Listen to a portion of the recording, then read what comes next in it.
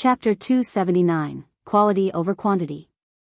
When Aqua Rose and Fire Dance read the notifications they received, both of them were immediately sent into a Days a legendary quest. Moreover, it was a main storyline quest, a quest that was capable of changing the history of God's domain. The reward for such a quest would definitely be luxuriant according to rumors. The minimum reward for completing an epic quest was an epic ranked item, or an item of equivalent value.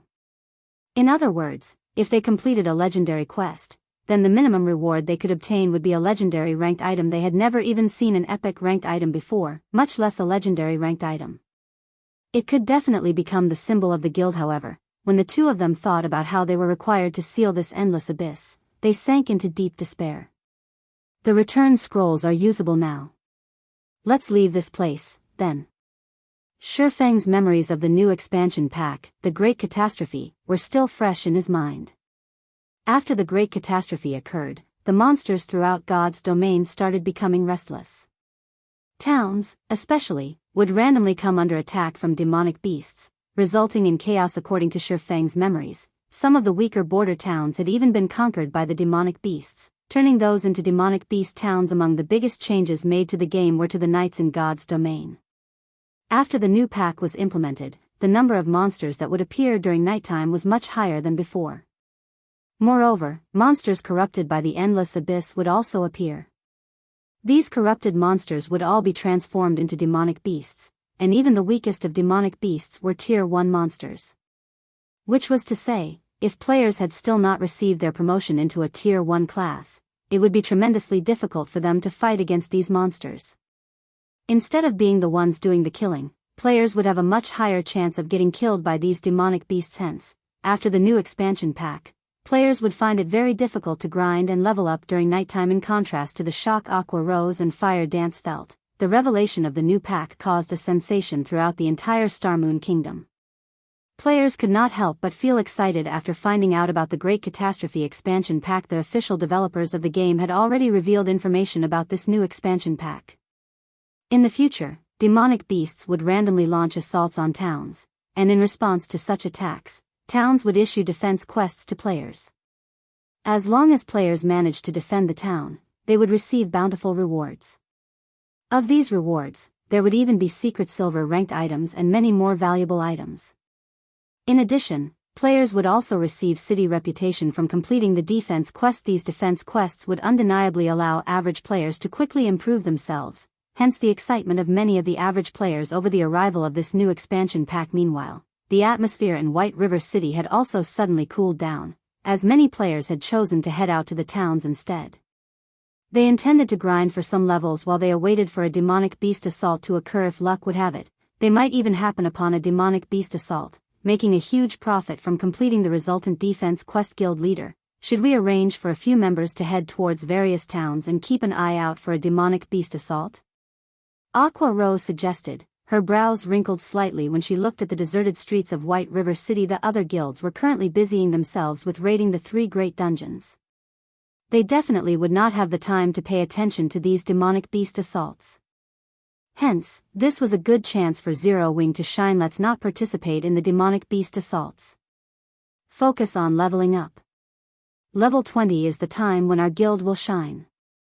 Feng shook his head, a knowing smile on his face. In the past, Feng had experienced many assaults launched by demonic beasts. Hence, he knew very well how difficult it was to actually receive the reward of a defense quest. The reason being, even the weakest demonic beast was a Tier 1 monster. They would all be level 30 or above. Feng had even once encountered a Tier 3 demonic beast during an assault. If they were to try and defend a town right now, it would simply be suicide. Naturally, Feng would not let the members of his guild die a pointless death. One could say that towns were extremely dangerous locations right now. If players were to truly meet with a demonic beast assault, then it was not luck but fate. Currently, the safest places in God's domain were cities, since there would be high-tier NPCs guarding them. Take White River City for example. There were 3 Tier 4 NPCs guarding it, so demonic beasts would not dare to casually approach the city itself. If we don't participate and make some achievements, many more of the remaining members might choose to withdraw from the guild. Aqua Rose could not understand what was going through Feng's mind before, they had given up on competing over the 3 great dungeons. Now, they were also going to give up such a good chance to earn precious equipment and reputation. Just what were they supposed to do? Let them leave, then. Our guild is only capable of handling 3,000 members right now, and we are still well above that number. It would be even better if they do leave. Feng smiled without care. What Feng was trying to pursue was quality, not quantity. God's domain was a game, and the resources available to players were limited. Meanwhile, the more members they had in the guild, the more resources the guild needed to spend. However, if the resources available in the guild only amounted to so much, having more members in the guild would mean that each member would receive less resources. As a result, their development speed would also fall. In the past, Shadow had conducted a mass recruitment of players, recruiting all kinds of players into the guild. In the end, the guild had bitten off more than it could chew, causing its development to slow to a crawl. In this life, Feng would not repeat the same mistakes Shadow made in the past. The members in the guild could just leave for all he cared. He definitely would not try to stop them from leaving. Talent was very important if one wished to become an expert in God's domain. However, truly talented people were limited. In the past, a majority of the experts in God's domain had participated in one battle after another, gradually learning and accumulating the experience needed to become an expert, instead of relying on talent. Instead of cultivating some two-faced talented guild members, Feng would rather invest his resources in nurturing normal, but loyal, guild members. In the past, a super guild called Black Tower had sent over 200,000 of their members to attack a second-rate guild called Solitary Rulers. Meanwhile, Solitary Rulers had less than 80,000 members in total. The guild was believed to have the fewest members among all second-rate guilds. Before the battle between the two guilds had even started, everyone had already expected Black Tower to easily obtain victory. However, the end result was far from what others had imagined it to be. Although both guilds clashed tens of times, Black Tower hadn't succeeded in destroying the city governed by Solitary Rulers. While more than 30,000 members of Solitary Rulers had died in that battle, Black Tower had lost more than 3 times that number, with over 100,000 members of Black Tower dying.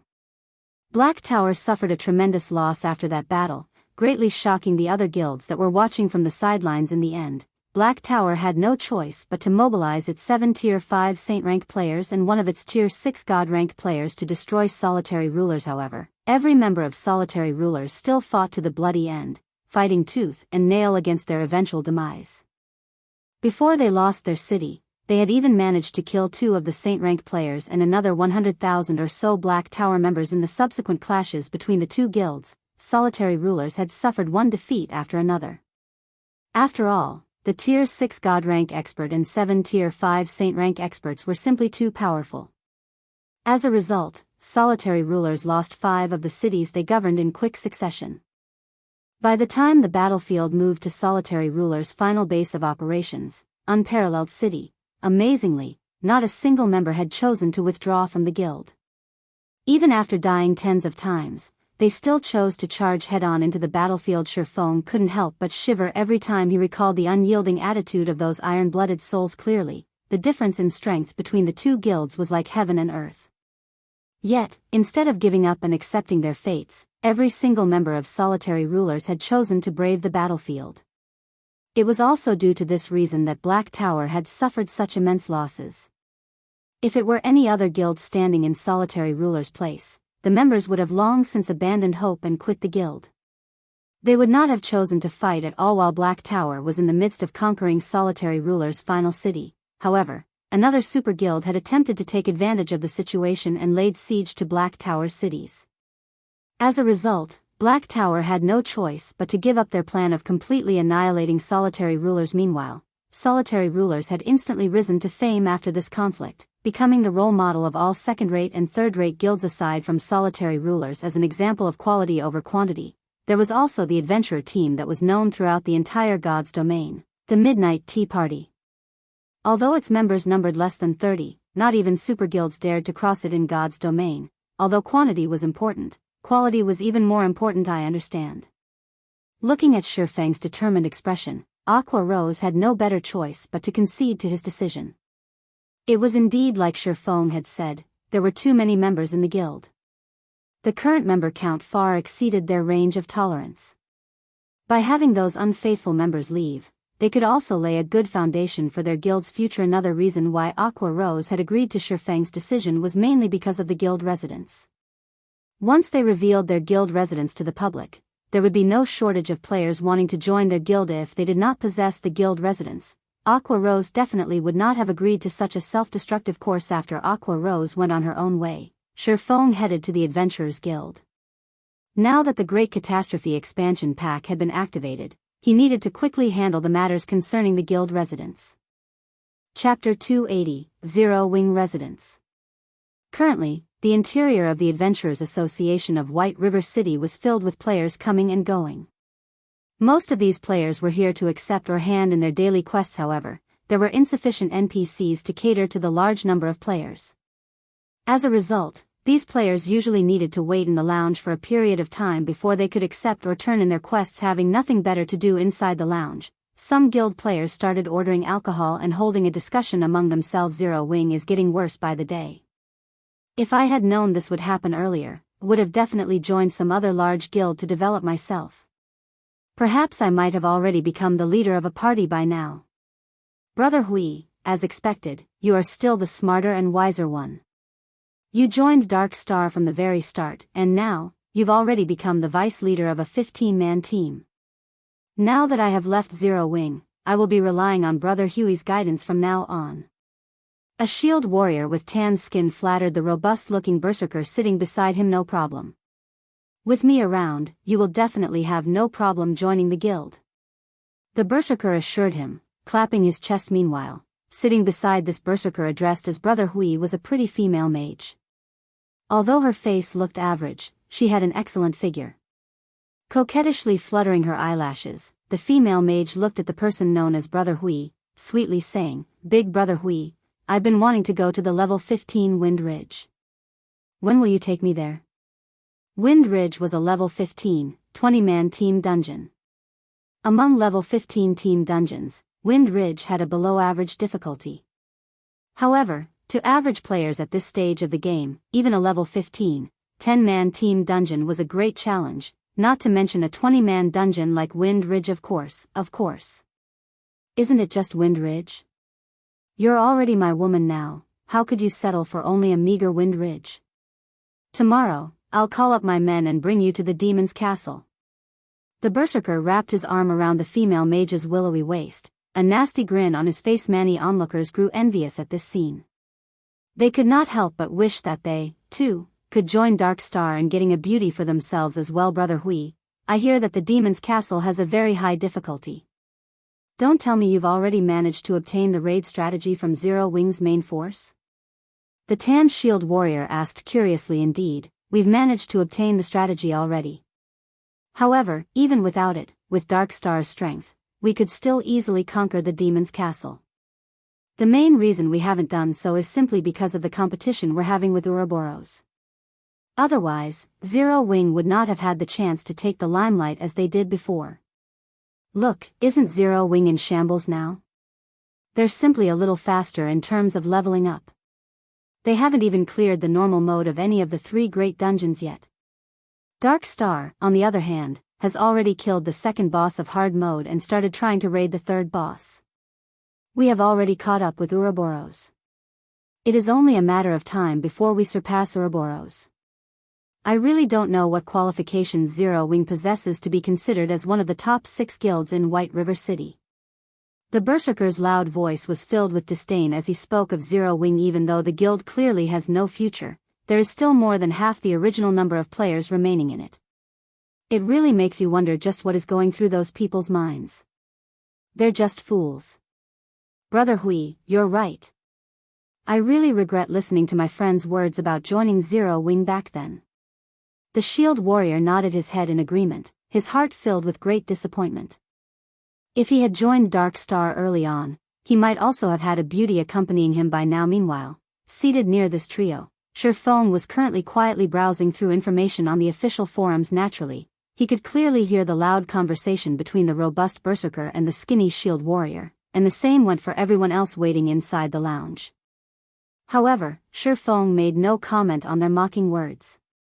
After all, everyone had the freedom to make their own decisions. As for the Shield Warriors' regret at joining Zero Wing, Feng simply revealed a calm smile. If this Shield Warrior knew that Zero Wing was about to establish their very own guild residence, just what sort of emotions would he have? At that time, even the words, earth-shattering, would not be enough to describe the amount of shock he would feel. However, Feng really could not be blamed for this. Soon after, Feng headed to the counter and dealt with all the necessary procedures. After he turned his private territory into a guild residence, he also spent 3,000 gold to build an advanced guild hall in place of the Purple Sun Mansion. The advanced guild hall could fit up to 3,000 people.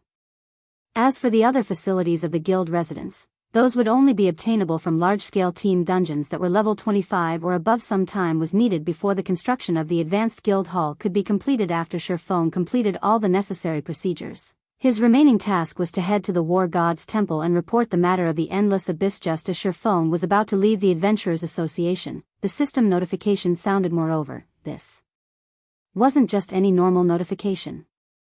Instead, it was a notification sent to the entire Star Moon Kingdom system announcement. Congratulations to Zero Wing for becoming the first guild in Star Moon Kingdom to establish a guild residence. Rewarding 10,000 guild reputation, 10,000 guild popularity and 10 gold coins to the guild. I spent 3,000 gold, yet only got 10 gold in return. The system sure is tight-fisted. Feng laughed. However, Feng did not concern himself with such an amount of gold. The reason being, in these past few days, the Starstreak trading firm was already making a daily profit of over 1,700 gold. It was all thanks to the popularity it gained from selling the Arclight shield, as well as the basic mana armor kits. During this period of time, the forging genius, Cream Cocoa, had also been continuously producing gemstone buckles, advanced whetstones, and many more forging products. Moreover, the number of forging players Melancholic Smile recruited was also rising. Not only did the combination of these new forgers and the various forging designs provided by Zero Wing increase the number of products sold by the Starstreak trading firm, it also expanded the company's product selection. As a result, the daily profits of the Starstreak trading firm continuously rose. Currently, the Starstreak trading firm already controlled over half of the market for forging products in White River City.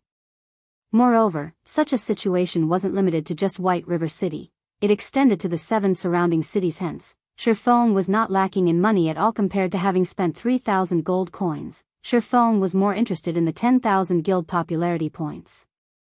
This was a feature that would only become available to a guild after it established a guild residence. The higher the guild popularity, the more famous a guild would become among NPCs.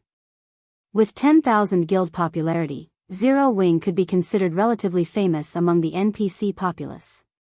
Compared to starting from scratch, having this 10,000 guild popularity made things much simpler for him. It should be known that, when a guild member completed a quest commissioned by an NPC, the guild would normally receive only 1 to 3 guild popularity.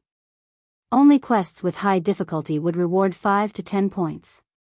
In other words, a guild needed to complete thousands of guild quests in order to accumulate 10,000 guild popularity. These bonus guild popularity points had saved the guild plenty of development time. Meanwhile, inside the lounge of the Adventurers Association, the tan shield warrior that had just recently left Zero Wing no longer felt joyful about joining Dark Star. On the contrary, his face was as pale as a sheet of paper. Inside the Land of Death, one of the 3 great dungeons, Dark Star's main team was currently battling against a white-boned giant elephant, which was over 20 meters in height at this time. The MT of the team, Lone Tyrant, was enduring the attacks from this white-boned giant elephant. Every time he took an attack from the boss, he would receive over -2,000 damage.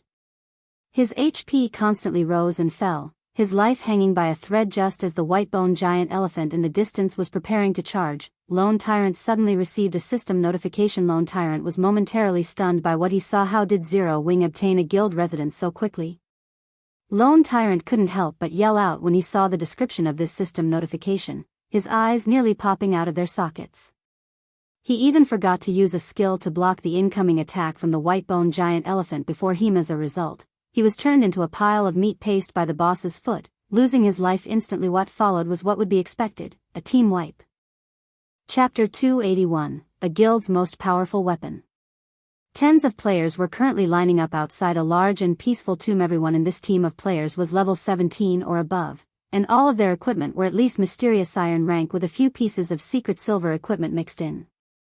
Most of the equipment the leading MT of this team had were of secret silver rank, and the crescent-shaped shield he carried was even of fine gold rank. Meanwhile, all of these well-equipped players were looking reverently at the peerless beauty standing before them, looking out through the gaps of her silver-white helmet. Her black, crystalline eyes shone with both intelligence and wisdom. Her hair, which was a midnight black, hung down to her waist, gently brushing against the silver-white armor she wore. Resting her hand on the hilt of a dark blue greatsword glowing dark blue, she exuded the indomitable aura of a goddess of war as she silently stood there. This peerless war goddess was none other than the snow goddess of Ouroboros, Gentle Snow. After undergoing the baptism of the 3 great dungeons, Gentle Snow was even more dazzling than before. She was like a rough stone that had been polished, instantly revealing the sparkle of an icy-cold sapphire. Currently, not only was Gentle Snow fully equipped with the Snowfall set equipment, a secret silver-ranked set equipment, the great sword she wielded, albeit of indiscernible quality, was also giving off a frightening amount of energy. The Snowfall set equipment could only be obtained from the hard mode of the 3 great dungeons. As for the blue sky greatsword Gentle Snow wielded, she had obtained it after killing a great lord that served as a protector of a ruined temple. If Feng saw this two-handed greatsword, he would definitely be shocked. The reason being, this greatsword was similar to the Abyssal Blade, since it, too, was a magic weapon. Furthermore, it was also one of the 36 famed swords of God's domain. Blue Sky. Just as Gentle Snow's team was about to raid the 4th boss of the Land of Death, the Whitebone General Jera, Gentle Snow suddenly received a system notification, and a hint of astonishment flashed through her eyes when she read its contents. How can he be so fast? Gentle Snow knew exactly how difficult it was to obtain a guild residence. Even though she had a powerful guild like Ouroboros, the #1 guild in White River City, backing her, the reputation she had collected was still far from enough to allow her to become a Baroness of White River City. Yet, Zero Wing was still a step ahead of her. Gentle Snow's lips suddenly curled into a faint smile as she muttered, "It seems I need to congratulate him." In White River City, Ouroboros and Zero Wing were actually allies, although this matter was not known to the public. If people did find out, however, they would definitely be greatly shocked. After all, who would ever imagine that White River City's #1 guild would actually be willing to form an alliance with Zero Wing, a guild that was declining by the day? However, Gentle Snow had indeed done such a thing. Although Ouroboros was the #1 guild in White River City, they were still far from being considered an unshakable existence. Just the fact that Dark Star was close to surpassing them showed how vulnerable Ouroboros was. Moreover, Dark Star also had some hidden connections with world dominators, which was also a first-rate guild like Ouroboros. If these two powerful guilds joined hands to wage war against Ouroboros, then Ouroboros would definitely suffer a huge loss. Hence, Ouroboros itself needed allies. Setting aside Dark Star and world dominators, there were still 3 others among the top 6 guilds in White River City. Of the 3, the most powerful would be Emperor's Light, a first-rate guild, while coming in second would be the Assassin's Alliance, a second-rate guild. As for Zero Wing, they were considered the weakest of the top 6 guilds in White River City. Yet in defiance of all logic, Gentle Snow had chosen to ally herself with the recently established Zero Wing. Out of these 3 guilds, the reason for her decision was her optimism for Zero Wing. Setting aside the mysterious, elusive, and heaven-defyingly powerful Feng, just the fact that Zero Wing had black flame in its midst had already solidified Gentle Snow's conviction. Not only was Black Flame the publicly acknowledged chief forger of Star Moon Kingdom, his personal combat strength was also frighteningly great. In addition, he had a mysterious organization supporting him from behind the scenes, not to mention a deep connection with the Starstreak trading firm. Black Flame's shocking financial power put even Gentle Snow herself to shame. Although she could not make head or tail of the connection between Feng and Black Flame, she knew for a fact that both of them possessed immeasurable strength. Yet, despite being so powerful, neither of them chose to reveal that strength to the public, and such an action greatly confused Gentle Snow. Just the thought of the two of them working together had sent chills down Gentle Snow's spine. As if to put icing on the cake, the person named Aqua Rose had also appeared in Zero Wing out of nowhere. Aqua Rose used to be an honorary elder of Twilight Echo. Although her fame was less than Gentle Snow's, that was only because Gentle Snow had appeared in many advertisements before, raising her profile in the public eye. Gentle Snow had never personally fought against Aqua Rose. However, based on the video recordings of Aqua Rose's battles, in terms of combat techniques, should they ever have a fight between themselves, Gentle Snow felt she only had a 50% chance of emerging victorious in any case. Just the presence of these three powerhouses in Zero Wing made it worthwhile for Gentle Snow to ally herself with them. Not to mention, Zero Wing still had many other experts within their ranks. Their true strength and potential were simply unfathomable in the eyes of the public. Zero Wing would sooner or later vanish from existence. However, Gentle Snow knew very clearly. Zero Wing's current calm was merely the prelude to their next breakout. The situation right now would be the best example.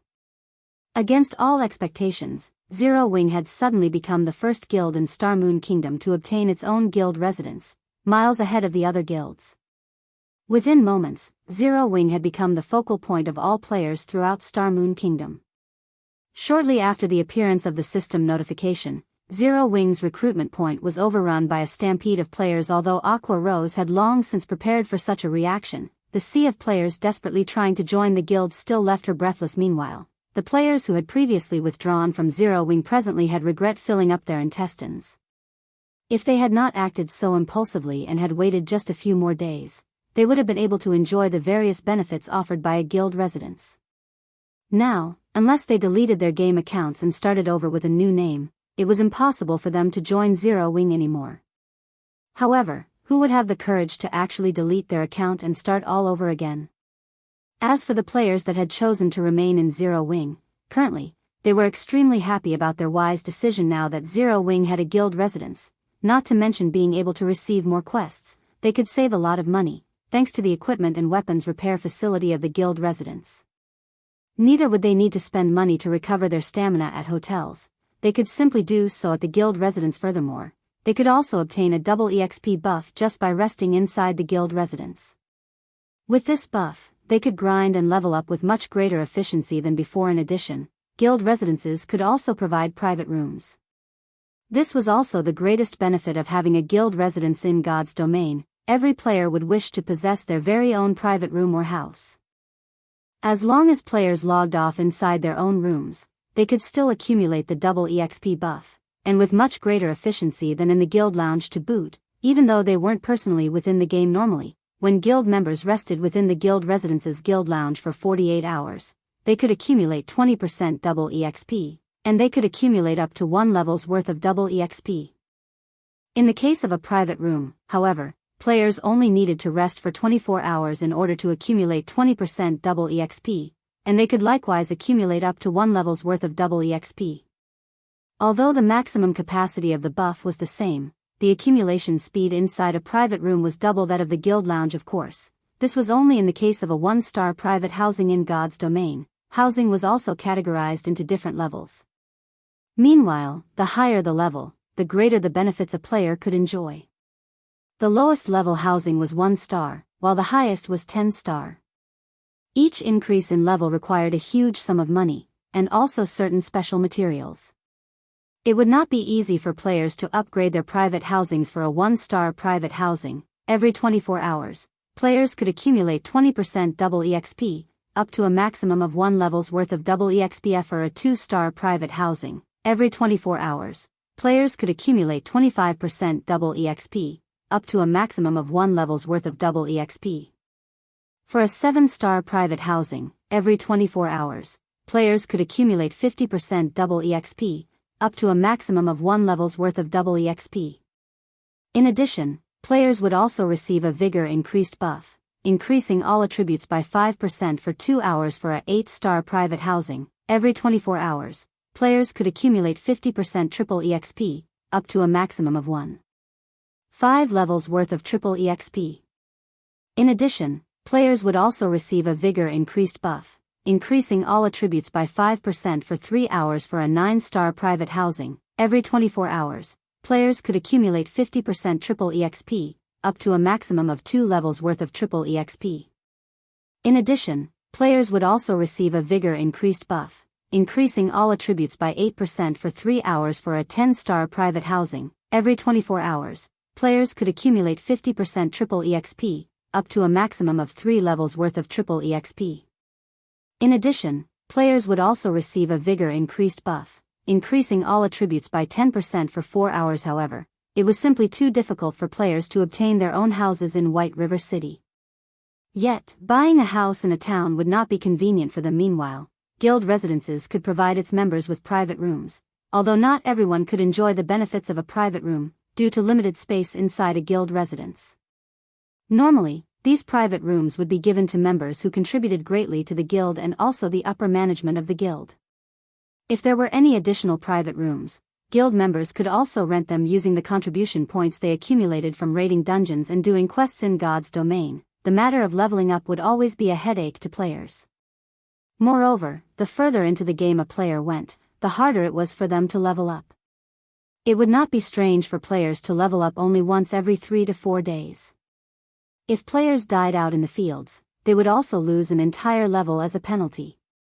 Hence, a tool that could aid players in leveling up quicker would definitely be well received. This guild benefit alone already held a fatal attraction for all players. And that was in addition to the large number of guild quests available for choosing, which would dramatically accelerate players' leveling speed. Chapter 282, Dark Wind. The War God's Temple, an organization that was founded shortly after the Great Destruction, had been in existence for thousands of years now, protecting the human race from invasions by foreign races. Now that the Endless Abyss had been opened, the humans of God's domain would have to rely on the War God's Temple to deal with the invasion of demonic beasts. It was no longer a situation that could be handled by any single country. Aside from being the protector of the human race, the War God's Temple was also a location for players to learn advanced skills. Meanwhile, players only needed to complete the quests they received at the War God's Temple in order to do so. Shortly after Feng arrived at the War God's Temple, he reported the Endless Abyss to the Knight Captain on duty. The War God's Temple was considered one of the most powerful forces in God's domain. Just a normal knight here was already a level 180 tier 2 NPC. As for the Knight Captain, he was a level 200 tier 3 NPC. The Knight Captain revealed an anxious expression after hearing Feng's report. Your Excellency Black Flame, this matter is of utmost importance. However, as I'll need to immediately send out warnings to all cities throughout the kingdom and also muster troops to the front lines, I'll have to trouble you to head to the War God's Temple in the capital city and report this matter to Lord Eucharis and seek his aid. The Knight Captain passed a gold token to Feng, then promptly headed out of the temple, not giving Feng any chance to even refuse. Feng was left speechless by the Knight Captain's words. Fortunately, he only needed to head to the capital city and look for the person named Eucharis, an easy task to accomplish, following which Feng left the War God's Temple and hurried over to White River City's teleportation hall. Just as Feng was about to enter the teleportation hall, however, 6 robust-looking players stood in front of the stone staircase, completely blocking the entryway. These 6 players were all level 18. Such a level could definitely be ranked at the very top of White River City. Moreover, the equipment these players wore were of excellent quality, majority of which were of secret silver rank. Meanwhile, the solemn-looking middle-aged man who looked like the leader of this party of players had the best equipment out of these 6 players. He was actually fully equipped with secret silver equipment. His gaze was like a sharp blade, and his entire body exuded such an icy-cold aura that other players unconsciously detoured as they walked past him. Although Feng had never fought against these 6 players before, he could clearly tell that they were very strong. There were very few parties of their caliber in White River City. Meanwhile, pinned to the chests of these players were black 6-pointed stars. This black star was none other than Dark Star's guild emblem. What can I do for you? Feng asked. Yuri Black Flame, right? I am Ming Sha of Underworld. I am here to give you a piece of good news, the middle-aged man said in a condescending tone. Although Black Flame had been titled as the chief forger of Starmoon Kingdom, in Ming Sha's eyes, he was merely a clown prancing on the stage. Whether it was in reality or in God's domain, only strength truly mattered. A forger that only knew how to stay hidden inside a room was nothing more than a tool for strong players like them, if not for the matter of the guild residents astonishing the upper echelons of Underworld. Ming Sha would not even be here trying to make contact with Black Flame. Instead of Black Flame, the person Ming Sha was interested in was Yi Feng, the player widely acclaimed a god-ranked swordsman. Ming Sha really wished to meet him.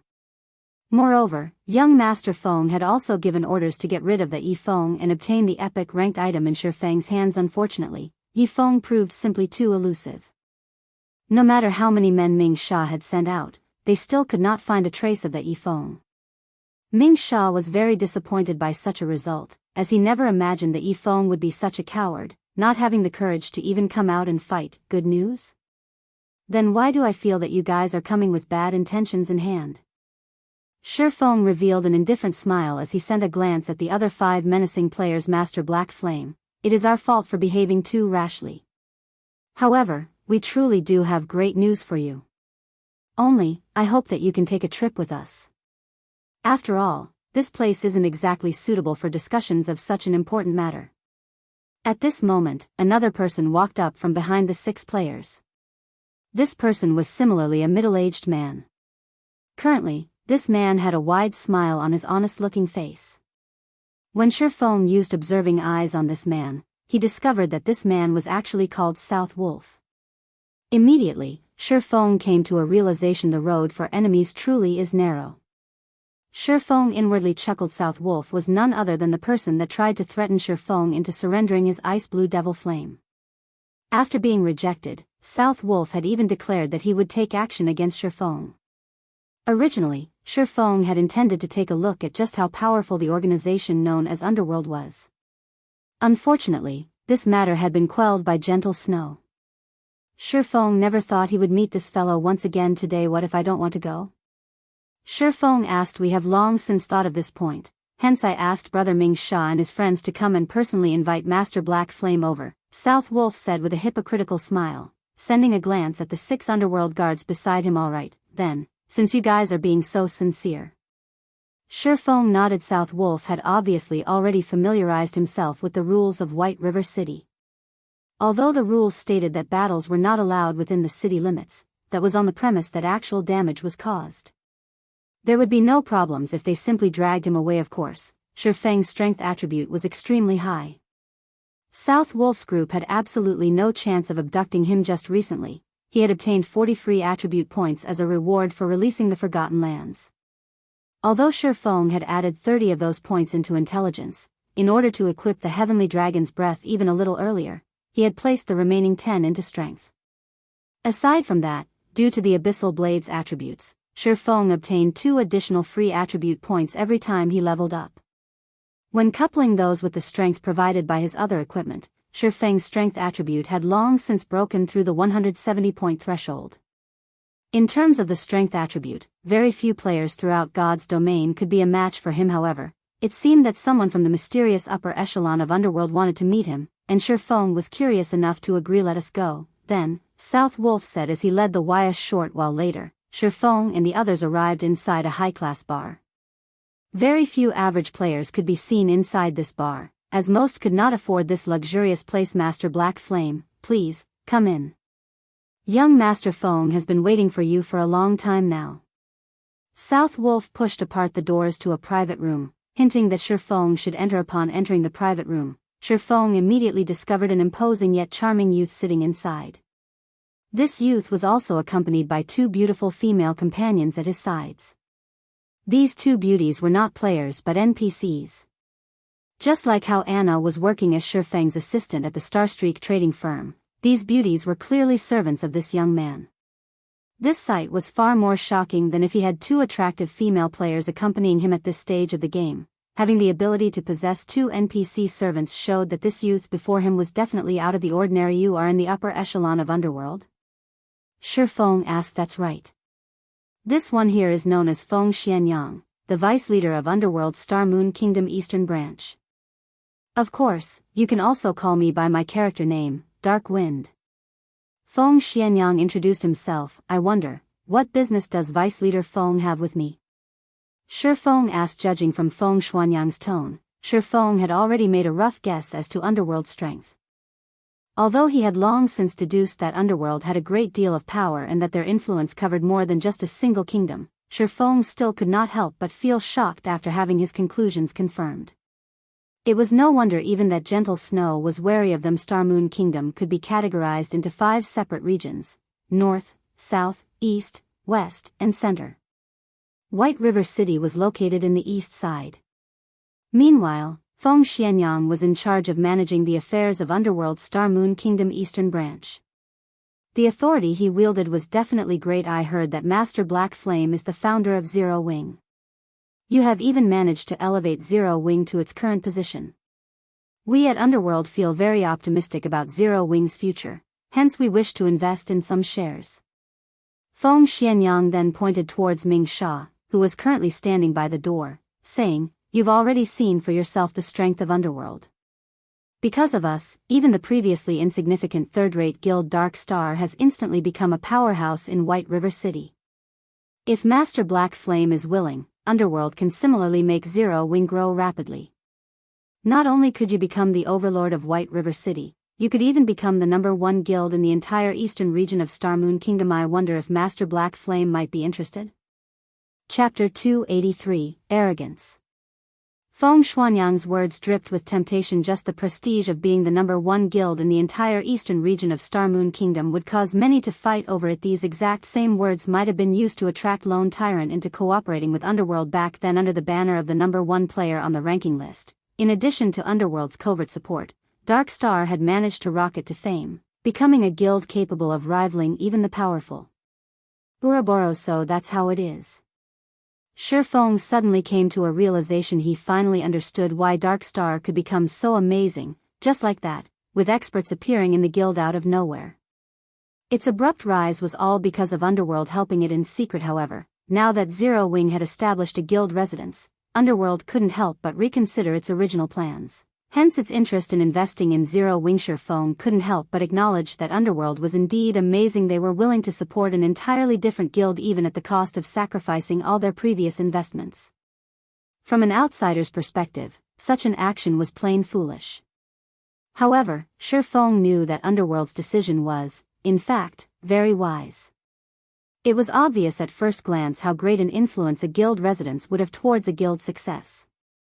If it were up to him, he, too, would choose to take such an action. Master Black Flame, you should know that there are over 20 cities just in Starmoon Kingdom's eastern region alone. If Master Black Flame agrees to our proposition, in the future, you will become the absolute overlord of these 20-plus cities. Moreover, even though Underworld will be investing in Zero Wing, we will not interfere directly in the management of the guild itself. Rather, we will provide you with a large sum in funding and manpower, Feng Xianyang slowly said in a tempting tone. We at Underworld have already decided that, as long as Master Black Flame agrees, we will immediately inject 1 billion credits into Zero Wing, and also provide the guild with 100 gold coins every week.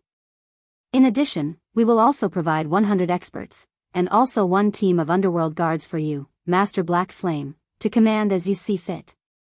If Zero Wing develops well, Underworld will invest even more into the guild in the future. Master Black Flame, what do you think?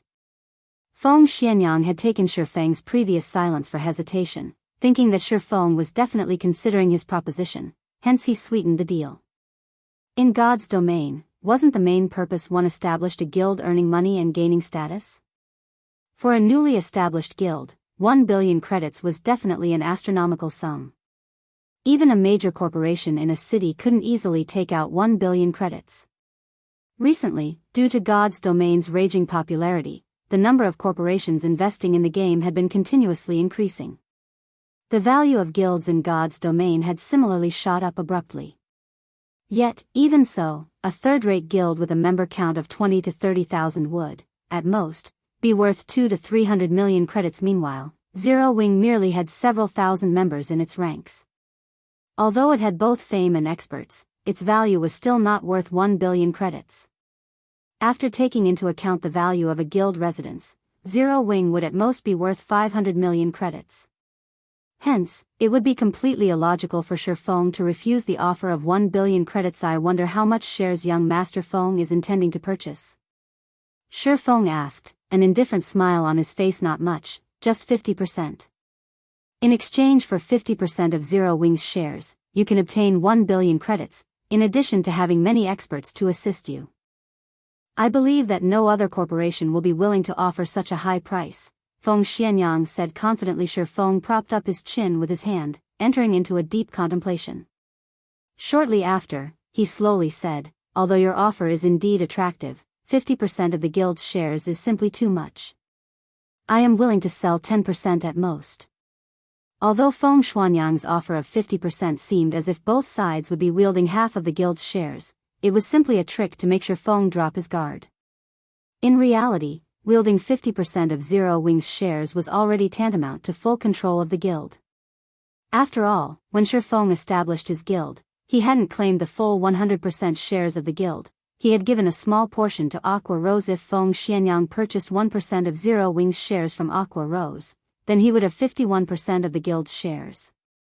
At that time, Feng Xuanyang's words would become law in Zero Wing, while Shi Feng would sooner or later end up in a situation like the one in his previous life. Shi Feng had sworn to never let something like that happen again in this life. 10%? Feng Xianyang did not dare believe his own ears. He was going to spend 1 billion credits on Zero Wing, yet, all he would get in return was 10% of its shares. Did Shi Feng really take Zero Wing for the #1 guild in Star Moon Kingdom? Vice Leader Feng, you must think that the amount I'm offering is too low, right? Shi Feng asked, his indifferent smile still on his face. It's only normal that you would think so. However, what I'm trying to say is that 1 billion credits really isn't a big sum of money. I'm already giving young Master Feng a lot of face by offering you 10% of Zero Wing's shares. If it were anyone else here today, I would only offer them 1% at most. In fact, Shi Feng was not speaking conceited nonsense at all. Just the gold coins he had on hand right now already exceeded 10,000. If he converted them into credits, they would be worth at least 200 million credits. His daily income was also continuously rising day after day. Just the benefits he could obtain from the Starstreak trading firm had already far exceeded 1 billion credits. Not to mention, Zero Wing's guild residence was also built on a strategic location like the Purple Sun Mansion. The Purple Sun Mansion was the best location for players to establish a guild residence in White River City. It also occupied a broad tract of land, larger than even a football field, which could contain 50,000 people. Not to mention the current state of White River City, where every square inch of land was worth its inch in gold. Even after a decade passed since God's Domain's official launch, the land of the Purple Sun Mansion would still be worth more than 10 billion credits. Although 1 billion credits was indeed an astronomical sum, it was truly not worth 10% of Zero Wing's shares. Even 1% was an overestimation, not to mention 10%. Master Black Flame, there has to be a limit even to jokes. By toying around with me like this, do you take me for someone easily bullied? Feng Xuanyang's expression suddenly changed, his tone turned cold as well. Vice Leader Feng, what I speak is the truth. If Vice Leader Feng feels wronged, then let's just forget about this matter entirely. Shi Feng shook his head and laughed. After this meeting, he, too, started thinking of looking for an investment partner. The falling flowers are yearning for love, but the heartless brook ripples on. If Shi Feng had rejected Feng Xuanyang's investment proposal from the very beginning, or had argued that Feng Xianyang was asking for too high a percentage of Zero Wing's shares, Feng Xianyang might still have accepted Shi Feng's answer with a smile. This was the atrocity of the truth, hence people would often prefer to hear a lie than the truth. The reason being, the truth was much crueler than a lie. If Aqua Rose were here right now, she would definitely scold Shi Feng for speaking the truth. Soon after, Shi Feng departed from the private room, leaving behind a thoroughly incensed Feng Xuanyang. South Wolf, get in here. Feng Xianyang roared. South Wolf hurriedly entered the private room, asking, young Master Feng, why are you so angry? Did that brat Black Flame fail to appreciate your kindness? Tell Lone Tyrant that he can take action immediately. I don't wish to see the guild called Zero Wing in White River City anymore. Feng Xianyang no longer had his elegant appearance from before. Instead, he revealed his sinister nature, saying, since he isn't willing to cooperate with Underworld, then we will just remove him, one way or another. White River City does not need a guild that Underworld cannot control. Yes, I'll notify Lone Tyrant immediately, South Wolf said with excitement as he licked his lips. After Shi Feng departed from the high-class bar, he immediately headed towards the teleportation hall. Spending 32 silver coins, he quickly arrived at Star Moon City, Star Moon Kingdom's most affluent city. Compared to White River City, the competition at Star Moon City was much more intense. Just the number of first-rate guilds present in the city already surpassed 5. The second- and third-rate guilds were even more numerous. Meanwhile, the player population at Star Moon City was over 3 million.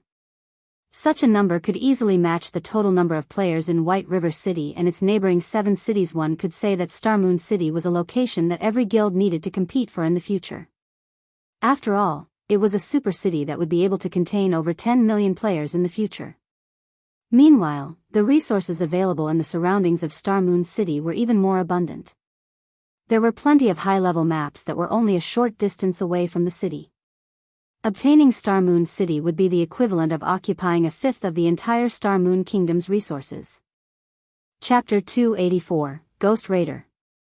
As the capital city of Star Moon Kingdom, beneath the flourishing appearance of Star Moon City were piles and piles of pearly white bones. The moment Feng arrived at the city, he could already sniff out the strong smell of blood. When Feng walked the bustling streets of Star Moon City, none of the players he saw belonged to small and unknown guilds.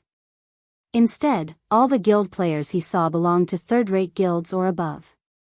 As for the unrated guilds, Feng could make a general guess as to where they had gone. They had definitely been completely annexed by these large guilds. Furthermore, the average level of players in Star Moon City was very high. In terms of equipment, the players of Star Moon City were also a notch higher than the players of White River City originally. It was a very rare sight to find average players possessing bronze equipment. At Star Moon City, however, it was not a rare sight at all. Feng had even seen some independent players who possessed equipment of mysterious iron rank and above. As for the players who wore a guild emblem on them, majority of their equipment were of mysterious iron rank. Some elite members of guilds were even fully geared with mysterious iron equipment. The standards of Star Moon City were clearly a lot higher than White River City's. However, if these players were to be compared to Feng, they would still be miles and miles behind. When Feng arrived in Star Moon City, he had removed his disguise of black flame.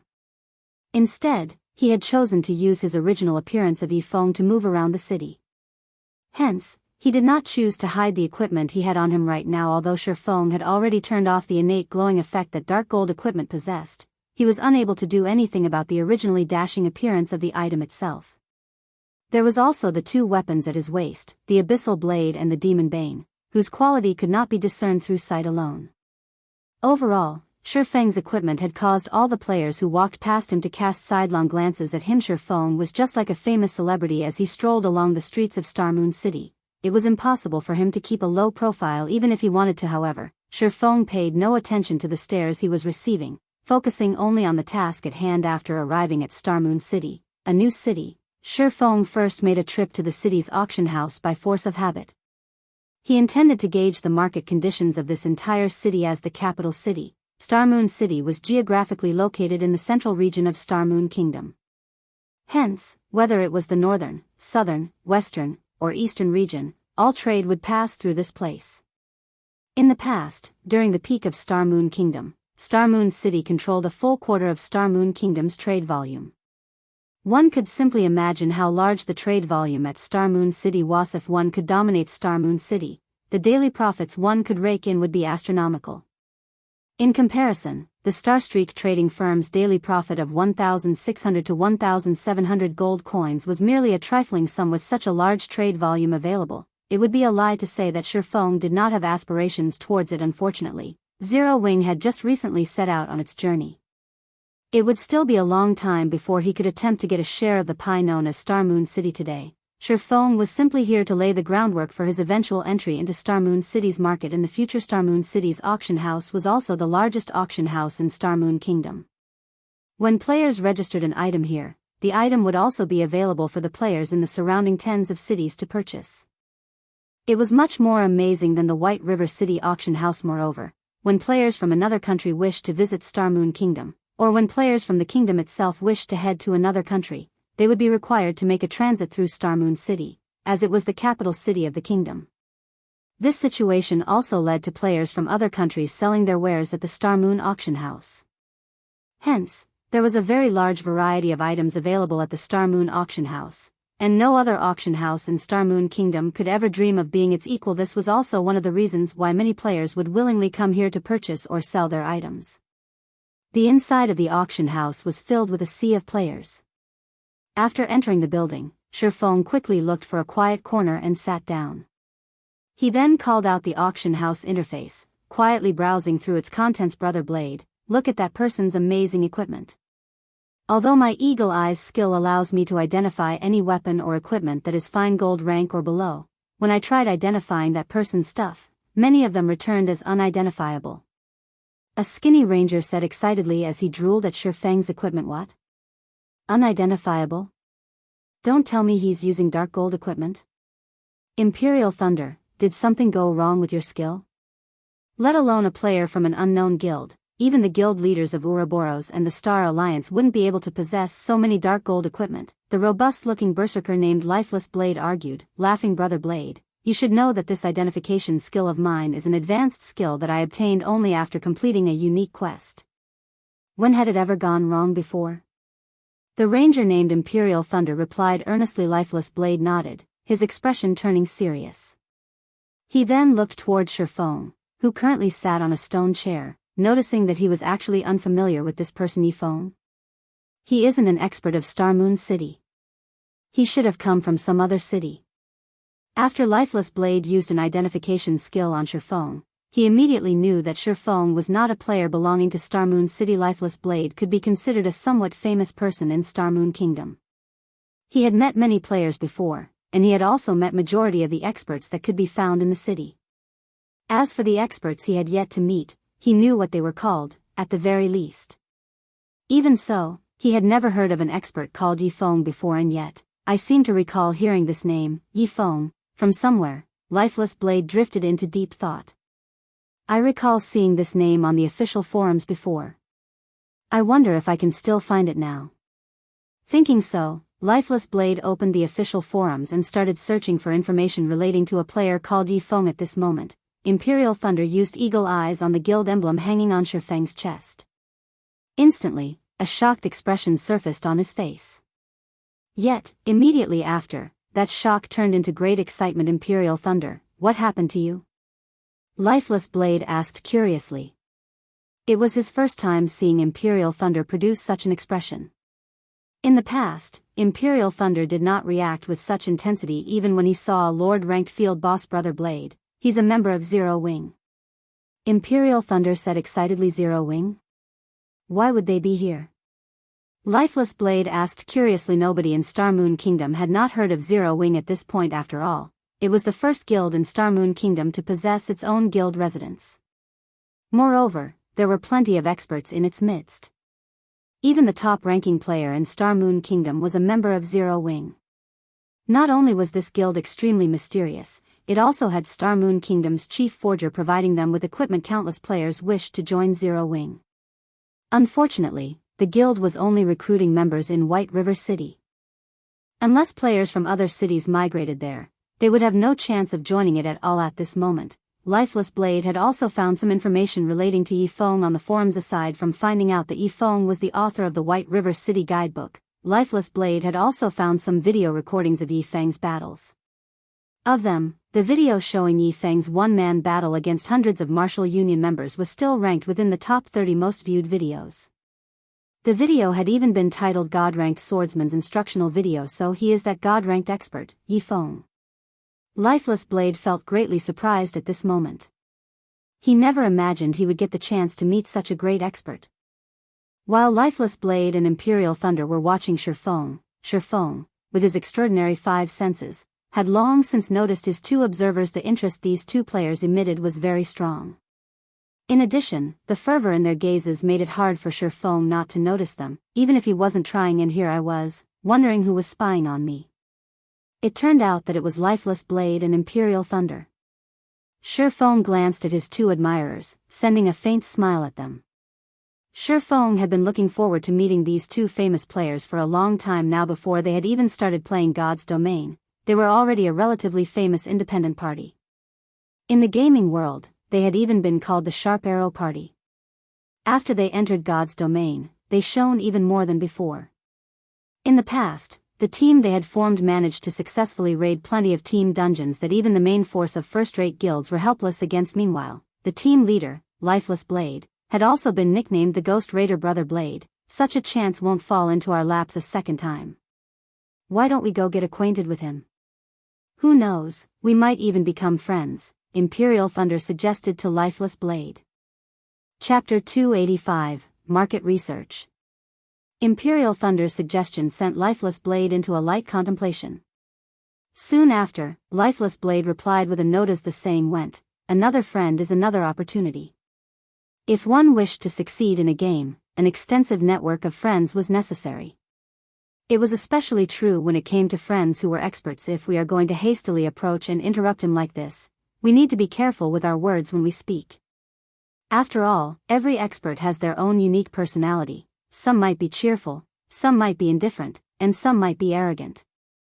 It would be counterproductive if we happened to accidentally provoke him, Lifeless Blade whispered. "Ah, of course I know about this point." Imperial Thunder laughed. "You do, huh?" Lifeless Blade rolled his eyes at Imperial Thunder. He then continued, "Do you still remember how you managed to provoke Yuan Fei, one of the top 10 rookies of the gaming world, whom we met last time? That was his fault for going overboard. He actually tried to roll for every equipment we got from that boss."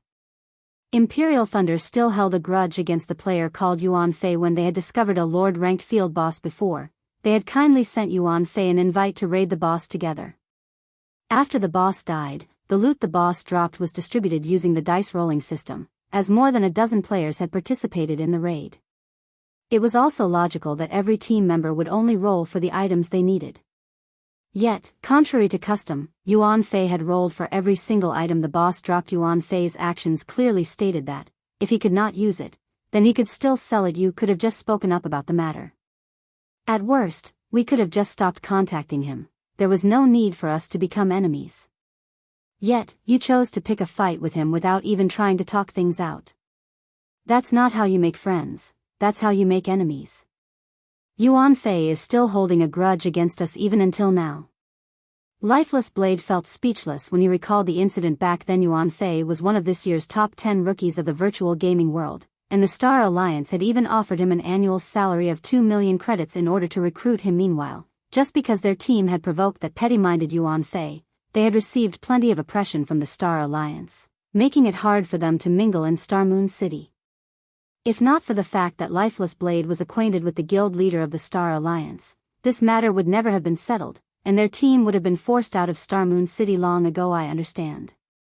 I won't repeat the same mistakes, Imperial Thunder said in a soft tone. In fact, he, too, recognized the mistake he made in the past.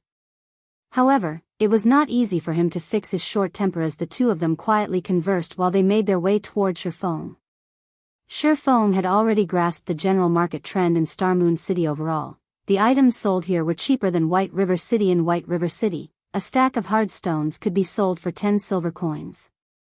At this place, however, each stack was being sold for only 9 silver coins. The same went for whetstones. In White River City, each stack of whetstones could be sold for 35 silver coins, while at this place, it was being sold for only 32 silver coins. Only advanced whetstones were sold at the same price in both cities, whereby each stack went for 1 gold coin. On the other hand, mysterious iron-ranked weapons and equipment sold here were at least 10% to 20% more expensive than the ones sold at White River City. As for secret silver-ranked weapons and equipment, those were sold at prices 30% to 40% higher. Sure enough, with more players around, the resources available is also greater in volume. Even though mysterious iron equipment is such a rare commodity in White River City, here in Star Moon City, these items seem to be available in abundance. There is someone actually selling secret silver equipment as well. As expected of the capital city, the number of experts here is much higher than other cities. Just by looking at the items being sold at the auction house, Feng could clearly feel the intensity of the competition at Star Moon City. With higher quality equipment and greater demand, it was also precisely this fierce competition that resulted in more experts being produced here. In order to survive in this city, one had to rack their brains and constantly think of ways to improve themselves, gradually climbing up the ranks of this prosperous city. Otherwise, what other explanation would there be for a precious secret silver equipment to appear at the auction house? It was simply impossible for guilds to sell any weapons or equipment that were of mysterious iron rank or better. After all, these items were strategic material for a guild. At most, they would sell the equipment produced by their own forgers. However, where would they find a forger who was capable of producing secret silver equipment? Even Feng, who possessed plenty of support items, could not easily produce them. It went without saying that other forgers should only be able to produce bronze equipment, or at best, mysterious iron equipment at this stage of the game. Hence, the secret silver ranked weapons and equipment being sold at the auction house were definitely the offerings of independent teams. Meanwhile, their purpose in selling was simply to bolster their team's strength and obtain the funds necessary to cover their expenses. The number of independent teams that could obtain secret silver ranked weapons and equipment at White River City could definitely be counted using one's fingers. As far as Feng knew, the only team capable of such a feat was the Holy Grail Knights that he had met by coincidence last time. On the other hand, there were a number of such independent teams in Starmoon City. One could just imagine the difference between the two cities. If I am going to try to enter Starmoon City's market, it seems that selling high-end equipment would be the most effective way to do so. At this moment, the fine gold-ranked dragon scale set equipment popped up in Feng's mind.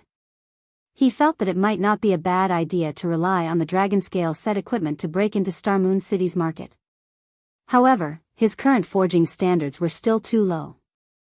Cream Coco was also only an advanced forging apprentice right now. She was still in the midst of striving to get promoted into a true forger. Moreover, another condition needed to be met if Feng wished to enter Starmoon City's market.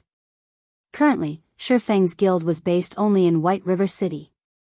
If he were to establish a branch guild at Starmoon City at this period of time, that branch guild would immediately be annihilated by the many large guilds of Starmoon City. Hence, what Feng needed right now to enter Starmoon City's market was a shop to do business with. However, not to mention a shop, even if Feng wished to set up a stall, he first needed to become a minor noble of Starmoon City. As for establishing a shop, at the very least, he needed to become a baron before he could do so as expected. If I don't deal with this shop issue, I won't have any way of entering Starmoon City's market at all. After all, the auction house's 15% processing fee was simply too expensive. More importantly, placing items at the auction house was something only independent teams or players would do. If one wished to have any sort of development and earn large sums of money and fame, a shop of their own was essential. Hello there, friend. I am called Lifeless Blade. Seeing that you have come to the auction house, I'm guessing that you are here to sell some equipment, right? I am somewhat well known in Starmoon City, and I have plenty of sales channels. If you wish to sell your equipment at a good price and its attributes are good, I can lend you a hand with selling them, Lifeless Blade said as he walked over, a smile on his face. Selling equipment? Feng took a look at his own getup, discovering that the weapons and equipment he had on him were far better than what anyone else present inside the auction house had. From an observer's point of view, he definitely would not have any demands for the items sold at the auction house. In which case, the possibility of him coming to the auction house to sell some of his unwanted equipment was very high. After all, with so many good equipment on hand, there were bound to be some obsolete equipment that he needed to dispose of. Immediately, Feng shook his head, saying, "No, you misunderstand. I'm just here to take a look." "Sorry, it's my fault for misunderstanding," Lifeless Blade quickly said in embarrassment when he realized that he had acted too rashly. "In truth, I'm not trying to earn some middleman's fees. I'm just trying to make your acquaintance. This here is a brother of mine, Imperial Thunder." Imperial Thunder nodded in reply, his mind still slightly dazed, completely mesmerized by the elegant appearance of the Abyssal Blade and the Demon Bane when seen at such a close distance. Dark gold weapons. Even the guild leader of the Star Alliance, a first-rate guild, did not possess such powerful weapons. Imperial Thunder wondered just what kind of attributes such weapons could possess. Just how much did they surpass the secret silver weapon he wielded? Seeing his companion constantly staring at the weapons hanging at Feng's waist, the drool in Imperial Thunder's mouth nearly overflowing, Lifeless Blade immediately clapped Imperial Thunder's back. He then let out an awkward laugh as he said to Feng, "Please excuse him. He doesn't normally act this way." Feng had been playing God's Domain for many years now, and his eye for people was still quite accurate. Naturally, he could tell that the two players before him did not harbor any evil intentions in their hearts. They were really just trying to get acquainted with him. Furthermore, from the stories he'd heard about Lifeless Blade and Imperial Thunder in the past, he had quite a good grasp on the two's personalities. They were definitely not sinister, villainous people. Lifeless Blade was the calm and silent type. As for Imperial Thunder, although he was brash, he was a man of integrity. No problem. I can tell that Brother Imperial is a straightforward man. Feng waved his hand, laughing. Since Brother Blade wishes to become friends, it would be my honor to oblige. Lifeless Blade's eyes immediately glowed. He hadn't expected Feng to be so easy to get along with, having such an easygoing attitude. Hence, the two quickly started a conversation between themselves. When they touched on the topic of combat techniques, Feng thoroughly shocked Lifeless Blade with his words. Meanwhile, Lifeless Blade finally understood why the public would acclaim Feng a god-ranked expert. After conversing for more than half an hour, Feng managed to obtain a more detailed understanding of the situation at Starmoon City. Thanks to Lifeless Blade, I've gained plenty from this discussion of ours. If not for Brother Feng, I'm afraid I wouldn't even know such a combat technique existed.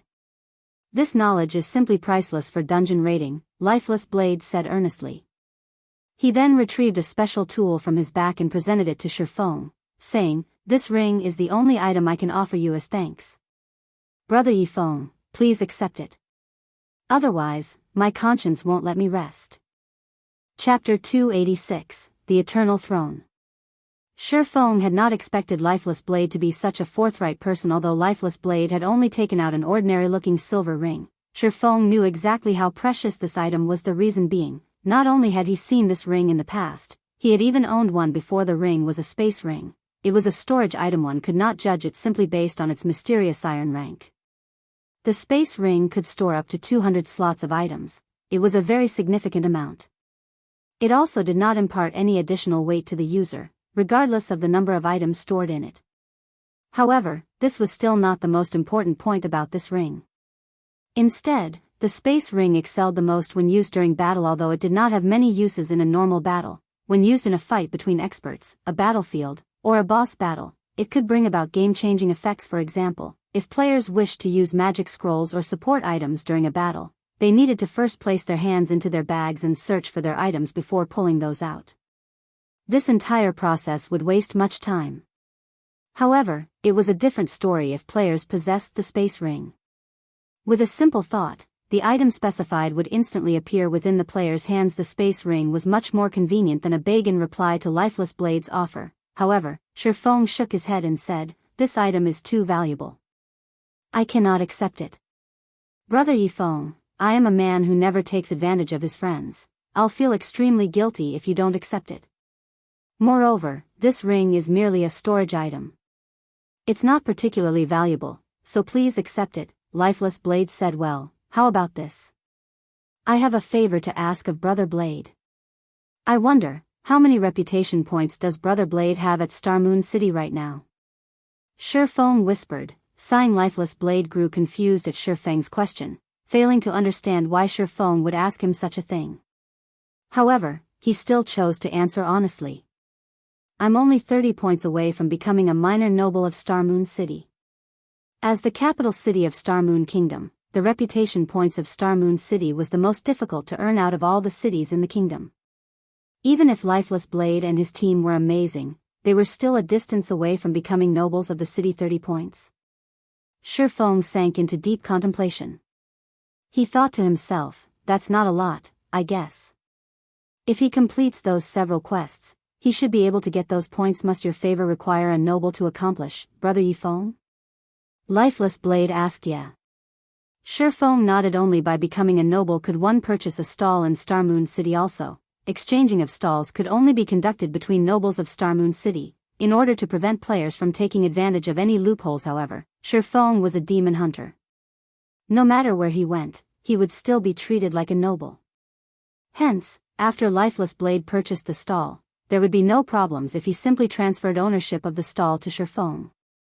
In this way, Feng would have a stall in Starmoon City to officially sell his items. Originally, Feng had thought to complete a few quests in Starmoon City to increase his reputation here. However, it would not be easy to obtain 100 Starmoon City reputation points. He needed to invest plenty of time to do so. Meanwhile, Lifeless Blade had a trustworthy character, and it would be much faster to earn just 30 reputation points than to earn 100 reputation points. At first, Lifeless Blade felt ashamed for being unable to be of any help to Feng. However, Feng's next remark immediately sent him into a daze. "I know a few high-level quests that can increase reputation points. After Brother Blade completes them, you should be able to become a noble of Star Moon City. After saying so, Feng proceeded to list out the few quests he had in mind to Lifeless Blade, withholding nothing at all. This shouldn't be a good idea, right? Lifeless Blade was nearly left speechless originally. He had fully intended to help Feng. In the end, however, he had been the one to receive help from Feng instead. Currently, the many guilds in Star Moon City were desperately searching for quests that could increase one's reputation, holding back nothing to do so. However, even when they offered a huge reward for any related information, they still had no luck in finding any. Yet, Feng had just casually revealed to him 4 high-level quests that rewarded reputation points, his casual remarks making it seem as if these quests were plain cabbages that could be found anywhere. Is the difficulty of these quests too hard for you to manage? Feng suddenly came to a realization when he saw Lifeless Blade's troubled expression. I still know a few quests that reward reputation. However, as their difficulty is much lower, the reputation points rewarded is similarly low. You'll have to complete at least 7 or 8 of them in order to accumulate 30 points. Lifeless Blade's mind was an utter mess now. He even started to suspect Feng was a GM, to actually know of so many reputation quests in Star Moon City. However, Lifeless Blade quickly dispelled this notion from his mind. After all, God's domain was controlled by the main God system. Nobody else was allowed to interfere with the game. Hence, the quests in the game were auto-generated by the system, and nobody should know about them in advance. Of course, if there was an exception to this point, then that would be the extremely mysterious beta testers. However, after God's domain was officially released, many settings and quests in the game were changed. In theory, the quests that were originally present during the beta test should no longer exist. Thinking up to this point, Lifeless Blade was thoroughly confused by Feng's identity. Just how was he able to know so many things? Are you wondering why I know so much? Naturally, Feng could discern Lifeless Blade's doubts. Lifeless Blade silently nodded his head, making no attempt to hide his thoughts. It's because I am a reincarnated person. I returned to this time from 10 years into the future, hence I know about all these quests, Feng said in full honesty. Brother Feng sure knows how to joke. Lifeless Blade abruptly burst into laughter. I'll complete these quests as quickly as possible. After I've managed to become a noble, I'll immediately notify Brother Feng. Lifeless Blade knew full well that everyone had their own secrets. Meanwhile, information on reputation quests would definitely be categorized as a top secret by guilds. Feng's willingness to reveal such precious information to him showed how much trust Feng placed in him. If Lifeless Blade still tried to probe deeper into the matter, then he would simply be too insensible. I'm telling the truth. Feng laughed bitterly. I know. Lifeless Blade nodded his head repeatedly, the smile on his face seemingly saying, I understand. Feng was left completely speechless. Although he had long since grown familiar with such a behavior, he still could not help but feel helpless every time he was faced with it. Why wouldn't anybody believe him even though he was telling the truth? Why must the world make an honest man like him tell a lie before somebody was willing to believe him? Feng was no longer able to make sense of this world.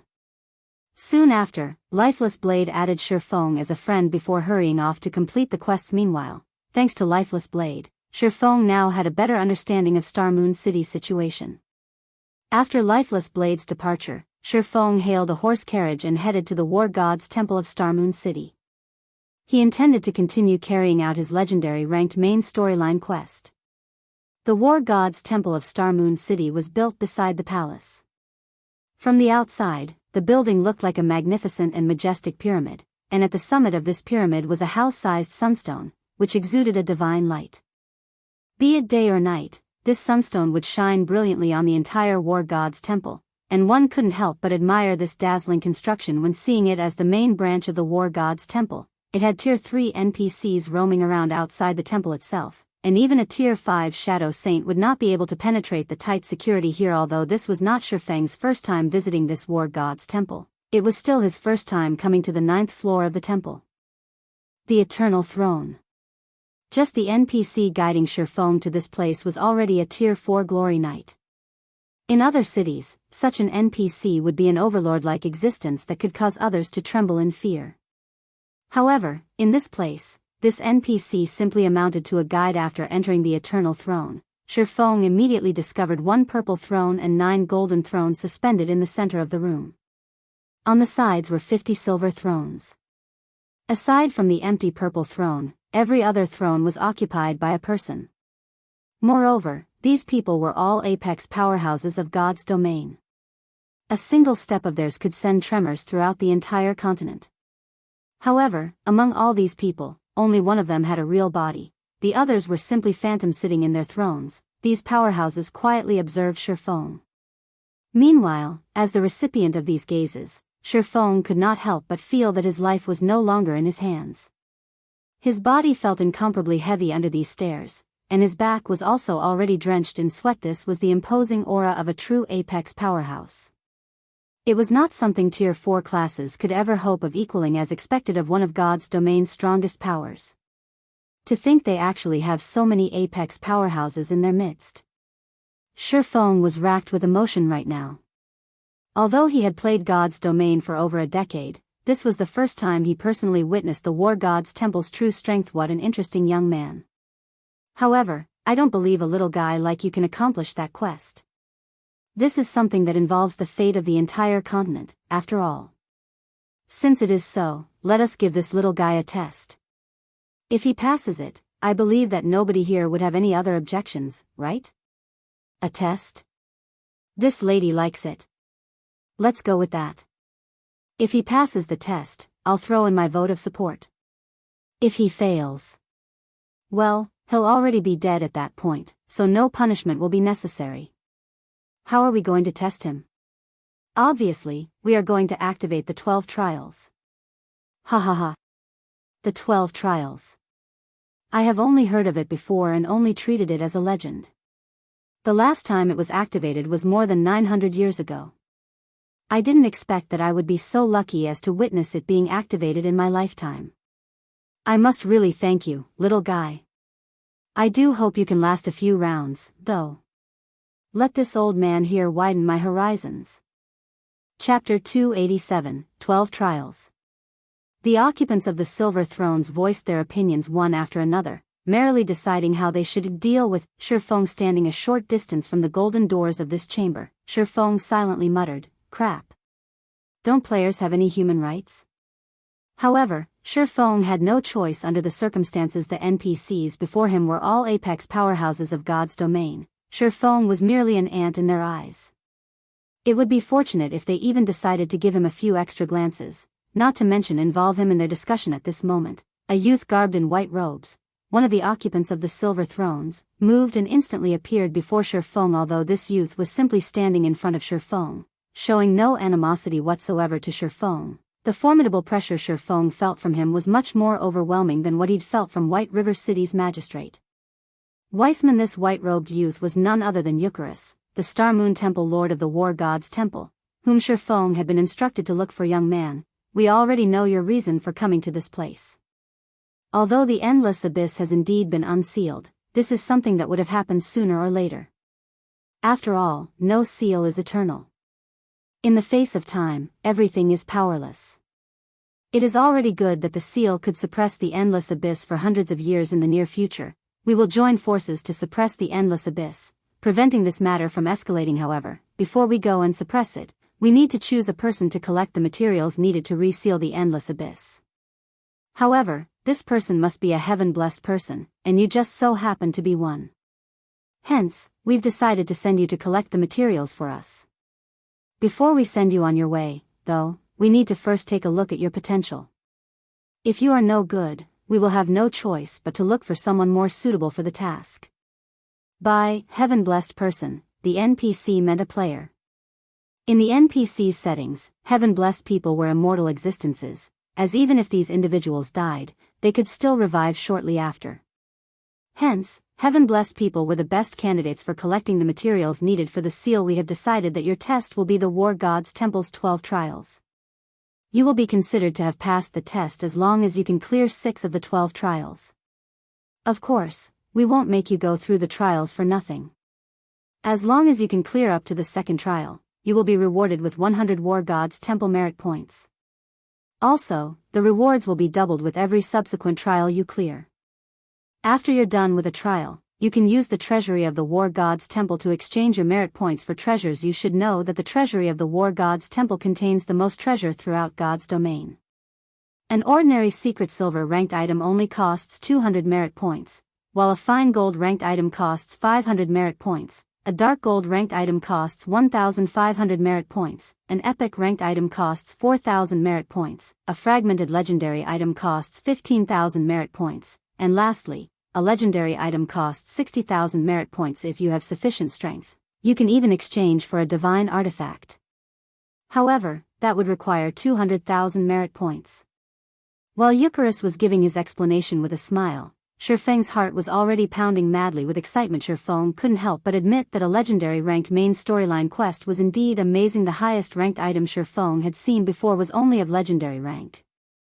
He had only heard rumors about divine artifacts, he had never personally seen one before.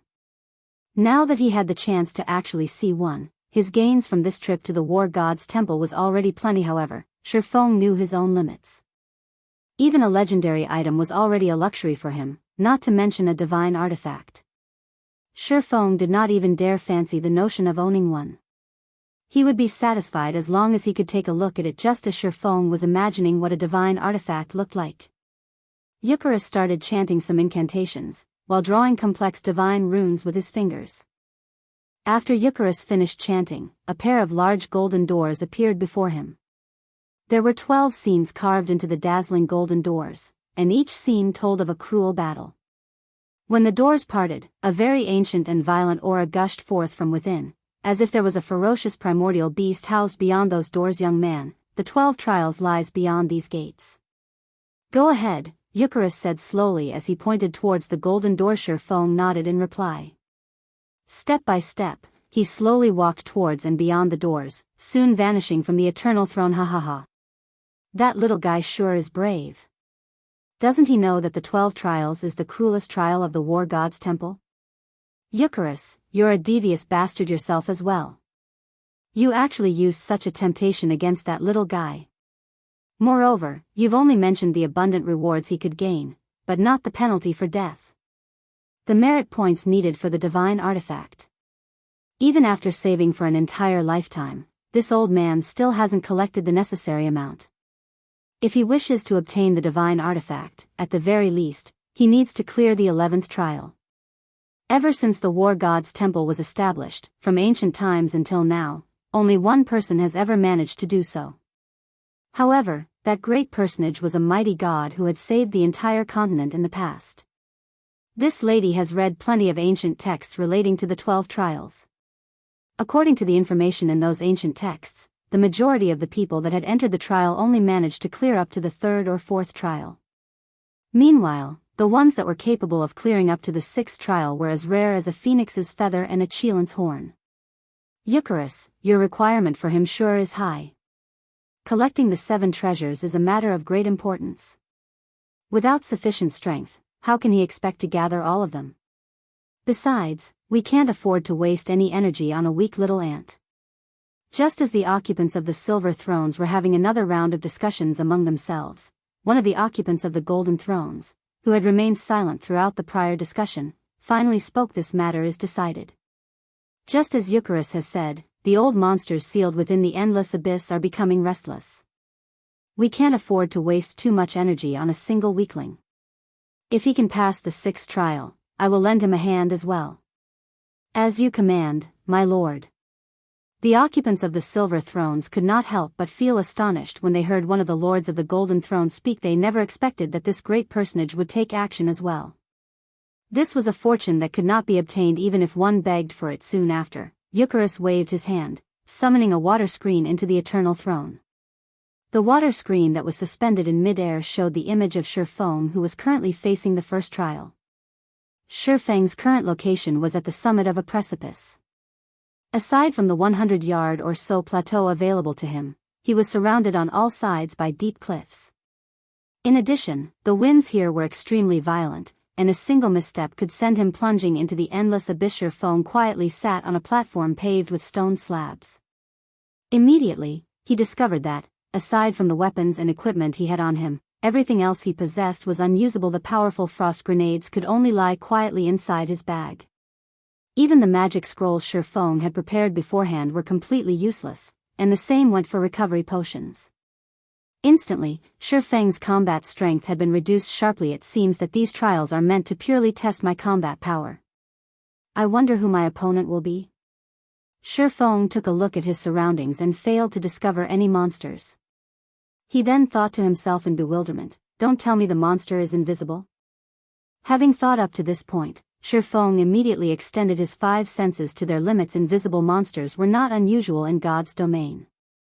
In fact, some of the truly powerful monsters were even capable of serial teleportation. Meanwhile, inside the Eternal Throne, the big shots of God's domain were excitedly observing Feng's trial. After all, it had been close to a millennium since the 12 trials had last been activated. None of the occupants of the silver thrones were that old yet, so they were naturally very curious about the 12 trials. I wonder who will be his first opponent? Though there are no records about it in the ancient texts, I did hear that the creatures inside the 12 trials are all primordial beasts that are extremely ferocious. However, this is only the first trial. That little guy isn't even a Tier 1 swordsman yet, so the monster's strength should be barely within the Tier 1 realm.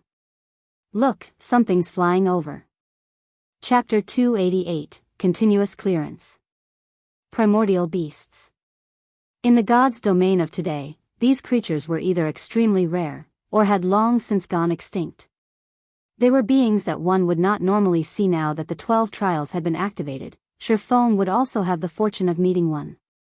If he were at any other location, it would be extremely hard for him to meet a primordial beast. Above the stage of the first trial, a blurred figure slowly descended from the skies, remaining unperturbed even in the face of the turbulent winds of this realm. This gigantic figure landed at the center of the stage, towering over the tiny Feng with the upper body of an eagle and the lower body of a lion. This monster was none other than the King of the Skies, a Griffin, elite rank.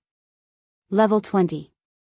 HP 30,000/30,000. I didn't expect a griffin would be so big. Just its wingspan alone is over 20 meters. Feng did not hurry into action. Instead, he took his time carefully observing the griffin. He was currently within a trial. The monsters in here were completely different from their counterparts in the outside world. Not only would the monsters inside a trial possess a large variety of skills, their basic attributes would also be much higher. Most importantly, their intelligence would also be higher. They would not follow a set pattern when they fought. However, the griffin did not provide Feng with too much time to think.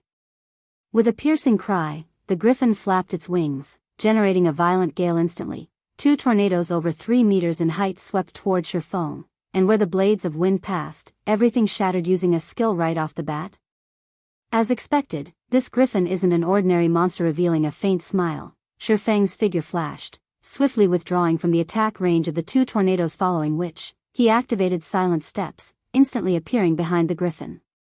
Before the King of the Skies could react, the pitch-black abyssal blade turned into multiple streaks of black, slashing down at the griffin's wings like snowflakes. The griffin's snowy white feathers fluttered onto the now blood-stained ground. The griffin let out an agonized roar, damages of over -400 points appearing above its head, one after another. The attacks that achieved a critical hit had even dealt over -800 damage immediately afterward. Feng followed up with a level 10 chop, his sword slicing off a large chunk from one of the griffin's wings, completely crippling it. Meanwhile, the griffin instantly lost over 1,900 HP from the attack. From this short exchange, the griffin had already lost 16% of its total HP. Furthermore, with one of its wings now crippled, it could not fly even if it wanted to. The gap in strength was obvious in a single glance. Against a Feng who had over 200 points in agility, a flightless griffin would only amount to a sitting duck, following which, Feng constantly shuttled around the griffin, sending streak after streak of black radiance stabbing into the griffin's body. However, Feng only used basic attacks throughout all this. This way he would not be affected by the awkward movements consequent to using a skill, which would hinder his ability to dodge. Moreover, Feng's attacks were extremely accurate. Every one of his attacks would land either on a vital point of the griffin or at a joint that would affect the griffin's movements, making it even harder for the griffin to strike him. Although every hit Feng landed only caused around -400 damage, after a dozen or so seconds passed, the ferocious Griffin fell system. Griffin defeated. First trial completed. Rewarding 100,000 EXP and 5 free mastery points. Proficiency of all skills increased by 50 point system. First trial cleared. Do you wish to start the next trial? The trial even rewards free mastery points. How wonderful. When Feng saw the rewards he received, a faint smile appeared on his face. After sheathing the abyssal blade and the demon bane back into their scabbards, he clicked yes to start the next trial. Although the monsters of the trial were indeed powerful, they were barely worth mentioning when compared to Feng's attributes and equipment. He cleared it, and with such ease as well. Not bad. Although he hasn't yet officially become a Tier 1 swordsman, his combat power is already at that tier. It is only natural that he is able to kill the Griffin. If this continues, he should be able to get through the first 3 trials without any problems. From the 4th trial onwards, however, things won't be as easy anymore. That's right. The 12 trials would undergo a change in level once every 3 trials. The monsters would also receive a huge increase in combat power between levels. The 1st to 3rd trials will be basic level, while the 4th to 6th trials will be intermediate level, the 7th to 9th trials will be the advanced level, and the 10th to 12th trials will be the peak level. My bet is that the kid will hit his limit once he reaches the 5th trial. The people within the Eternal Throne were all apex powerhouses, and their eyes were well tempered by experience. After watching only one of Feng's battles, they could already make a relatively clear judgment. Indeed, just like the big shots of the War God's Temple had guessed. The stage for the 2nd trial was a sylvan setting, and Feng's opponent this time was the moon-howling silver wolf. Inside a forest, this monster was an alpha predator. Similar to the Griffin, the moon-howling silver wolf was a level 20 elite monster with 30,000 HP. Although it, too, was a Tier 1 primordial beast, unlike the Griffin, the moon-howling silver wolf was much stronger on land. Its physical attacks were much more powerful, and its reaction speed was also much faster than the Griffin's. However, as if to replicate the scene from the 1st trial, Feng immediately activated silent steps and arrived at the hind leg of the moon-howling silver wolf. Again, similar to the time with the Griffin, Feng slashed his swords down at the wolf's hind legs, crippling them and greatly reducing the monster's movement speed, following which, Feng simply kited the moon-howling silver wolf with the blazing meteor. Before 30 seconds had passed, the moon-howling silver wolf fell system. Moon-howling silver wolf defeated. 2nd trial completed. Rewarding 300,000 EXP and 10 free mastery points. Proficiency of all skills increased by 50 point system. 2nd trial cleared. Do you wish to start the next trial? Immediately after, a golden glow surrounded Feng's body, signifying his rise to level 19. Feng then placed all 6 of his newly obtained free attribute points into strength, increasing the attribute to 180 points and activating basic destructive power, the hidden passive skill for strength.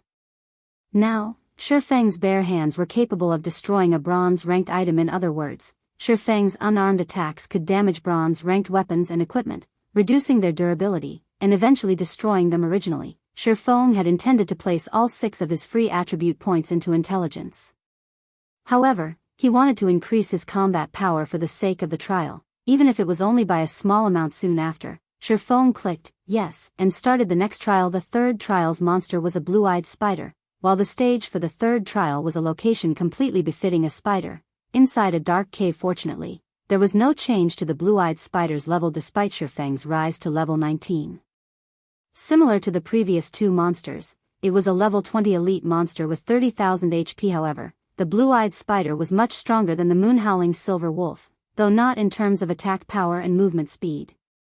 Instead, the blue-eyed spider had its highly potent venom and its tough and sticky silk. It also possessed superb eyesight.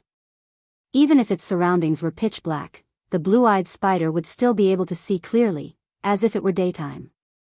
Moreover, its eyes also provided it with a 360-degree field of vision without any gaps in between. Feng carefully looked around.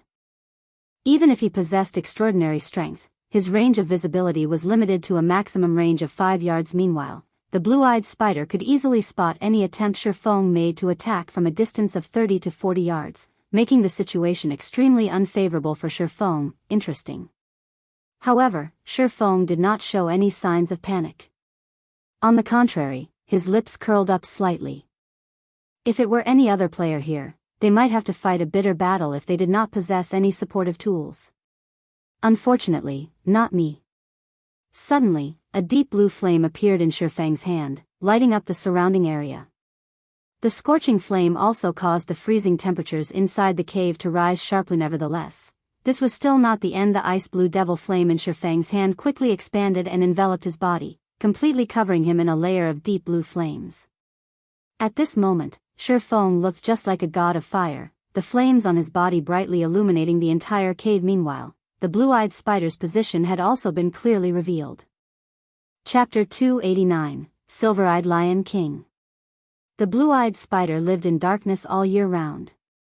Hence, its eyes, which were accustomed to the dark, could not adapt at all when the dazzling flames suddenly illuminated the entire cave. The blue-eyed spider was just like a frightened little rabbit. Suddenly, the blue-eyed spider, which had previously had the upper hand, was placed in an unfavorable situation. On the other hand, Feng, who had summoned the ice blue devil flame, could now deal 20% more damage, and his fire and ice-type attacks would also have an additional 40% damage, instantly breaking out of his disadvantageous position. While the blue-eyed spider was still incapacitated, Feng used silent steps and arrived over 20 yards behind the 8-legged monster. With the power of thunder and flames coating its length, the abyssal blade smashed into the blue-eyed spider's body. 1:8:36. A frightening amount of damage appeared above the blue-eyed spider's charred head. The attack had also placed it in a fainted state for 4 seconds. Feng then followed up the attack with a thundering flash and a normal attack. 6:34, -1751, -1087, -1:169. After suffering this series of attacks, the blue-eyed spider finally broke out of its stupor. However, it only had 72% of its HP remaining now. The blue-eyed spider was furious. Rotating its body, it spat a stream of dark green venom at Feng. Having long since anticipated such an attack, Feng swiftly dodged to the side, avoiding the attack completely. He then activated Windwalk and escaped. Feng knew full well how frightening the blue-eyed spider could be. Its venom attack just now was merely the tip of the iceberg. The deadliest feature of the monster was the poisonous gas emitted by its venom. If he stood his ground to fight the blue-eyed spider, the end result would be obvious: he would inevitably die of poisoning. Meanwhile, Feng's purpose in using Thundering Flash on the blue-eyed spider was simply to inflict the damage amplification effect on the monster. He would then kite it using the blazing meteor. Shortly after, one by one, fiery red needles streaked through the air and pierced the blue-eyed spider's body.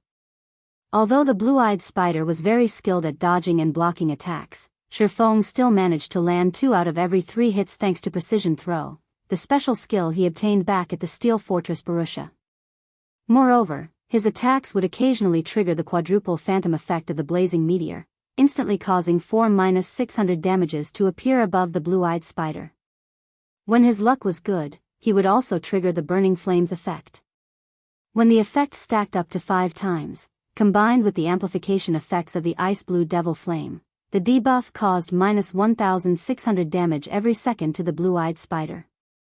The damage of this debuff was even higher than Feng's melee damage. However, such an occurrence was only natural.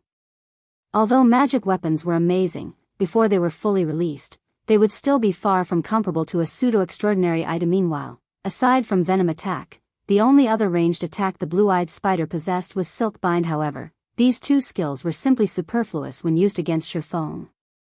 Feng simply made an effortless sidestep to dodge these attacks, and with a flick of his wrist, he would send yet another needle into the blue-eyed spider, following which, the blue-eyed spider's HP bar constantly decreased 62%, 45%, 33%, 20%. Within a few moments, the blue-eyed spider died at Feng's hands as well. System: Blue-eyed spider defeated. 3rd trial completed. Rewarding 1 million EXP and 10 free mastery points. Proficiency of all skills increased by 100 points. System: 3rd trial cleared. Do you wish to start the next trial? 1 million EXP just for clearing the 3rd trial? The system sure is generous. The difficulty for the first 3 trials isn't that high, though. It seems that the truly difficult part would start from the 4th trial onwards. I should take a rest and get my mental state back to peak condition for now. Despite having effortlessly cleared the first 3 trials, Feng did not believe, even for a second, that a legendary ranked main storyline quest could be so easily completed. Although Feng did not possess a good understanding of the 12 trials, it was still established as one part of a legendary quest. Its difficulty would definitely be high. The passing requirement was for Feng to clear up to the 6th trial. Yet, the difficulty of the first 3 trials was not particularly high. According to combat power, the monsters Feng had faced were only at the basic level of a Tier 1 monster. Hence, the truly difficult part was definitely the 4th to 6th trial. Feng had always been a careful person. Hence, he intended to make ample preparations. Inside the Eternal Throne, the many Apex powerhouses there had been slightly surprised by Feng's battle that was a Tier 2 mysterious flame, the Ice Blue Devil Flame. It seems that the kid is still hiding his strength. It seems he really does have a chance at clearing the 6th trial.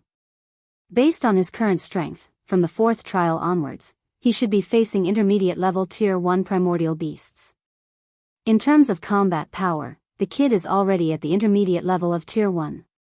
Since the primordial beast that would appear in the 6th trial will be at the peak of intermediate Tier 1, he should have a 30% chance of defeating it with his current combat power.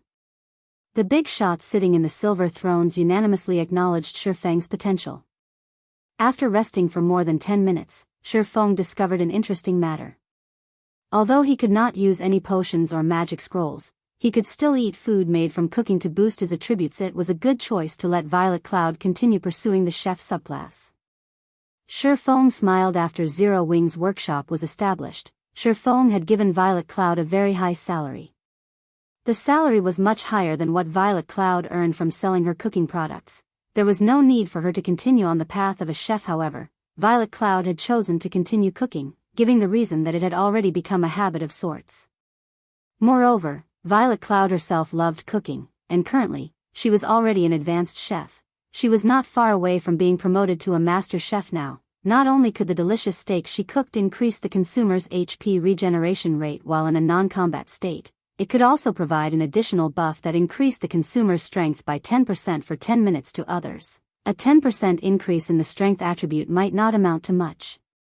However, to Feng, who currently had 180 points in strength, that would mean an additional 18 points in strength, which was also equivalent to an additional 36 points in attack power. Overall, the effect of the delicious steak provided Feng with a significant increase in combat power. After Feng was rested, he clicked yes to start the 4th trial. Soon after, Feng was teleported to a grassy plain.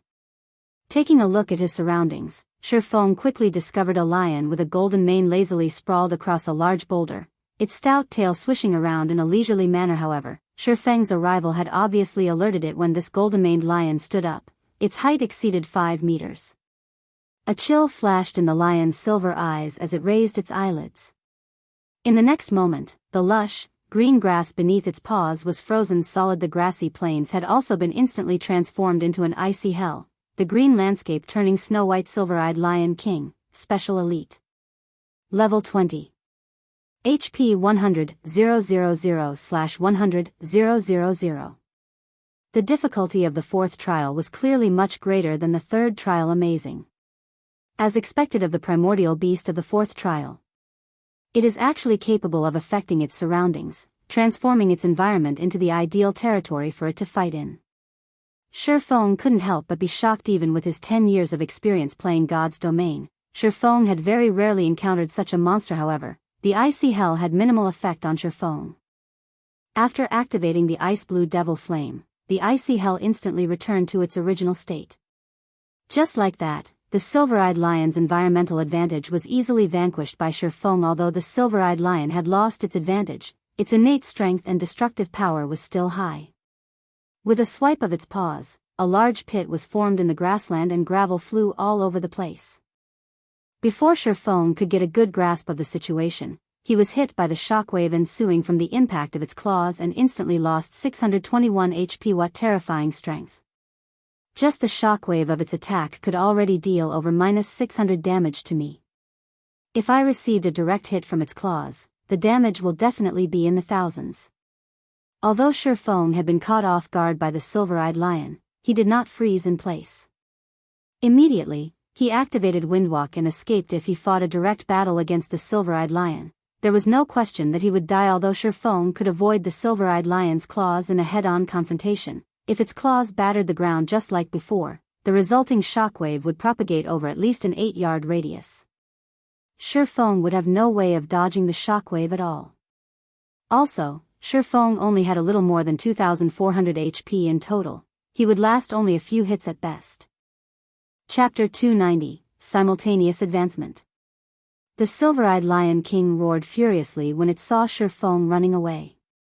Focusing its eyes on Feng, the silver-eyed Lion King abruptly pushed against the ground with its robust and powerful legs. Like a violent gale, its body shot forth directly at Feng. Unfortunately for it, in terms of speed, Feng had a clear advantage over the silver-eyed Lion King. The distance between Feng and the silver-eyed Lion King gradually grew as the chase continued. However, if Feng started his kiting maneuver, the silver-eyed Lion King would quickly close this distance under a situation where he was not allowed to use potions to recover his HP. Feng's only recovery method was his innate battle recovery. However, he would only recover 1% of his HP every 5 seconds. Based on Feng's total HP, he would only recover around 24 HP every 5 seconds. If he wished to recover the 600 plus HP he'd lost, he needed to spend a relatively long period of time to do so. Fortunately, I'm a tad faster than it. The stage this time also covers a large area, so I can run around without any worries. Otherwise, I will really lose my life this time. Feng sent a casual glance at the silver-eyed Lion King, while majority of his attention was focused on the surrounding terrain. God's Domain was different from other virtual reality games in that it was much more realistic than the others. One could say that a player's combat power was responsible for only around 50% of a battle's outcome. Meanwhile, 40% was due to environmental factors, while the remaining 10% was up to luck. Luck was something filled with uncertainties, so there was no need to place much consideration into ETAs for the 50% combat power and 40% environmental factors. How much a player could grasp them was an important indicator of how skilled a player was. A normal expert could only exhibit around 50% of their personal combat power. In God's Domain, the main God system would be the one responsible for evaluating and making the final judgment on a player's personal combat power. This method of calculation was the most credible way to judge a player's personal combat power. As to how it was calculated, only the main God system knew this currently. However, the main God system would not show players how much their personal combat power was, and how much of it they could actually exhibit. Once the first 100-man team dungeon was successfully raided, the second evolution of God's Domain would be activated. After the second evolution, a teleportation gate to the Divine Colosseum would appear in every city. When players entered the Divine Colosseum, they could compete and battle against other players there.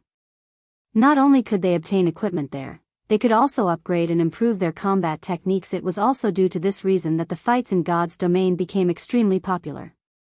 As more time passed, the popularity of fights in God's Domain would even grow to surpass that of the fighting competitions in the real world. Those who were capable of exhibiting over 50% of their personal combat power would be considered normal experts. Meanwhile, players that could exhibit over 60% would be considered second-rate experts. Once a player could exhibit 70%, they would be considered first-rate experts. If one could exhibit more than 85% of their personal combat power, then they would be considered apex experts.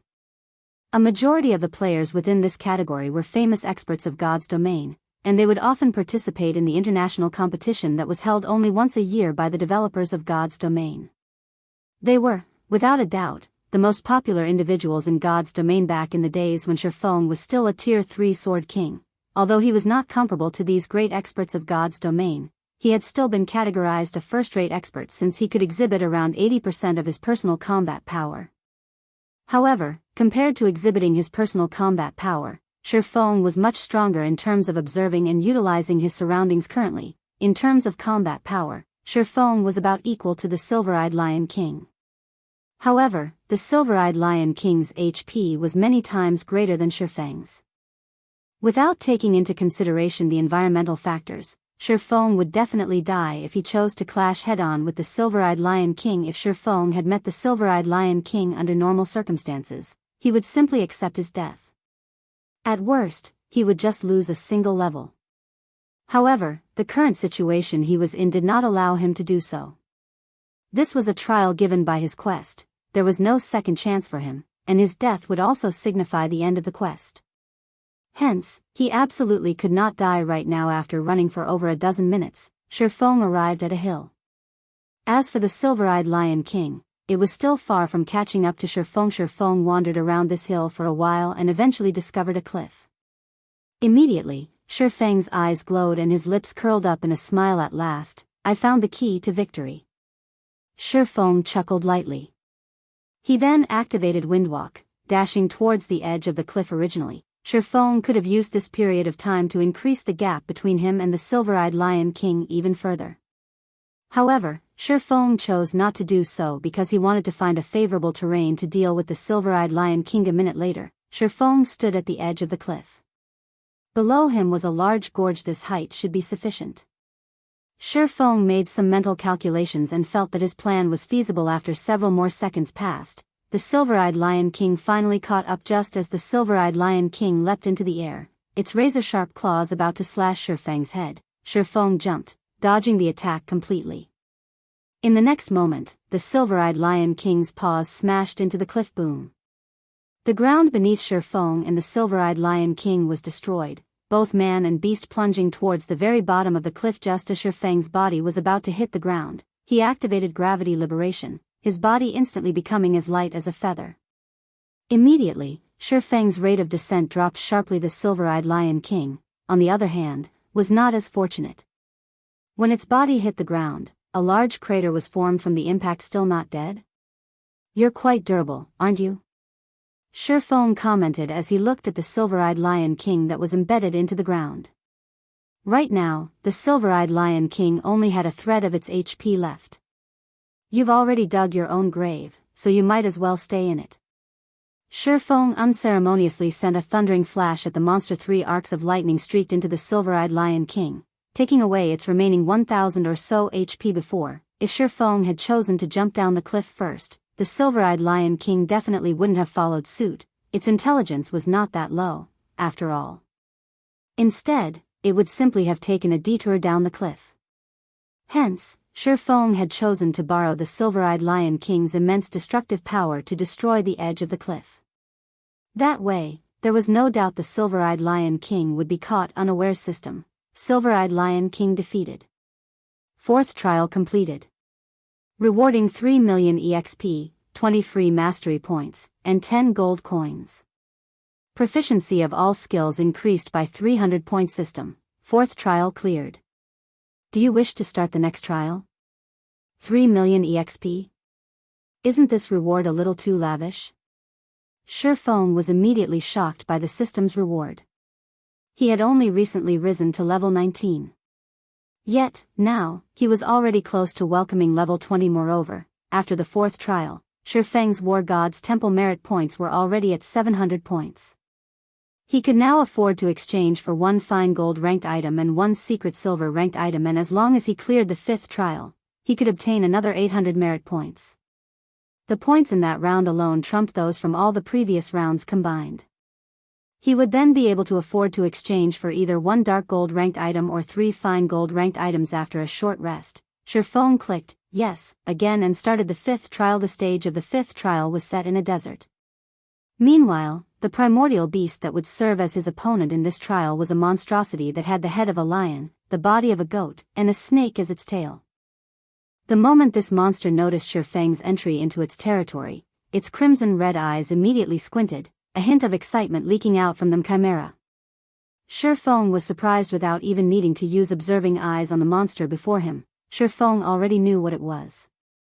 After all, he had fought this monster countless times in the past. A chimera was the final boss of a 100-man team dungeon. In the past, Feng and the team he led had suffered defeat after defeat under the hands of the chimera. Only after experiencing innumerable team wipes did they manage to finally kill it. Hence, Feng had a very deep impression of Chimera's chimera, special elite. Level 20. HP 120,000/120,000. The Chimera was a monster Feng was extremely familiar with. Feng knew both the strengths and weaknesses of a Chimera like the back of his hand. A Chimera could spit fire from its mouth, and its strength was comparable to the silver-eyed Lion King. Meanwhile, the snake that acted as the Chimera's tail was equivalent to another monster entirely. The snake boasted powerful venom attacks. If players were struck by the Chimera's flames after being poisoned by its tail, they would die with 100% certainty. However, the Chimera also possessed a fatal weakness. Poison Feng immediately activated Windwalk. Faced with the Chimera's sharp claws and venom attacks, Feng chose only to dodge and not retaliate.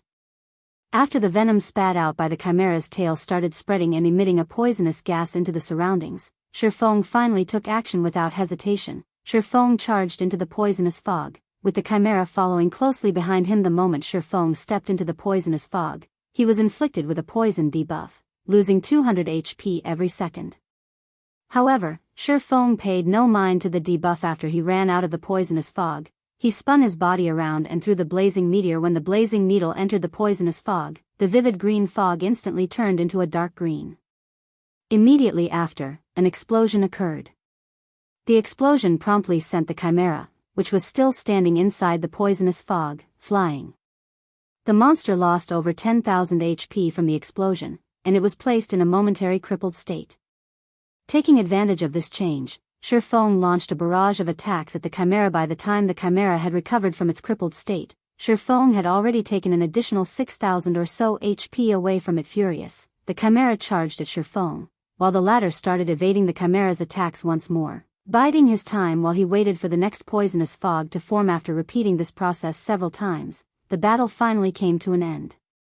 Although Feng had only around 400 HP remaining, the Chimera had already fallen at his feet. System: Chimera defeated. 5th trial completed. Rewarding 6 million EXP, 20 free mastery points, and 10 gold coins. Proficiency of all skills increased by 300 point. System: 5th trial cleared. Do you wish to start the next trial? Immediately, Feng's experience bar rose to 62% of level 20. He was not far away from reaching level 21. Although Feng was slightly stronger now after allocating his free attribute points, he still felt that the next trial would be extremely dangerous. If not for the fact that Feng was familiar with the Chimera's habits, he would have definitely died in the 5th trial. Meanwhile, the monster in the 6th trial would definitely be much stronger than the Chimera. It would be fortunate if the monster that appeared in the 6th trial was something Feng was familiar with. However, what would he do if it was a monster he had never seen before? Most likely, death would be his only ending. Feng would not rely on luck to decide such an important matter for him. Hence, Feng did not immediately start the 6th trial after he was rested this time. Instead, he called out his attribute panel, choosing to use the free mastery points he had reserved all this time. One-handed sword mastery. Intermediate apprentice swordsman. Mastery points required, 50. Damage when using a one-handed weapon increased by 15%. Advanced apprentice swordsman. Mastery points required, 100. Damage when using a one-handed weapon increased by 20%. Basic swordsman. Mastery points required, 150. Damage when using a one-handed weapon increased by 30%. There is a 5% chance for a qualitative change to occur. Intermediate swordsman. Mastery points required, 200.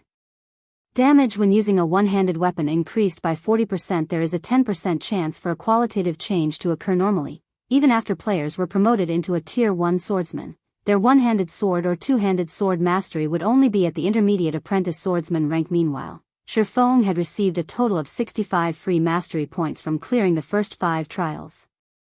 In addition to the points he had received from completing quests and the points that were rewarded once every 5 levels, he now had a total of 168 in used free mastery points. After Feng used up all his free mastery points, his one-handed sword mastery had reached the rank of a basic swordsman. However, Feng was still not satisfied with this result, following which, he retrieved the level 20 dark gold ranked Purgatory's Shadow, which he had previously bought at the Blackwing auction house, from his bag and swapped out the level 15 Demon Bane. Let's start the devouring process, then.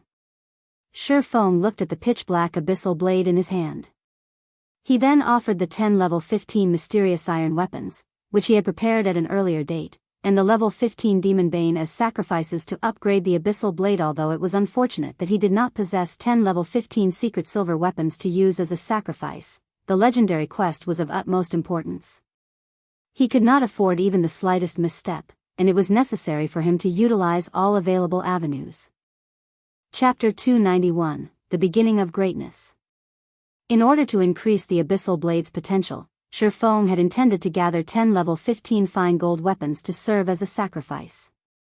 Hence, he had deliberately kept the abyssal blade at level 10 all this time now. However, he no longer had the leeway to do so. The abyssal blade started exuding a dark fog, which immediately charged at the sacrificial weapons Feng had prepared within 3 seconds. Even the incomparably hard Demon Bane, a dark gold-ranked one-handed sword, had been turned into dark fog and was absorbed by the abyssal blade. After the abyssal blade had finished devouring the sacrificial weapons, the weapon was no longer completely pitch-black in appearance. Golden divine runes appeared on the blade of the sword, giving off a faint golden glow.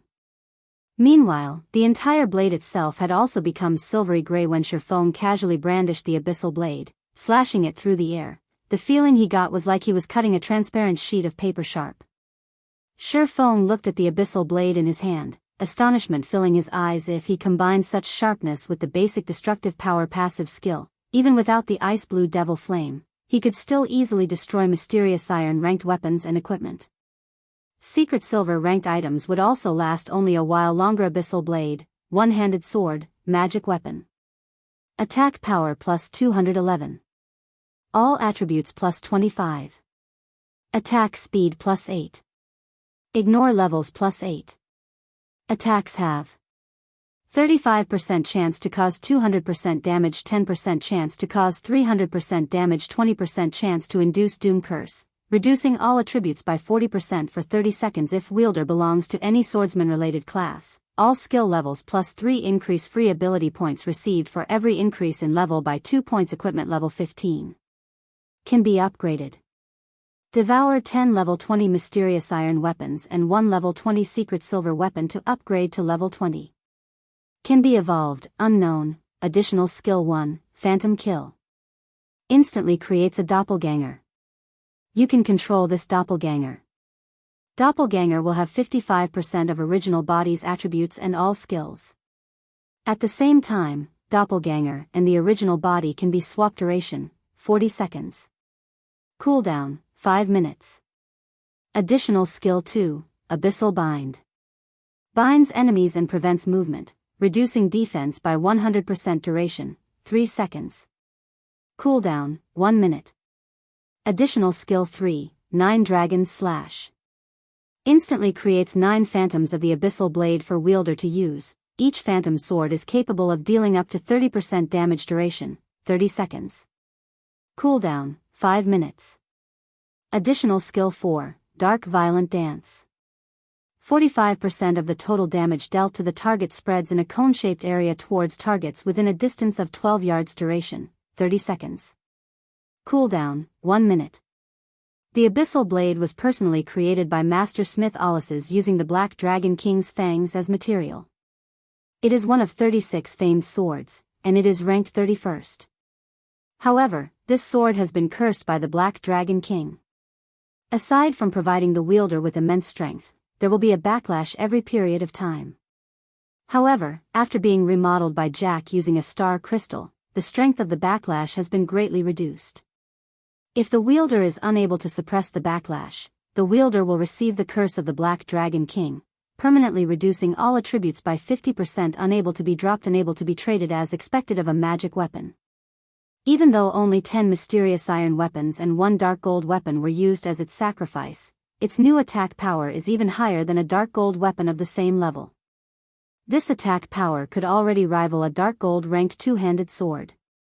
Feng smiled in satisfaction. The level 15 dark gold ranked Demon Bane only had 183 attack power.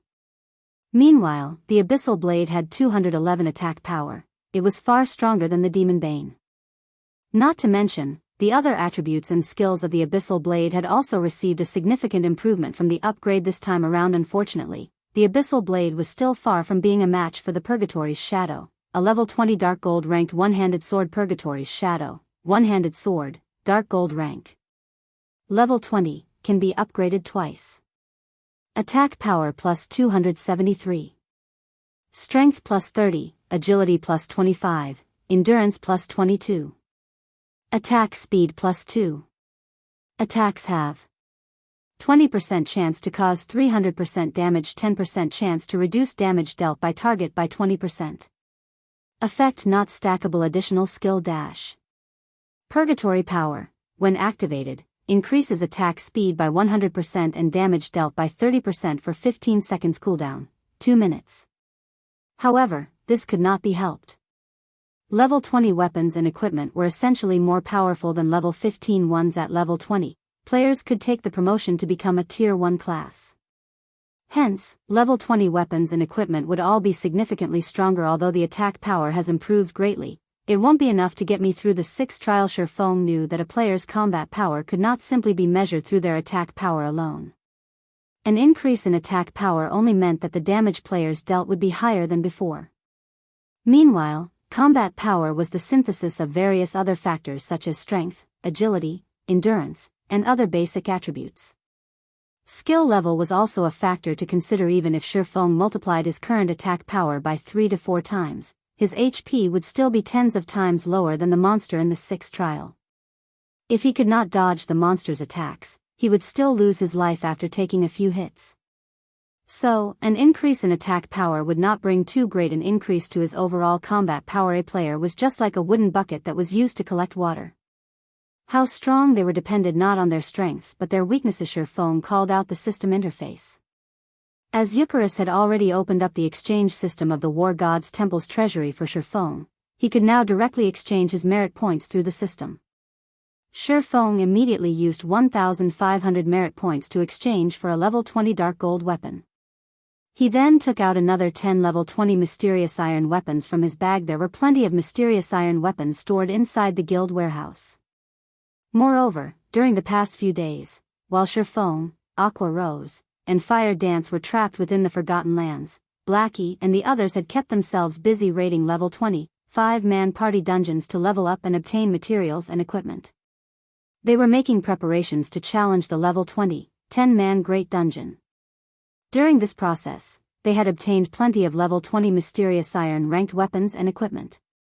Currently, Zero Wing possessed the most level 20 weapons and equipment out of all the guilds in White River City. With such a large supply, Feng had set aside some of the level 20 mysterious iron ranked weapons and equipment with the weakest performance for future use.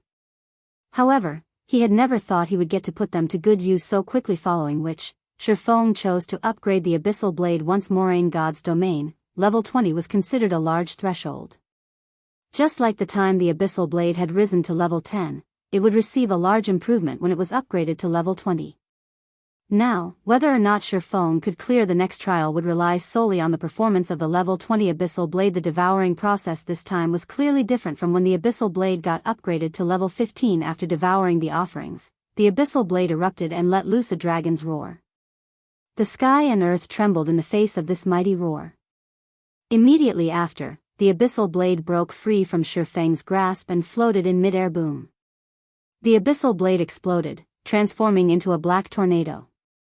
The surroundings went deathly still as if with bated breath. As the black tornado dissipated, a gigantic figure emerged in its place. This figure was none other than the phantom of the Black Dragon King that Feng had previously seen.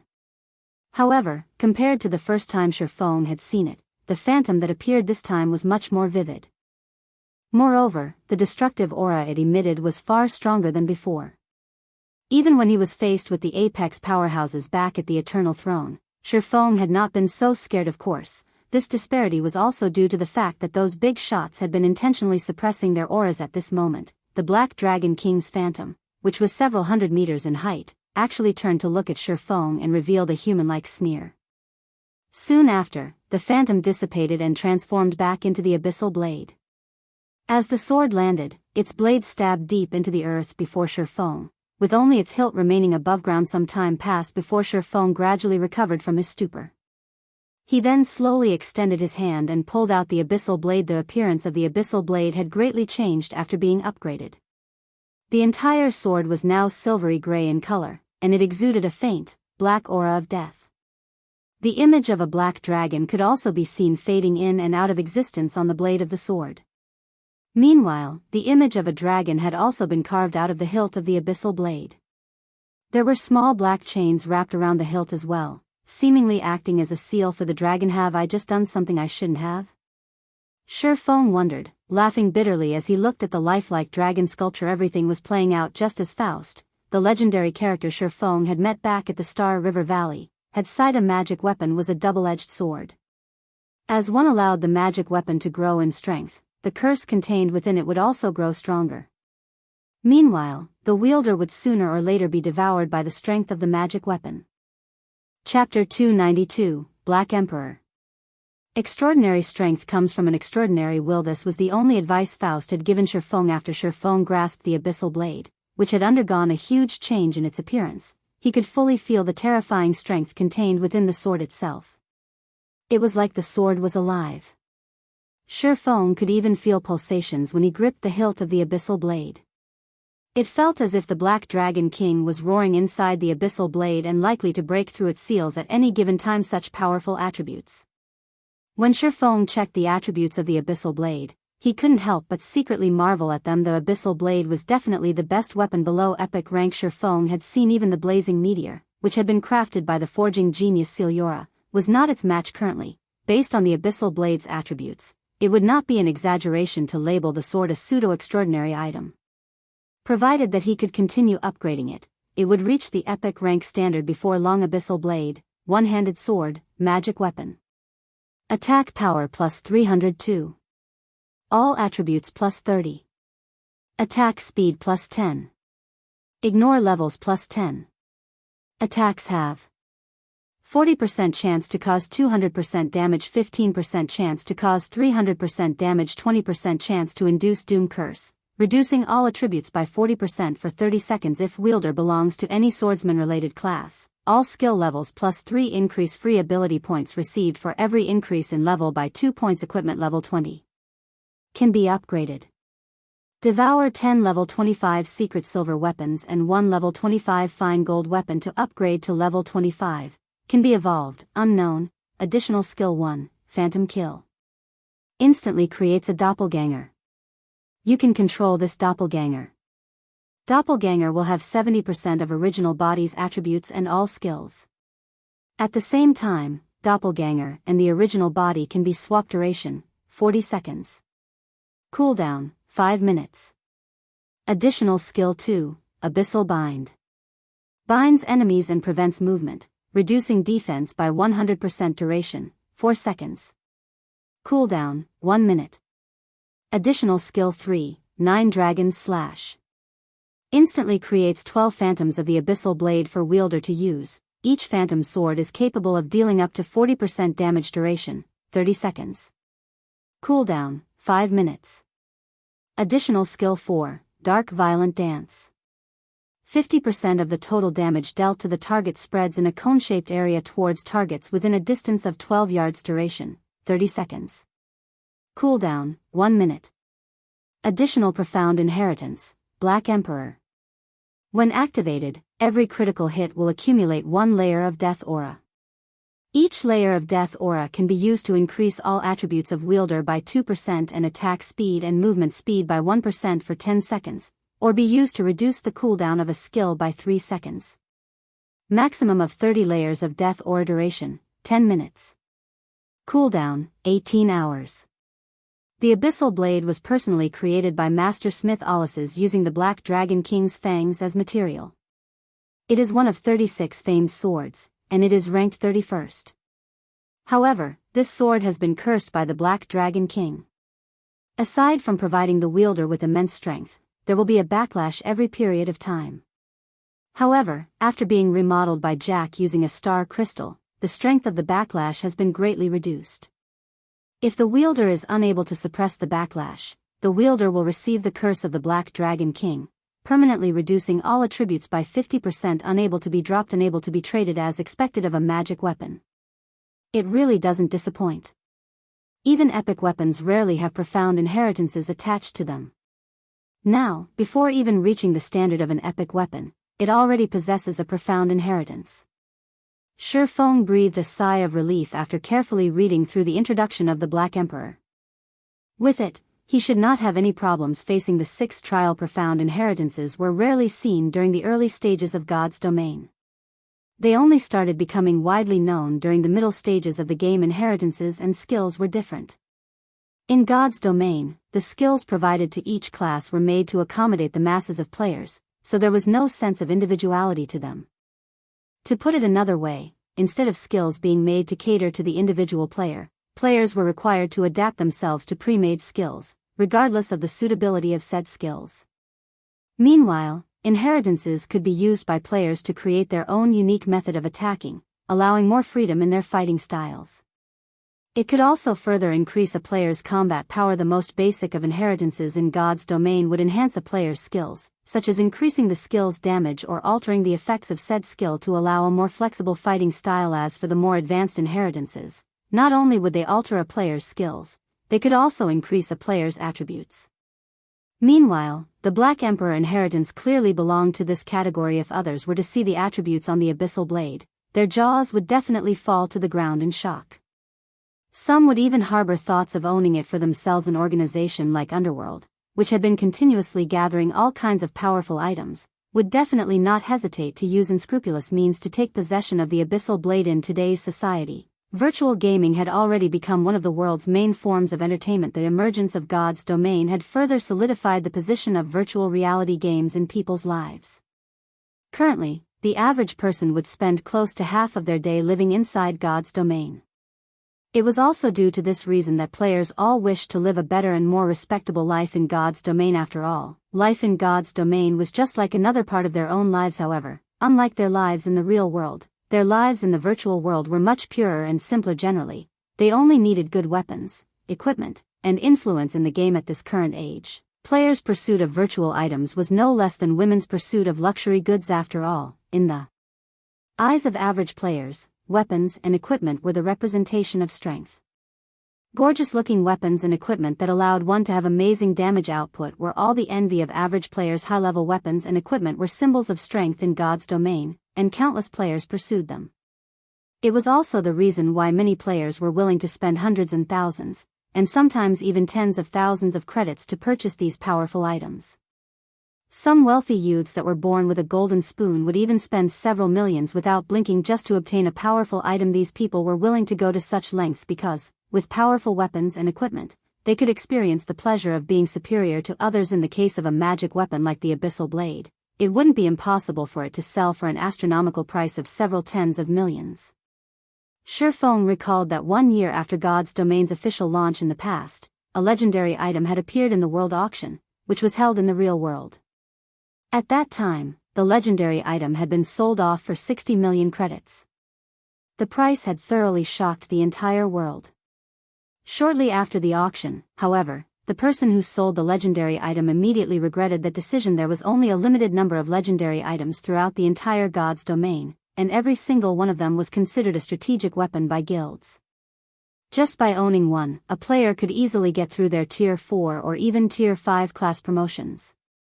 Meanwhile, the value of a Tier 5 powerhouse could reach up to tens of billions of credits. The reason being, when a guild gave birth to a Tier 5 powerhouse, the guild would have the ability to conquer 2 or 3 additional cities that could each hold a population of several million people. Of course, the Abyssal Blade was still incapable of rivaling a legendary weapon at present. It wasn't even at the level of an epic weapon yet. However, it was what Feng currently needed the most. For Feng, several hundred points of additional attributes weren't as beneficial a powerful skill. And the Black Emperor inheritance just happened to fit the bill. Feng had learned many powerful skills. However, all of them possessed the same fatal weakness. All of them possessed explosive power, but none of them possessed any staying power. Maybe this weakness wouldn't be a problem when these skills were used inside a dungeon or against players with poor equipment. After all, when going against players with poor equipment, Feng did not even need to use up all the skills in his arsenal to finish them off. He could simply overwhelm them with superior attributes, and not even techniques would be required. Meanwhile, when inside dungeons, he would have MTs to tank the monsters at the front lines, healers to heal him from behind, and many other players to support him. He only needed to survive and wait for the cooldown of his skills to end before starting the next volley of attacks, but when fighting against monsters or players that were equal in strength with him, just a short burst of damage would not carry him to victory. Without sustainability, he would be trampled by his opponent after his short burst. Just take Absolute Heaven for example. When he had ambushed Feng, after his series of attacks had been defended against by Feng, the only other thing Absolute Heaven could do was to escape. Unless Absolute Heaven had a method to take advantage of his opponent's weakness, only death awaited him following the upgrade of the Abyssal Blade. Feng sank into deep contemplation for more than 2 hours, thinking of ways to incorporate the Black Emperor inheritance into his fighting style. Now, he felt much more confident about clearing the 6th trial. Let's see what kind of monster is awaiting me in the 6th trial, then. Feng revealed a faint smile. Stretching his finger, he tapped "Yes" on the system interface and started the next trial. Chapter 293, Balrog Serpent. Inside the Eternal Throne, the apex powerhouses of the War God's Temple were currently observing the situation inside the 12 trials, and they were all very shocked to discover that Feng actually wielded a magic weapon. What an amazing little guy.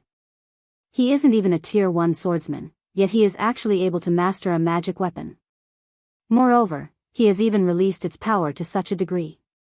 Controller of a magic weapon. Dominator of a mysterious flame. Moreover, his control over his own power has obviously crossed that threshold. He sure knows how to surprise us time after time. Yes. It would have been fine if it were just the magic weapon and mysterious flame, but he has even reached such a level of control over his own power already. Many of those who have attained a Tier 3 class can't even achieve such a degree of control. It seems he won't have any problems clearing the 6th trial. With such great potential hidden in him, if he had come to us a little later, he might have been able to clear even the 7th trial. Such a pity. The threshold these NPC big shots were referring to was simply one's ability to display 50% of one's own combat power. However, none of these NPCs knew that, in the past, Feng had once been a Tier 3 Sword King. Back then, Feng was capable of displaying up to 80% of his personal combat power. If not for his weak physique limiting his brain's development potential and also the quality of his own equipment being a problem, Feng would have long since been promoted to a Tier 4 Sword Emperor. This can't be helped. Who would have known the Endless Abyss would break the seal so quickly? There is no point feeling pity over the matter. We old folks should make some preparations for when the trial ends as well. Otherwise, we'll break our backs from overwork later. The Lords of the Silver Thrones unanimously acknowledged Feng's potential. However, in regard to Feng's managing to clear the 7th trial, they held no hope towards it at all. The reason being, it had been over a millennium since the 7th trial had been cleared. Inside the 12 trials, the stage for the 6th trial was a cave of lava similar to the Flame God's Cave. However, the fire-type mana here was far purer than in the Flame God's Cave. Feng currently stood inside this cave, and the molten hot lava around him was making bubbling sounds as it flowed through the cave. If Feng did not possess 20 points in fire resistance, allowing him a certain degree of immunity to heat, he would have long since been cooked by the scalding hot temperatures. Any average player that came here might already be half dead before they even started battling. Before Feng could fully observe the terrain inside the cave, a gigantic flame-covered snake over 20 meters long emerged from the molten lava. Balrog Serpent, Special Elite. Level 20. HP 150,000/150,000. Even if Feng did not know exactly how powerful this Balrog Serpent was, he had no doubt whatsoever that this serpent had a very high resistance towards fire-type attacks. Let's use you as a test for my new weapons. Feng revealed a faint smile as he unsheathed the Abyssal Blade and the Purgatory's Shadow. However, he did not directly charge at the Balrog Serpent, as that was something only an idiot would do. Before charging into battle, experts would first try to understand as much as they could about their opponent. Hence, Feng simply stood still and calmly observed the Balrog Serpent's every action, familiarizing himself with the giant serpent's movement patterns. The Balrog Serpent was also no idiot itself. It obviously knew that it was much stronger than Feng and that its HP was tens of times higher than Feng's as well. So, instead of giving Feng time to study it, the Balrog serpent immediately widened its mouth and sent fireballs flying one after another at Feng. Feng's feet moved, his body instantly reacting and leaving behind an afterimage as he effortlessly dodged these incoming fireballs. Not giving up, the Balrog serpent continued bombarding Feng with a stream of fireballs. If 3 were not enough, then 5. If 5 were not enough, then 10. Soon, the space within the cave was packed with fireballs. By attacking in such a way, not only could the Balrog serpent damage its enemies, it could also prevent them from closing in on it. Faced with such a method of attack that combined both offense and defense, average players would definitely grow helpless and suffer the bombardment of these dozens of fireballs. Feng, however, was no average player. In the face of all these fireballs, instead of retreating, he chose to advance without the slightest shred of hesitation.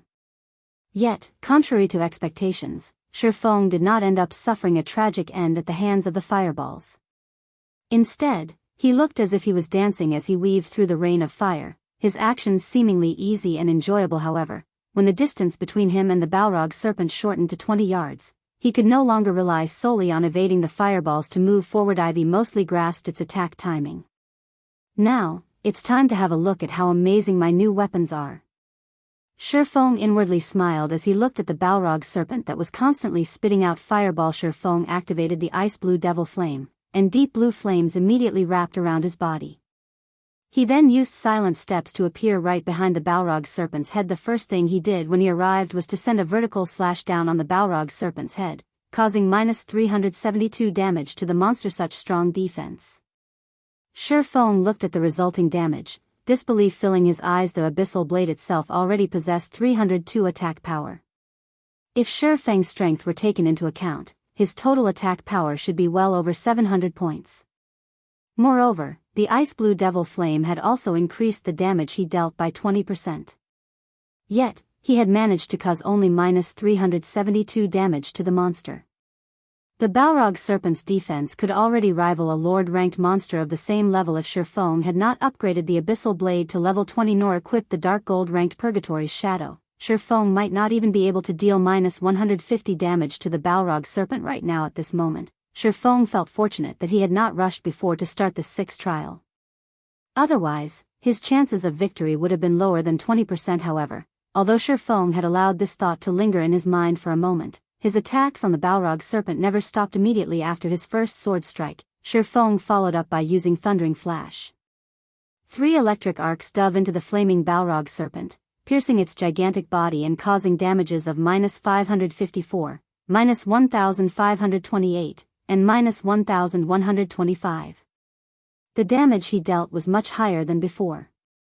Simultaneously, he had also inflicted a damage amplification debuff that lasted 20 seconds on the Balrog serpent, following which, Feng continued with a chop, the attack achieving a critical hit and dealing close to -2000 damage. When Feng landed on the ground, he immediately followed up with a flurry of sword slashes. The abyssal blade now had a 40% chance to deal a critical hit, so Feng could deal a critical hit with almost every other attack from this series of attacks. The Balrog serpent had lost over 7,000 HP. However, the giant serpent had 150,000 HP. Feng would need to repeat such a burst of attacks at least 20 more times in order to completely kill it. Originally, Feng felt quite happy with the damage he was dealing. At this rate, even if he did not activate Black Emperor, he still possessed a very high chance of killing the Balrog serpent. Unfortunately, that happiness was short-lived. The reason being, Feng soon discovered that the Balrog serpent's HP was rapidly returning to full. It was actually recovering 500 HP every second. That amount was even higher than a single one of Feng's normal attacks. If Feng remained idle, the Balrog serpent would fully recover in less than 20 seconds. Meanwhile, the Balrog serpent immediately sent its tail swiping at Feng, finally reacting to Feng's attack. Feng hurriedly used parry to block the attack. Although he suffered no damage from the Balrog serpent's tail strike, he was forced to retreat 3 steps, with his hands growing numb from the force of the impact as well. In terms of destructive power, the Balrog serpent was definitely superior to the Chimera. The Balrog serpent was also much faster. Feng had actually been forced to use parry because he could not dodge in time. Currently, Feng's parry was at level 7, so it had a cooldown of 21 seconds. Aside from parry, Feng also had Defensive Blade, a skill that had both offensive and defensive capabilities. Currently, Defensive Blade was at level 6, and it had a cooldown of 2 minutes. Although its cooldown was much longer than parry, it allowed Feng to completely block 4 melee attacks and 8 ranged attacks. He would also be immune to charge attacks. Just as the dozens of fireballs were about to hit him, Feng jumped into the air, dodging them completely. Right after that, the Balrog Serpent swiped its tail at Feng again. The sound of wind whistling could be heard as its tail streaked through the air in the face of this powerful attack. Feng showed no signs of weaknesses. Immediately, he countered the attack with the level 7 Thunder Flame explosion. When sword and tail collided, sparks of flame scattered in all directions. The Balrog Serpent's tail was knocked back, the monster itself receiving over -400 damage from the brief clash. On the other hand, Feng landed heavily onto the ground, his feet sinking partly into the molten lava. A damage of over -700 points also appeared above his head. As expected, in a direct confrontation, Feng was definitely a lot weaker than the Balrog Serpent. However, Feng was probably the only player in God's domain right now who dared to actually fight a special elite monster in such a way. Chapter 294, Storm of Swords. Although Feng lost against the Balrog Serpent in a direct confrontation, Thunder Flame Explosion, the skill he used, wasn't just a powerful destructive skill. It was also a control skill. However, the Balrog Serpent was a special elite monster. It possessed a degree of resistance towards control skills. Hence, the level 7 Thunder Flame Explosion, which would originally place enemies hit by it in a fainted state for 5 seconds, only managed to incapacitate the Balrog Serpent for 5 seconds for average players. 5 seconds might not seem like a long time. For Feng, however, it was plenty of time. Wind Blade. Feng instantly arrived before the Balrog Serpent. Simultaneously, his attack speed received a 30% increase. However, Feng was still not satisfied with this. He then proceeded to activate the additional skill of the Purgatory's Shadow, Purgatory Power. When activated, increases attack speed by 100% and damage dealt by 30% for 15 seconds cooldown, 2 minutes. Feng then activated 9 dragons/12 phantoms of the Abyssal Blades suddenly appeared, floating around Feng. Each phantom was capable of dealing 40% damage for 30 seconds. However, it had a long cooldown of 5 minutes. Feng brandished his 2 swords using his full strength. In addition to the 12 Abyssal Blade phantoms he was controlling, a total of 14 swords surrounded and madly attacked the Balrog Serpent within moments. The cave was filled with sword images dancing around. 14, 28, 56, 112. Countless sword images flashed in the air, forming a storm of swords that devoured the Balrog Serpent. Feng's swords slashed at the Balrog Serpent's body one after another, each strike causing close to -500 damage. Moreover, close to half of this barrage of attacks achieved a critical hit, each dealing close to -1000 damage to the monster. Meanwhile, each of the phantoms of the Abyssal Blade had also managed to deal over -200 damage to the Balrog Serpent. The total damage of the 12 phantoms was even more frightening than that of Feng himself, as if the floodgates to the Balrog Serpent's 150,000 HP had been opened. The Balrog Serpent lost HP incessantly within a short 5 seconds. The Balrog Serpent's HP had already fallen to 61%. When the Balrog Serpent regained consciousness, it immediately released an enraged roar. At this moment, however, Feng pointed the Abyssal Blade at the Balrog Serpent. Now is still not the time for you to wake up. Feng cast Abyssal Bind on the Balrog Serpent right away. If he were to allow the Balrog Serpent to start retaliating, his previous efforts would all go to waste. In the blink of an eye, 9 pitch-black chains emerged from the ground, quickly wrapping around and binding the Balrog Serpent. Meanwhile, the Balrog Serpent could do nothing but roar in anger as it helplessly watched sword after sword piercing its own body, continuously reaping its HP. The Abyssal Bind had a duration of 4 seconds. Moreover, the Balrog Serpent's resistance towards control skills was completely ineffective against it. The Abyssal Bind's effective duration was not reduced in the slightest. In addition, the Abyssal Bind reduced the Balrog Serpent's defense by 100%, rendering the Balrog Serpent's innately powerful defense utterly useless now. Each of Feng's sword strikes dealt over -800 damage, with the occasional triple critical hit dealing over -2500 damage. A series of splendid numbers appeared above the Balrog Serpent's head. Before the eye-catching number of -2500 disappeared, a damage of over -1700 points appeared on top of it. Practically 1 out of every 2 strikes would achieve a critical hit. Meanwhile, each of the 12 Abyssal Blade Phantoms were now dealing over -350 damage to the Balrog Serpent. For the Balrog Serpent, these 4 seconds were a complete hell. By the time the Balrog Serpent escaped from the chains binding it, it had only 19% HP remaining. However, Feng had long since been prepared for this moment disappear. Feng raised the silvery gray Abyssal Blade. The dense fire-type mana in the surroundings started gathering around the Abyssal Blade, causing the sword to release a blinding glow. This was indeed Feng's ultimate skill, Flame Burst. Flame Burst. Level 5, requires 4 million EXP to upgrade to level 6. Channeling time, 2 seconds. Gathers the power of flames to a single point and causes 420% damage to the target. Attack count, 6 times. Cooldown, 3 minutes 30 seconds. Before the Balrog Serpent could even start attacking, Feng had already brandished the scorching hot Abyssal Blade 6 times. All 6 sword slashes immediately sank into the Balrog Serpent's body. 310, -3347, -6784, -6706, -3371, -6, 754. 6 frightening damages appeared consecutively above the Balrog Serpent's head, instantly taking away the monster's remaining 28,000 HP. Soon after, the Balrog Serpent's body started fading away, and only after it disappeared completely, did Feng release a sigh of relief. System, Balrog Serpent defeated. 6th trial completed. Rewarding 9 million EXP, 20 free mastery points, and 10 gold coins. Proficiency of all skills increased by 500 points. System, 6th trial cleared. Do you wish to start the next trial? Feng's experience bar immediately rose to 41% of level 21. If put on the ranking list on White River City, Feng would only be beneath Violet Cloud and the others. However, he was still 2 levels behind Blackie, the current top-ranking player of White River City. Finally, I've passed the requirement.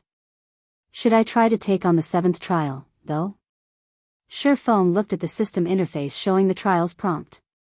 Privately, Feng had the notion to take the challenge now that he had cleared the 6th trial. It signified that his task was already over. He had no need to brave the dangers and accept the next trial at all. Moreover, if he happened to lose his life in the next trial, he would definitely suffer a heavy penalty. It absolutely wouldn't be limited to just losing a single level. Truth be told, however, Feng felt confident about his chances at clearing the 7th trial. After all, he had not even unveiled the Black Emperor inheritance when he fought the Balrog Serpent. He definitely had the necessary strength to challenge the 7th trial. After clearing the 6th trial, Feng obtained an additional 1,600 merit points. If he were to clear the 7th trial, he could obtain another 3,200 merit points, bringing his total to 4,800 merit points. It would be enough points for him to exchange for an epic ranked item. Just the prospect of obtaining an epic ranked item made Feng feel that he should give it a try. Besides, Feng no longer had any burdens to carry, so why not give it a try? However, Feng was unsure of what kind of price he would have to pay if he were to suffer death. If it was only losing a single level, then Feng would gladly proceed to the 7th trial. However, Feng knew such an outcome was not likely. Just the penalty for not completing the Trial of Gods was already considered unbearable for players. Some players might even have to delete and restart their accounts due to the harsh penalties imposed. Meanwhile, the 12 trials was the most challenging trial of the War God's Temple. It would be an insult to the War God's Temple if the punishment for dying was only the loss of a single level. Just as Feng was hesitating, his system communicator rang. Meanwhile, the person calling him was Aqua Rose. Did something happen? Feng asked previously. Feng had already told Aqua Rose that he did not wish to be disturbed as he was about to do a quest, and that, unless there was something big happening, she shouldn't try to contact him. Based on Aqua Rose's serious personality, if it wasn't an extremely important matter, then she definitely wouldn't try to contact him. Hence Feng's question. Dark Star has suddenly declared an all-out war against us, and several hundreds of our guild members have already been killed by members of Dark Star while they were out grinding. Moreover, the core team, led by Fire Dance, has also been trapped by Dark Star inside the Silverleaf Forest.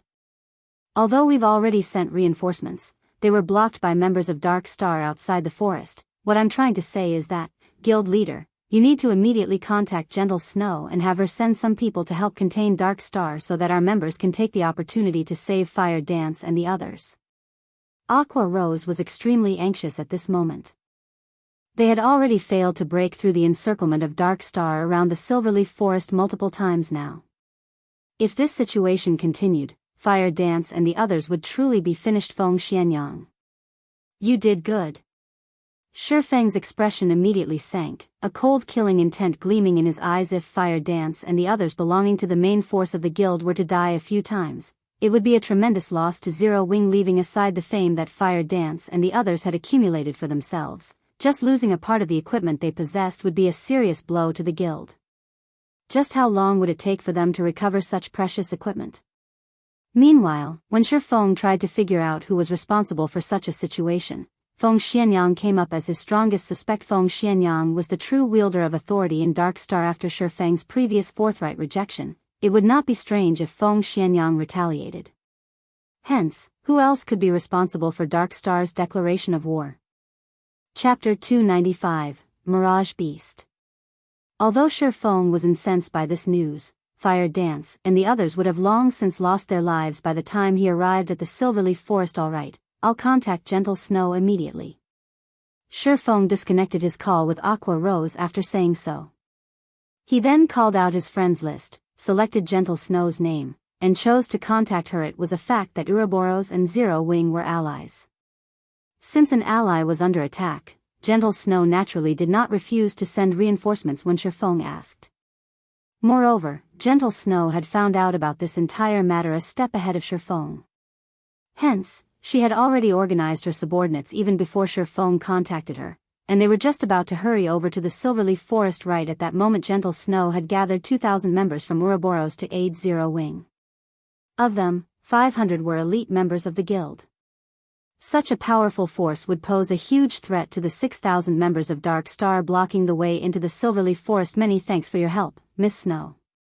In the future, members of Ouroboros that shop at the Starstreak trading firm can enjoy a 10% discount on all products, Feng said. And thanks, you said this yourself.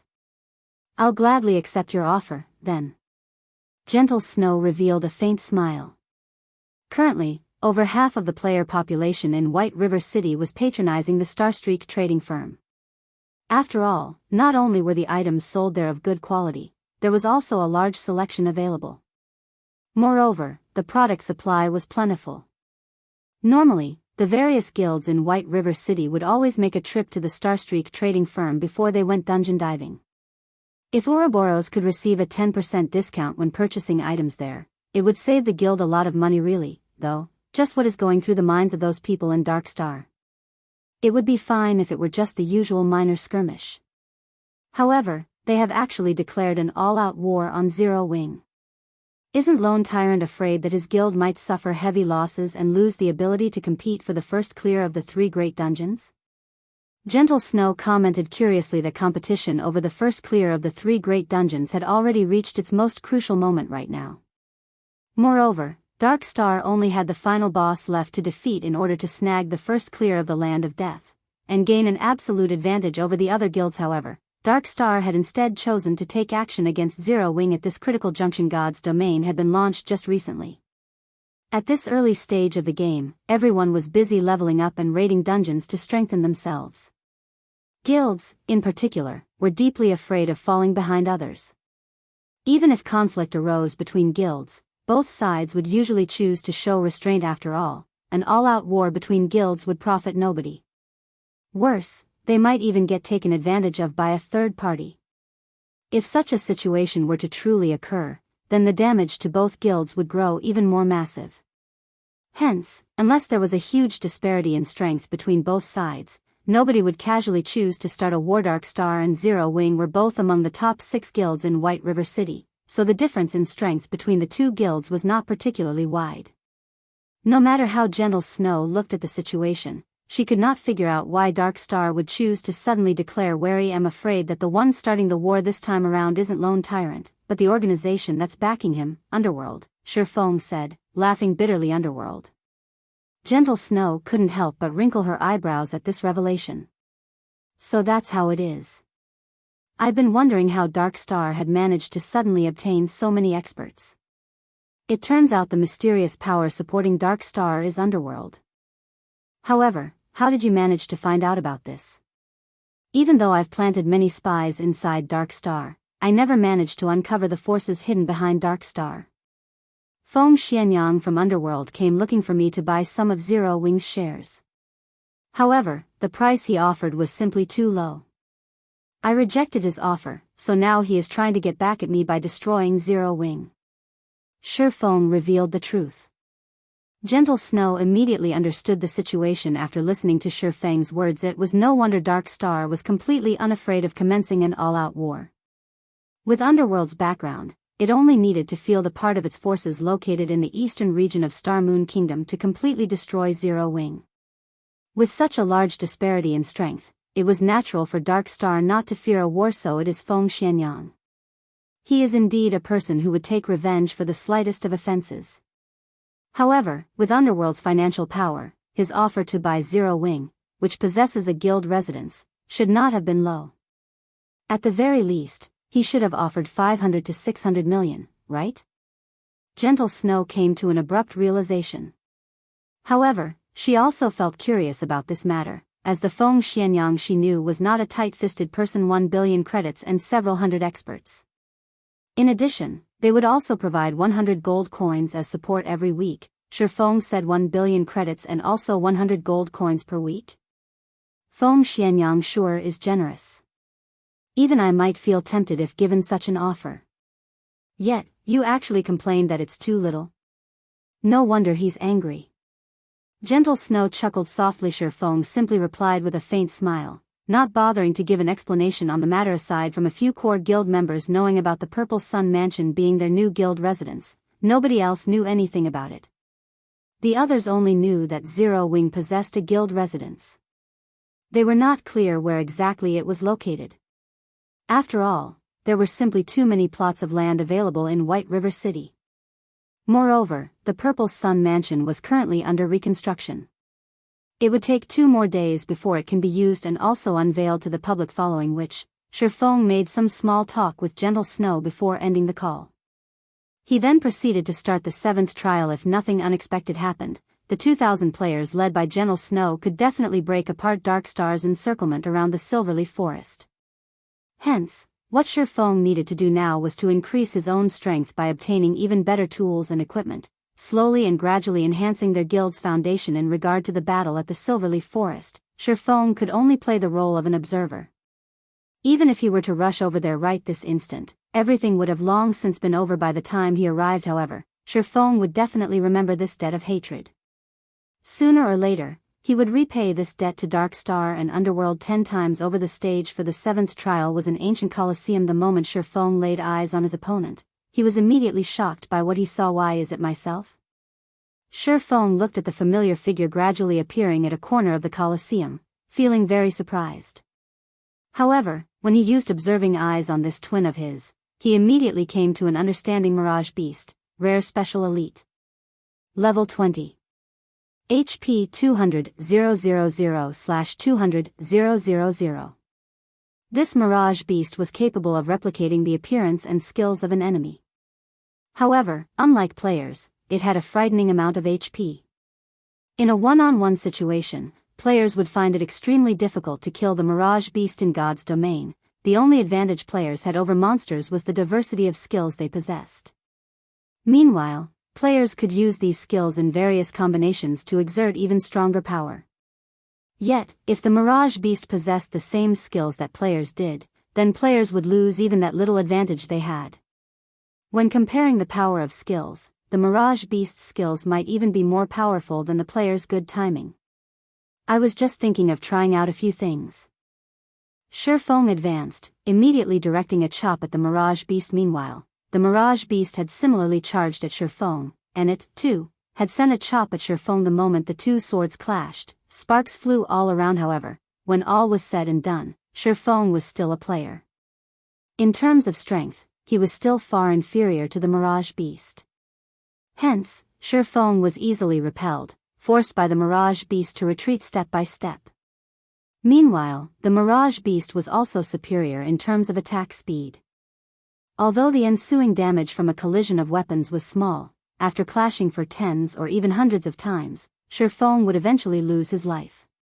After all, the Mirage beast possessed 200,000 HP, while Feng's HP was just slightly over 2,600 after reaching level 21.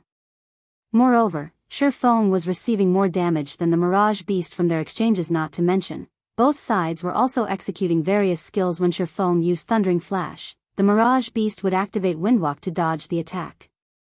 It would then counter with a Thundering Flash of its own. Knowing that he could not receive the attack directly, Feng, too, activated Windwalk to dodge. However, the Mirage beast activated Wind Blade to immediately appear before Feng. It then followed up with a chop, sending an extremely quick vertical slash down towards its prey. Feng hastily used parry to block the Mirage beast's chop. He countered with a Thunder Flame explosion right away.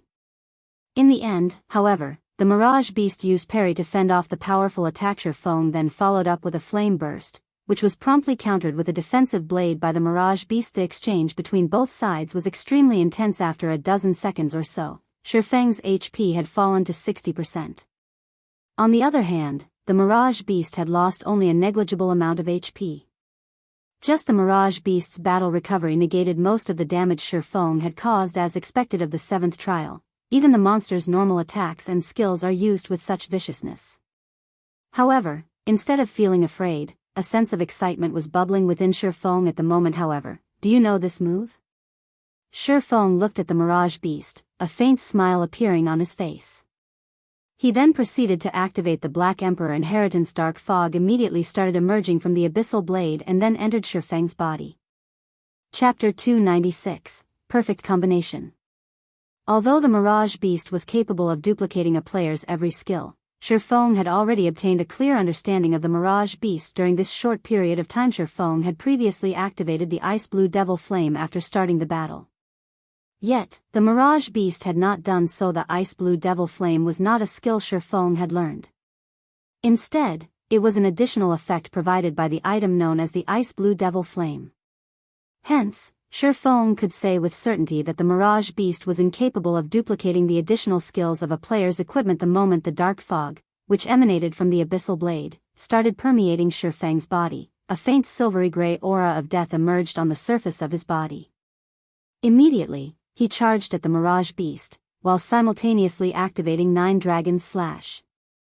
The 12 Abyssal Blade Phantoms promptly started attacking the Mirage beast the moment they came into existence. When the Mirage beast saw the 12 Phantoms striking at it, it cleverly chose not to block them. Instead, it bombarded Feng with a Thunder Flame explosion. As long as Feng died, the 12 Abyssal Blade Phantoms would naturally disappear along with him. Seeing the Mirage beast's actions, Feng simply revealed a calm smile. Rather than dodge the attack, however, Feng chose to activate Defensive Blade and proceeded to assault the Mirage beast's vital point. Defensive Blade provided Feng with complete immunity to 4 melee attacks.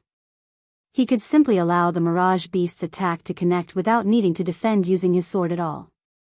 Meanwhile, Feng's twin swords had also landed on the Mirage beast's body previously. In order to block Feng's Thunder Flame explosion, the Mirage beast had used up its own defensive blade. Hence, it had no choice but to endure Feng's attacks. Right now Feng took this chance to make 7 consecutive slashes on the Mirage beast's body. His normal attacks caused over -500 damage, while critical hits dealt over -1000 damage. Meanwhile, each of the Abyssal Blade Phantoms could also inflict over -200 damage. Out of the 7 sword strikes Feng landed on the Mirage beast, for achieved a critical hit. Coupling those sword strikes with the attacks of the Abyssal Blade Phantoms, Feng dealt over -7000 damage within this brief moment.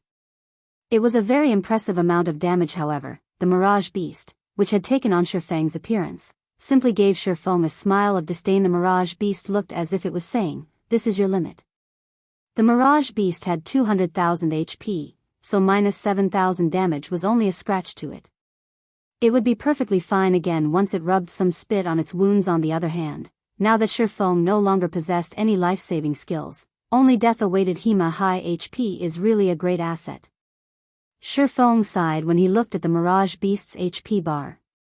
In the next moment, though, Feng revealed a smile, saying, however, you are still 10 years too early if you think you can overpower me just with this asset of yours alone. Feng activated the Purgatory Shadow's additional skill, Purgatory Power, increasing his attack speed by 100% and damage by 30% for 15 seconds. Feng then pointed the Abyssal Blade at the Mirage Beast, charging at him. Abyssal Bind. 9 chilling chains instantly emerged from the ground, wrapping around and restraining the Mirage Beast. Abyssal Bind had a duration of 4 seconds.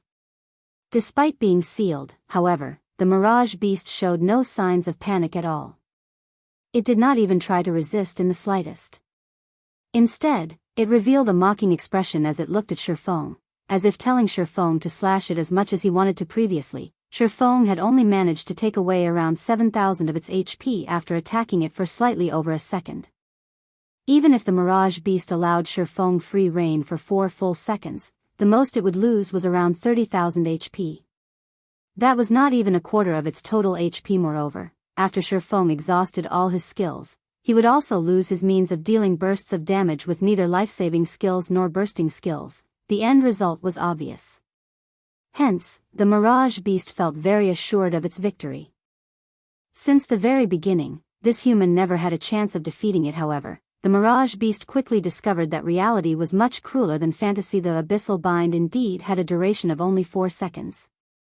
However, the skill also possessed the effect of reducing its target's defense by 100%, and this allowed Feng's damage to abruptly soar. Now, each of Feng's normal attacks could deal over minus 700 damage. Miraculously, one of his attacks even triggered the Doom Curse, one of the Abyssal Blade's effects. Instantly, the Mirage Beast had its attributes reduced by 30%, and its maximum HP fell from 200,000 to 140,000. Engulfed by the storm of swords, the Mirage Beast's HP fell crazily. Feng also achieved critical hits with his attacks one after another, stacking layer upon layer of death aura around his body. In this situation, the 9 Dragons Slash could be said to be a perfect match for the Black Emperor Inheritance. After activating the 9 Dragons Slash, Feng would not be lacking in death auras at all. Before the 4 seconds were up, the Mirage Beast's HP had already gone below the 70% threshold. Just as the Abyssal Bind was about to lose effect, and the Mirage Beast was about to regain its freedom, Feng abruptly leaped into the air and switched sword techniques.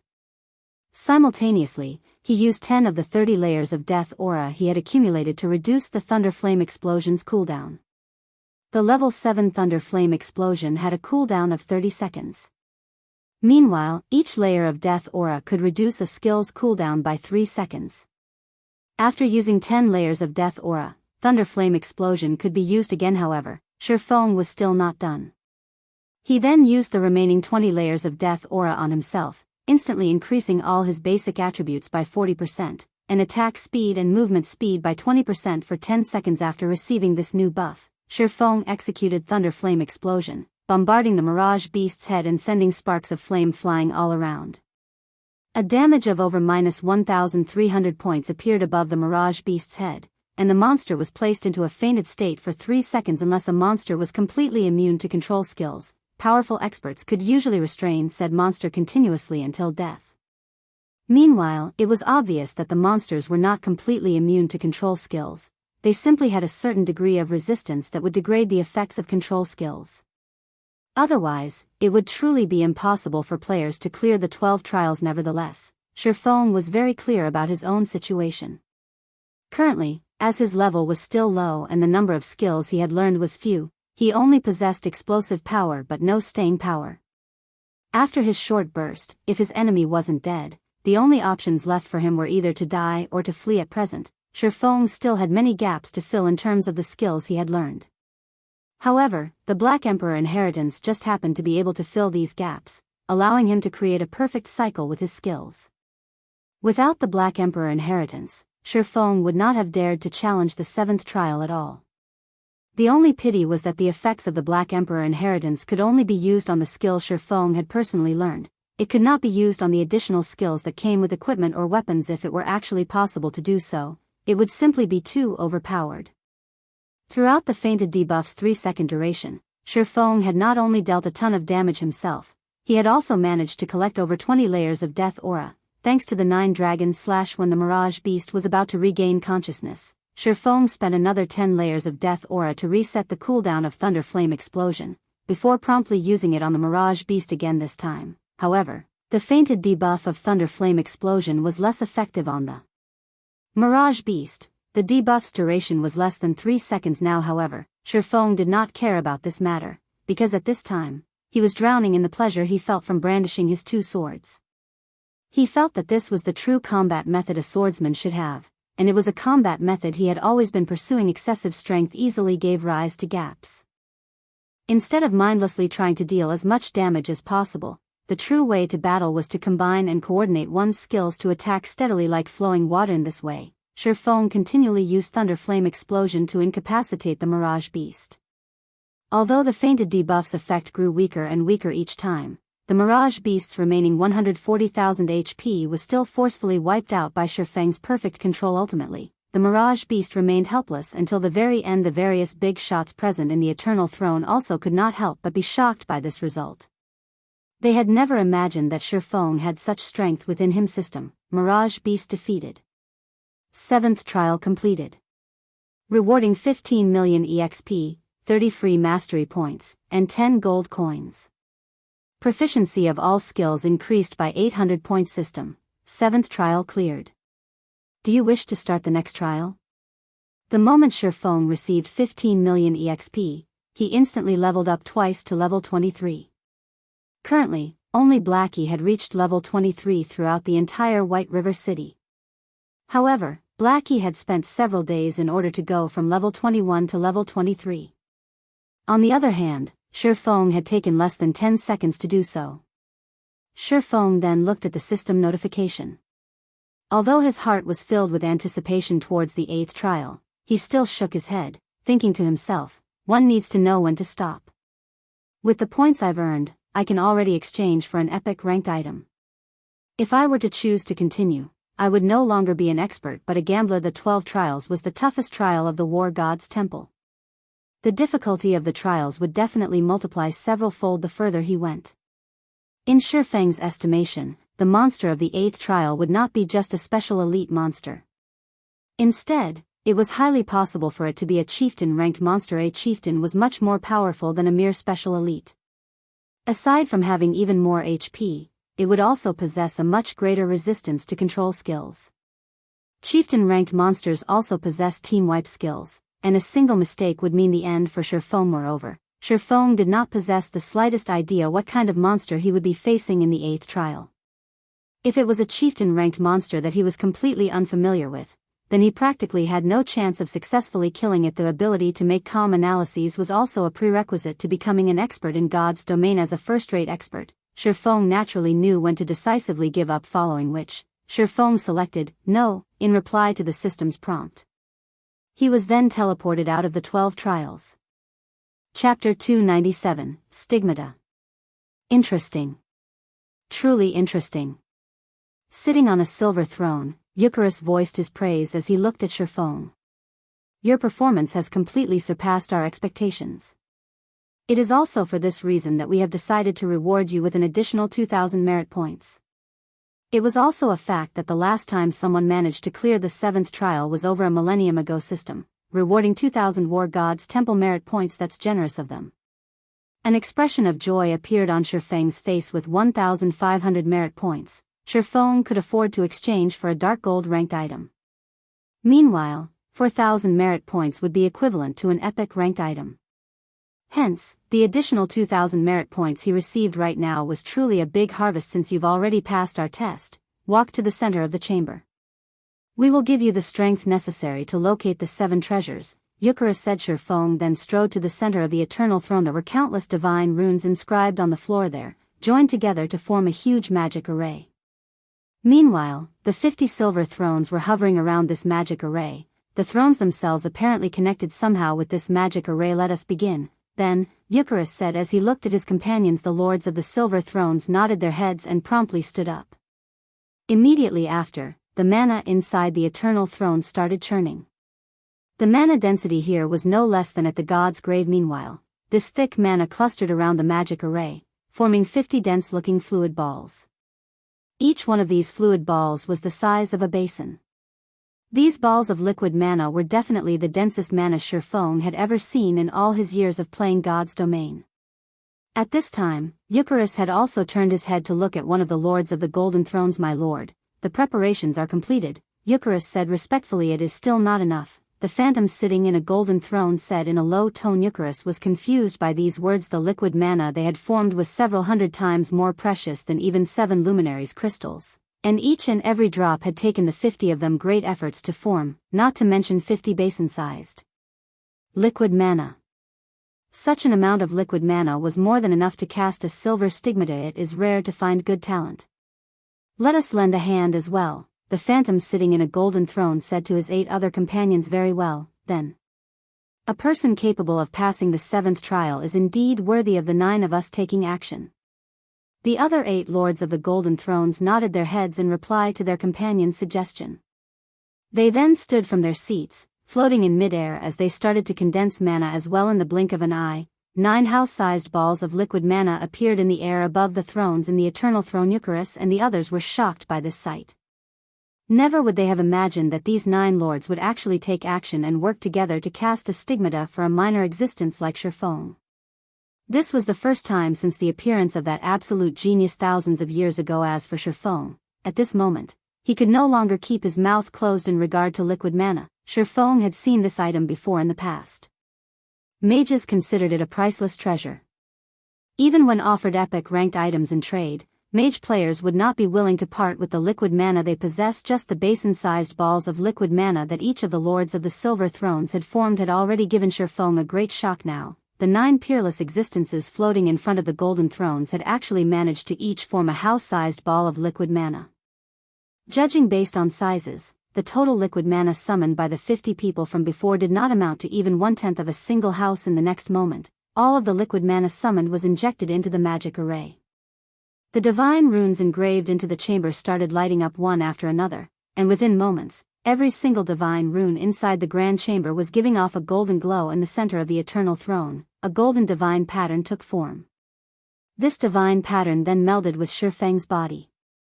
Feng immediately felt his body being filled up with an infinite amount of power, his mind clear as day, as if he knew everything there was to know in the world. However, this feeling only lasted for a few short seconds before it completely dissipated. Meanwhile, Feng's pupils, which were originally pitch black in color, had also turned golden for a brief moment.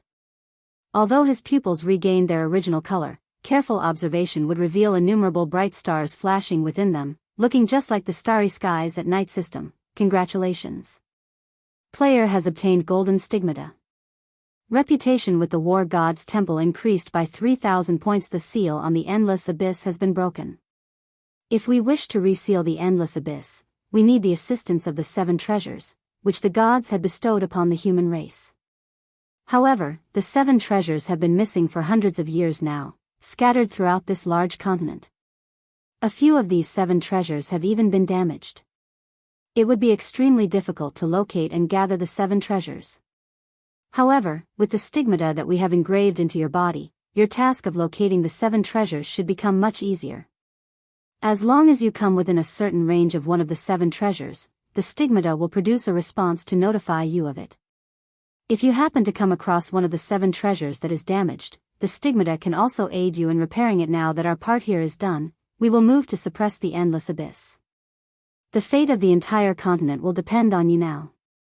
I pray that you will be able to gather the 7 treasures as soon as possible. System, Legendary Ranked Main Storyline Quest, 7 Treasures, Accepted Quest Details. The 7 treasures have been scattered throughout the continent. Player is required to gather the 7 treasures within 2 years. Otherwise, the endless abyss will break through the war god's temple suppression and plunge all inhabitants of God's domain into misery and suffering, turning the continent into the playground of darkness. If player is unable to complete this quest, player's level will drop by 30, all attributes will be permanently reduced by 70%, and all EXP gained will be reduced by 90%. The system really is ruthless. If I can't complete this quest, this account would definitely have to be scrapped. Fortunately, I have 2 years to complete it. Feng inwardly clicked his tongue when he read the system notification. However, just what is this stigmata thing? Feng wondered, as there was nothing new on his body or in his bag. He then opened his status bar to take a look. As expected, there was an additional column labeled Stigmata. Their golden stigmata automatically perceives the presence of the 7 treasures within a radius of 5,000 yards. Detect can be used once a day to search for the specific location of the 7 treasures within a radius of 50,000 yards. In addition, player will receive Stigmata's power, providing player with ignore levels plus 20 and all resistances plus 40. For every increase in 5 levels, all attributes of player will increase by 5 points, in addition to receiving 10 free attribute points and 10 free mastery points. Player will also receive the skill Omniscient Eyes. Omniscient Eyes, a pair of eyes that can see through everything and find out all information. Nothing is capable of hiding from the Omniscient Eyes. The Omniscient Eyes have a perception range of 100 yards. Duration, 1 minute. Cooldown, 10 minutes. Such amazing effects. Feng's excitement after looking at the effects of the golden stigmata was indescribable. For starters, the additional 40 points in all resistances meant that he could ignore most of the environmental factors of many terrains. He would also receive reduced damage from spells. When battling against magic-type monsters, he could easily take on the role of an MT. However, the most amazing part about the golden stigmata would still have to be the increase in attributes. The golden stigmata was unlike the abyssal blade, whereby Feng would receive 2 additional free attribute points every time he leveled up. However, the golden stigmata would provide Feng with an average of 7 basic attribute points per level, 2 points of which were even free attribute points. This was definitely a huge increase. Moreover, the golden stigmata also provided Feng with a powerful identification skill. This skill would be of significant help when used against dungeon bosses or during field battles. It seems the heavenly dragon's breath is already waving its hands at me. Feng revealed a faint smile. Originally, the heavenly dragon's breath's requirement of 120 points in intelligence had given Feng a major headache. Now, however, with the bonuses provided by the golden stigmata and his magic weapon, as long as he received his promotion to a Tier 1 swordsman, he could definitely equip the heavenly dragon's breath. Before he reached level 30, he would actually get to equip a fragmented legendary item before reaching level 30. If it were in the past, Feng would not even have dared to dream about it, following which, Feng called out the exchange interface of the War God's Temple and began to carefully look through the treasures there. Chapter 298, Deep Pockets. Previously, Feng had focused his attention purely on clearing the trials. Even when he upgraded the Abyssal Blade to level 20, he had only picked out a random level 20 Dark Gold weapon. The War God's Temple was one of the strongest powers in God's domain. This was a fact that remained true from ancient times up to the present. Feng had been able to fully experience this truth simply by seeing the various big shots in the Eternal Throne take action. Hence, one could just imagine how wealthy the War God's Temple's treasury would be. As for this War God's Temple exchange system, players would automatically activate it after obtaining the first clear on a 100-man team dungeon. However, one would already require large amounts of War God's Temple reputation even to exchange for a fine gold item. In God's domain, reputation with the War God's Temple was infamous for being extremely hard to obtain, not to mention meeting the required reputation for exchanging an epic item. If not for his quest, Feng would not have the chance to exchange for an epic ranked item. He would not even have the chance to lay eyes on them. He would not get the chance to see the never-before-seen divine artifacts either. I wonder what sort of divine artifacts are in the treasury of the War God's Temple.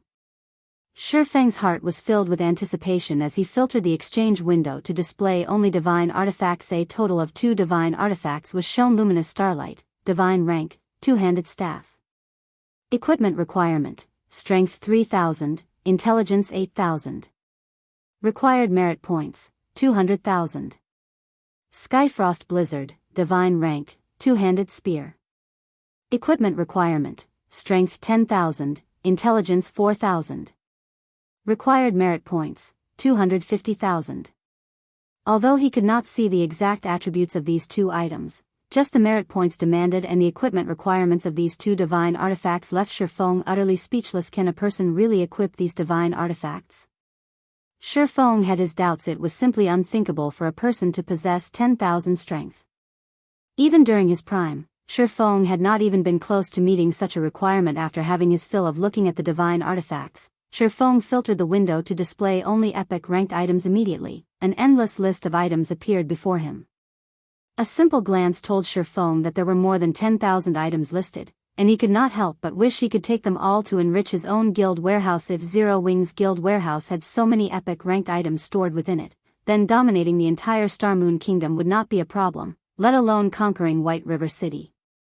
However, this was only a passing thought. Feng currently had 6,800 merit points, and he could exchange for only a single epic ranked item at most. However, it was also not a simple task to choose a suitable item for himself out of these tens of thousands of items. For starters, let's forget about weapons. Armor should be a good place to start from, Feng thought.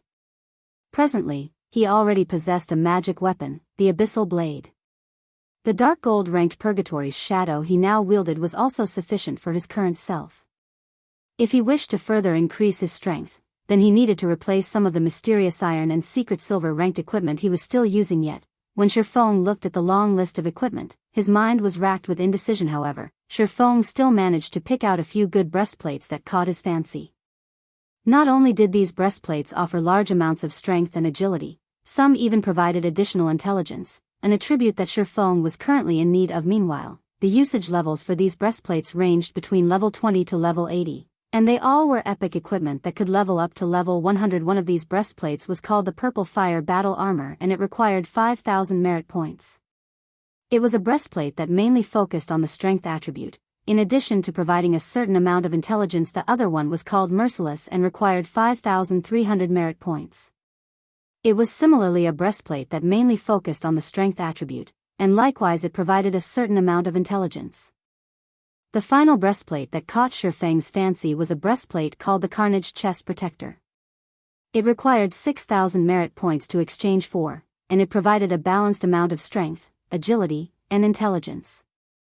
The design of the breastplate was also very good, and it was also Feng's favorite out of the three breastplates. However, if he were to exchange for the Carnage Chest Protector, he would not be able to do much with his remaining merit points. Let's take a look at some other items for now. After some contemplation, Feng filtered the exchange window to display ornaments that had a minimum equipment requirement of level 20.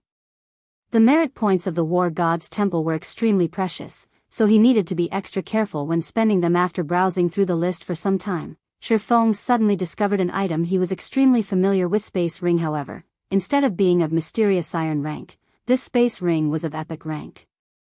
It was capable of storing up to 2,000 slots of items and cost 4,500 merit points. However, it would simply be a luxury to spend 4,500 merit points on this item, and Feng was definitely not willing to waste his precious merit points to purchase it. Isn't this the ring mentioned in the legends? Why is it categorized under epic ranked items? Feng noticed another ring he was familiar with, 7 Luminaries Ring. Feng had done his fair share of research on the history of God's domain during his past life. The 7 Luminaries Ring was a ring crafted by one of the ancient gods, the Twilight Goddess. 7 formidable powers were sealed inside this ring, and each one of these 7 powers could match the power of a god. Meanwhile, the 7 Luminaries Ring allowed the simultaneous use of these 7 powers. Even a mere mortal would have the power to destroy heaven and earth when equipped with this ring. Rumor had it that the legendary god Slayer possessed this 7 Luminaries Ring, and it was precisely because of this ring that he had the power to kill gods. Is it a replica? Feng did not believe that the War God's Temple possessed the real 7 Luminaries Ring. The reason being, an epic ranked item would not be powerful enough to decimate heaven and earth. Even a divine artifact did not have that strength. According to Feng's understanding, the 7 Luminaries Ring was a true godly relic. However, even a replica was an extremely rare find. To put it bluntly, replicas were weaker copies of the real deal. Although the replica 7 Luminaries Ring would not possess the power to decimate heaven and earth, at the very least, it could still be used to beat some tigers and kill some wolves. It should still have the original features, albeit greatly watered-down versions of them. Feng then looked at the merit points required, discovering that the ring actually cost 8,000 merit points. It was worth almost half of a fragmented legendary item. Are you kidding me? Is this the brand effect? Feng couldn't help but inwardly curse the war god's temple. It was simply a replica. The other epic ranked rings only cost 6,000 points, at most, so on what basis would a replica be worth 8,000 points? 8,000 merit points. It seems I won't be able to exchange for it, Feng sighed. Although he coveted the 7 luminaries ring greatly, he had only 6,800 merit points, following which, after taking his time looking through the myriad items, he still did not find anything that he fancied. Ultimately, he ended up choosing the Carnage chest protector. As for the 7 luminaries ring, he could only slowly accumulate merit points and exchange for it in the future system. 6,000 merit points are required to exchange for the Carnage chest protector. Current merit points in possession, 6,800. Do you wish to exchange? Feng immediately clicked yes. System: player's reputation with the War God's Temple has reached 3,000 points. Player is allowed to pay 20% of the required merit points using gold coins. Do you wish to pay using gold coins? It can't be, right? I can also pay using gold coins? Feng grew ecstatic. He had hope of obtaining the 7 luminaries ring. Now currently, he needed to pay 1,800 gold coins for 1,200 merit points. This meant that each merit point was equivalent to 1 gold 50 silvers.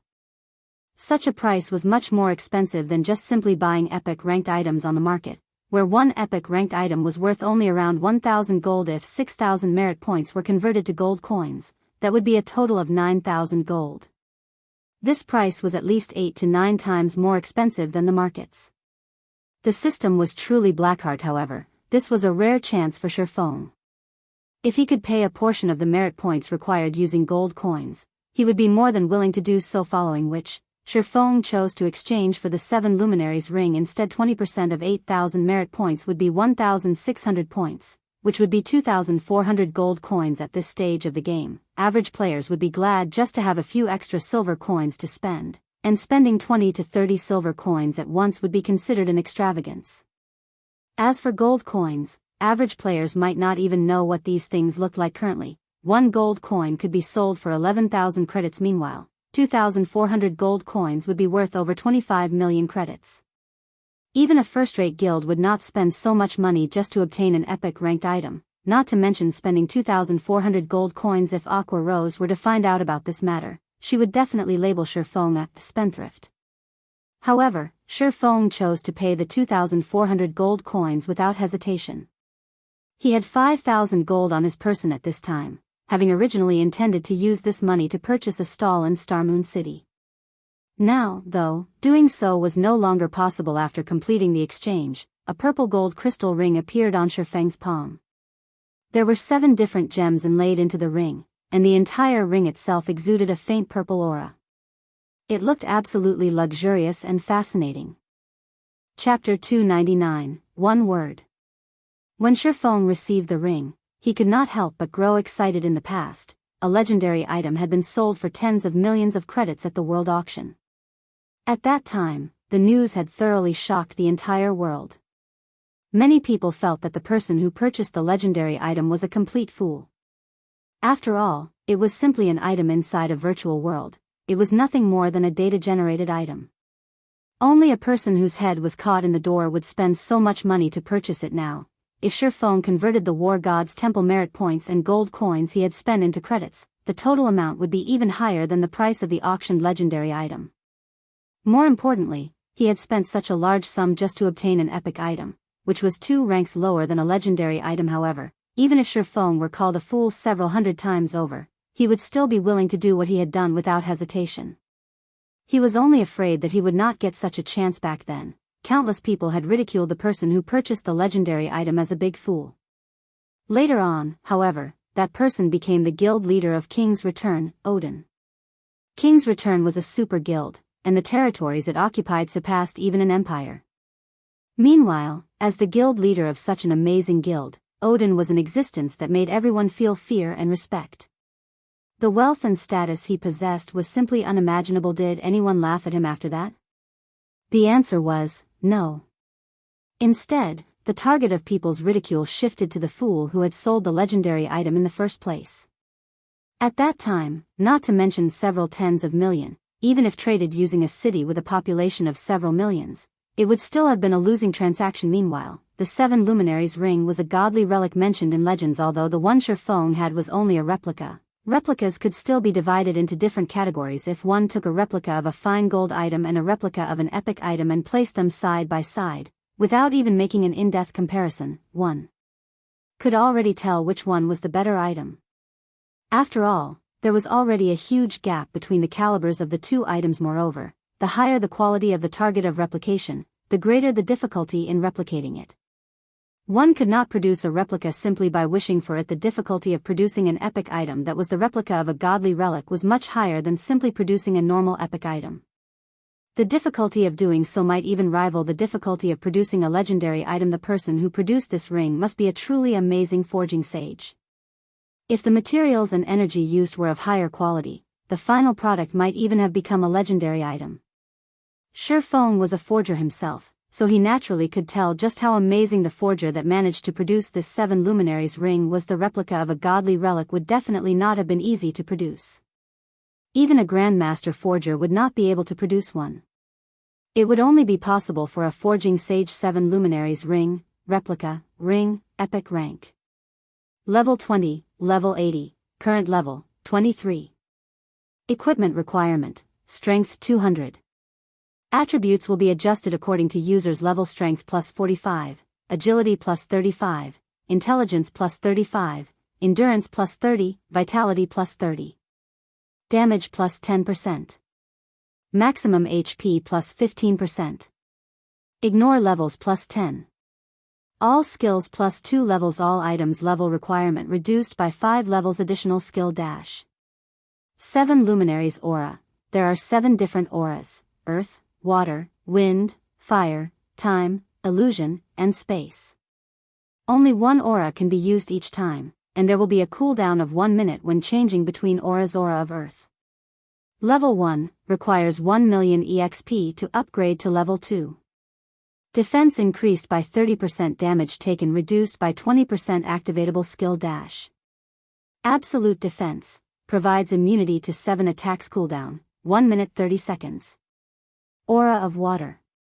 Level 1 requires 1 million EXP to upgrade to level 2. Received healing increased by 30%. Cast consumption reduced by 20%. Activatable skill dash. Life bloom. Heal selected target for 10% HP every second for 30 seconds. Cooldown 1 minute 30 seconds. Aura of wind. Level 1 requires 1 million EXP to upgrade to level 2. Movement speed increased by 20%. Attack speed increased by 20%. Agility increased by 15%. Activatable skill dash. Wind Rider. Enables temporary flight and movement speed increase of 100% for 15 seconds. Cooldown 2 minutes. Aura of fire. Level 1 requires 1 million EXP to upgrade to level 2. Damage increased by 30%. Target's defense reduced by 20%. Activatable skill dash. Firestorm. Inflicts 500% damage within a range of 10 by 10 yards for 5 seconds. Cooldown 5 minutes. Aura of time. Level 1 requires 2 million EXP to upgrade to level 2. Cooldown of all skills reduced by 20%. Enemies within a 100-yard radius will have their movement speed and attack speed reduced by 20%, and cooldown of skills increased by 20%. Activatable skill dash.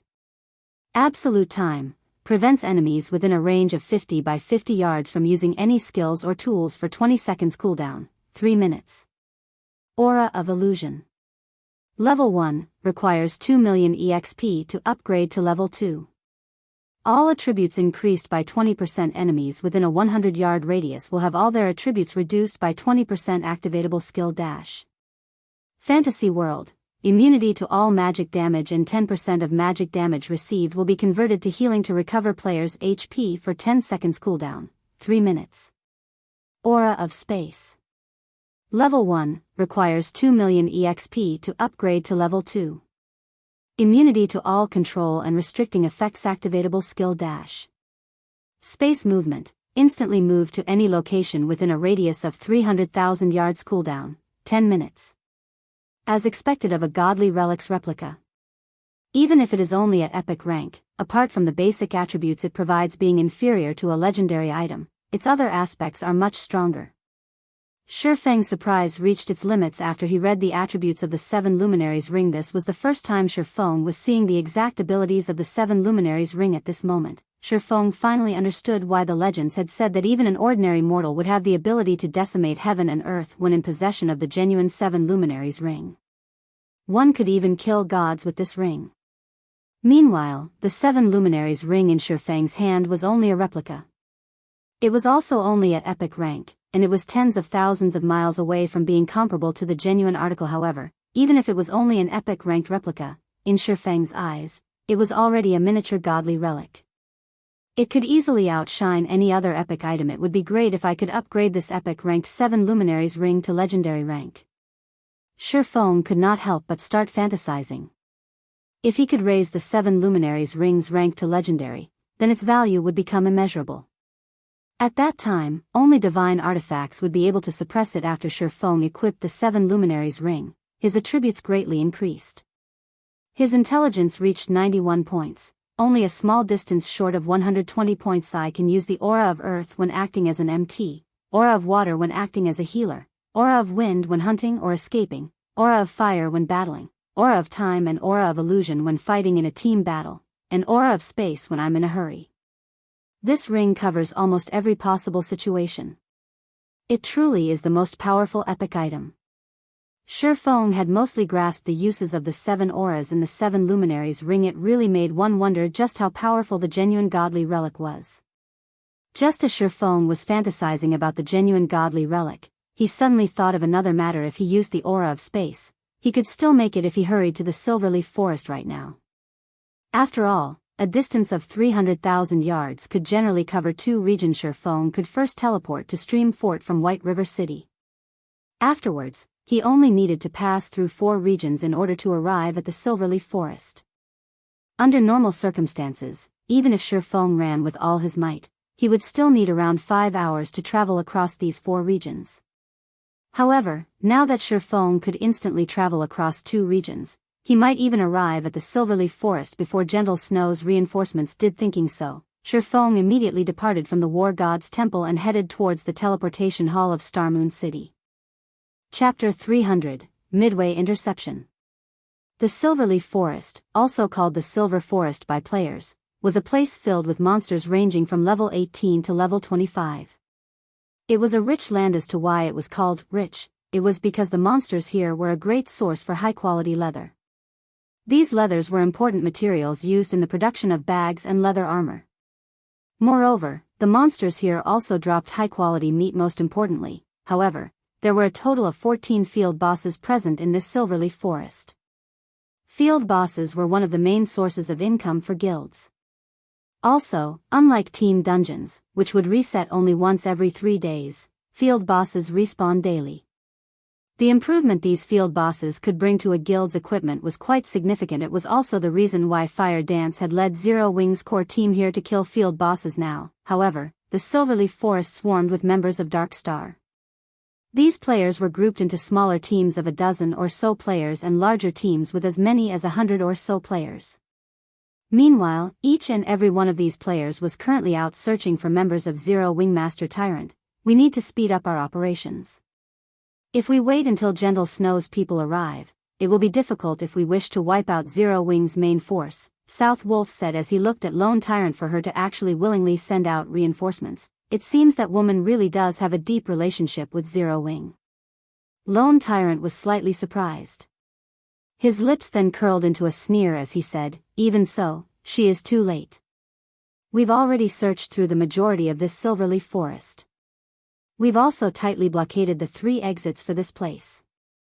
In addition, we've also placed a guild war order to seal off the entire Silverleaf Forest, so the bastards won't be able to simply return to the city using a return scroll.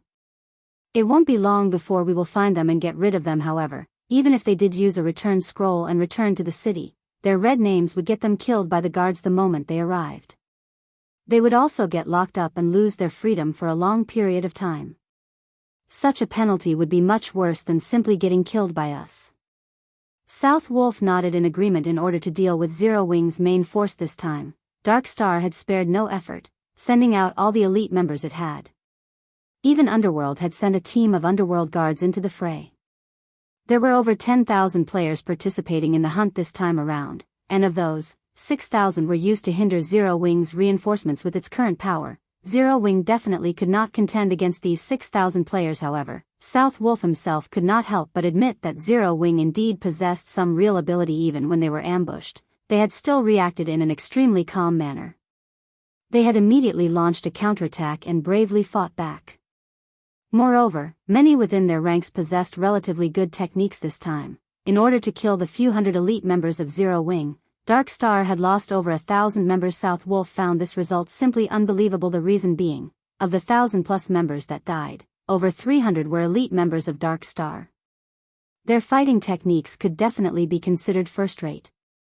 The most unbelievable part was that even a few members of the Underworld Guards had been killed by Zero Wing. However, that was it.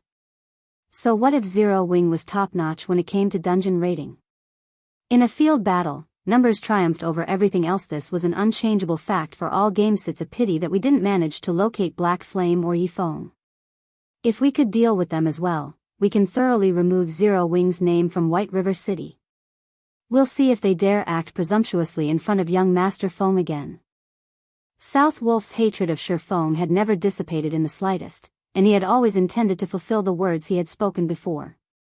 However, now that they were about to get rid of Zero Wing's main force, the anger in his heart had lessened slightly. Relax, those two will soon be finished as well. In White River City, nobody can protect them. Even the elites led by Gentle Snow won't be able to do so, Lone Tyrant said proudly. How so? Asked South Wolf, somewhat surprised. If Zero Wing can make allies, why can't Dark Star do so as well? Lone Tyrant softly chuckled. Allies? This was the first time South Wolf was hearing about this. Of course you wouldn't know about this matter. This is a heavily guarded secret of Dark Star. I made this alliance precisely to forestall Gentle Snow's intervention, and also to prevent them from joining together with Zero Wing to deal with us, Lone Tyrant said pridefully, as if he had full control over everything. If Gentle Snow wishes to bring reinforcements over, she'll have to first see if she can arrive at the Silverleaf Forest's entrance. Regarding the matter of exterminating Zero Wing, this time, you can rest assured. You just need to remind Vice Leader Feng of the agreement we made. Guild Leader Tyrant can rest assured on this matter. As long as you complete the task this time, we will definitely deliver the 100 million credits and weekly funding of 150 gold that we promised. South Wolf laughed. Fine, as long as you guys don't forget your promise. Lone Tyrant nodded in satisfaction. In truth, he did not place much importance on Zero Wing.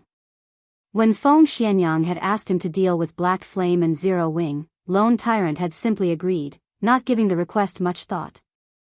After all, Lone Tyrant had never acknowledged Zero Wing as Dark Star's opponent. His true enemy was only one person, Gentle Snow. However, the capital injection offered by Feng Xianyang this time around was quite attractive, so Lone Tyrant naturally yielded to his request. With this capital injection, he would be able to contend against Gentle Snow for White River City on an equal footing. As an added bonus, he could also gain plenty of good equipment from Zero Wing Guild Leader. We found them, an assassin suddenly said in the team chat. Good, we'll head over there immediately. Lone Tyrant softly chuckled. He then gave a command through the guild channel, saying, everyone, hurry over to that location.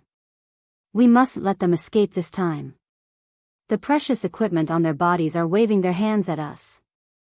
Immediately, all the members of Dark Star that had come to the Silverleaf Forest cheered loudly. They had long since been drooling over Zero Wing's precious equipment. What secret silver equipment? Many members of Zero Wing's main force possessed fine gold equipment, and some even dark gold equipment. Meanwhile, at one of the dense thickets of the Silverleaf Forest, space suddenly ruptured. One man walked out from this rupture in space, and this person was none other than Feng, who had arrived using space movement. Space movement sure is convenient. Too bad it has a slightly long cooldown. Feng was liking the 7 luminaries ring more and more now. Feng had taken less than an hour to get here from Starmoon City, even arriving ahead of Gentle Snow just as Feng was about to contact Fire Dance. a call came from Gentle Snow. We got ambushed by 500 or so elite players, so it may be a little later before we can reach the Silverleaf Forest. Gentle Snow apologized. Ambushed? Feng was surprised. To actually muster so much manpower, that lone tyrant sure came prepared. We weren't ambushed by players from Dark Star. Gentle Snow shook her head. No? Is it Underworld, then? Feng couldn't help but feel amazed by Underworld strength. It definitely should not be easy to field so many players for this hunt. Yet, they were actually able to deploy another 500 plus elites to hinder Gentle Snow. The organization known as Underworld really possessed a powerful framework. No. They're elites from world dominators. My guess is that Dark Star has already joined hands with world dominators. Gentle Snow then suggested, it won't be possible for my side to break through anytime soon. If your reinforcements really can't break through, you all should just give up. If we wait until world dominators' troops head over there and carry out a pincer attack against you, then Zero Wing will truly be finished. I know.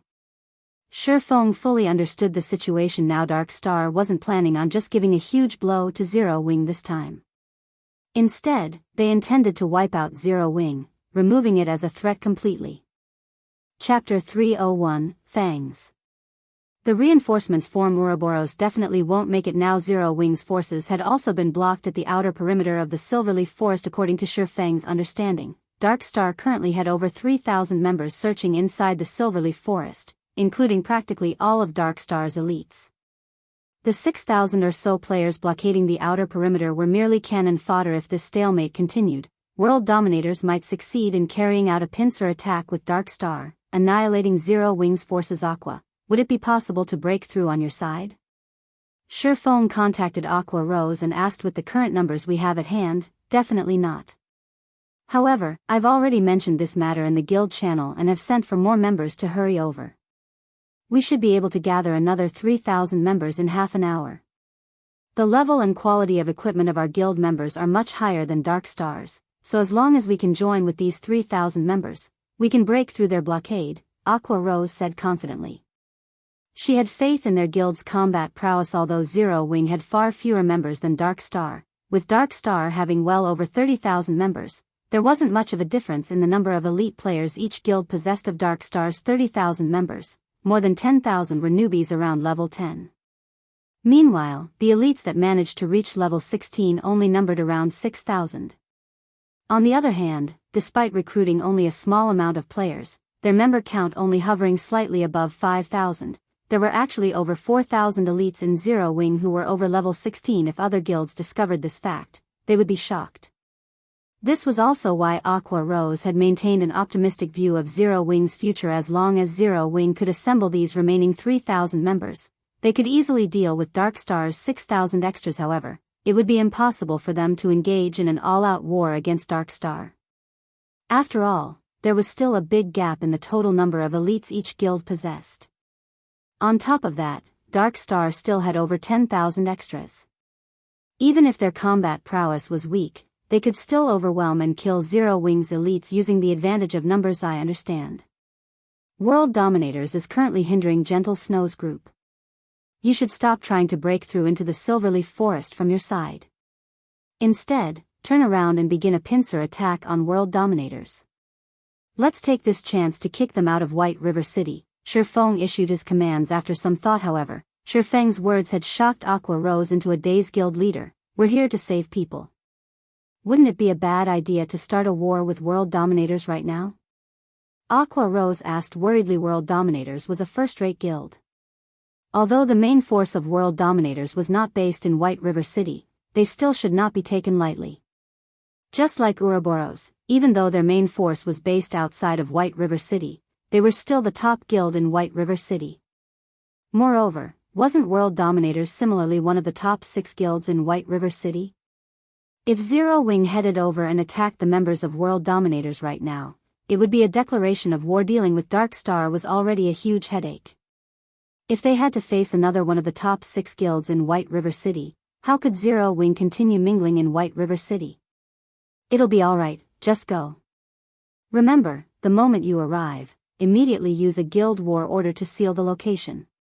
Don't allow anyone from World Dominators to use a return scroll to leave that area, and make sure you kill every single one of those bastards. Teach them that there is a price to pay if they wish to take advantage of Zero Wing. Feng growled murderously. Although Feng advocated a low profile and secretive development, that did not mean that he would receive enemies with a smile, even when said enemy banged on their front door, whether it was Dark Star or World Dominators. If they really thought Zero Wing was a sickly animal that they could easily bully, they should get ready to pay a heavy price. But what do we do about Fire Dance? And the others? There are still more than 50 players with them, and they are all the cream of the crop of our guild. Now that they are all red names, if they die, our guild will suffer tremendous losses.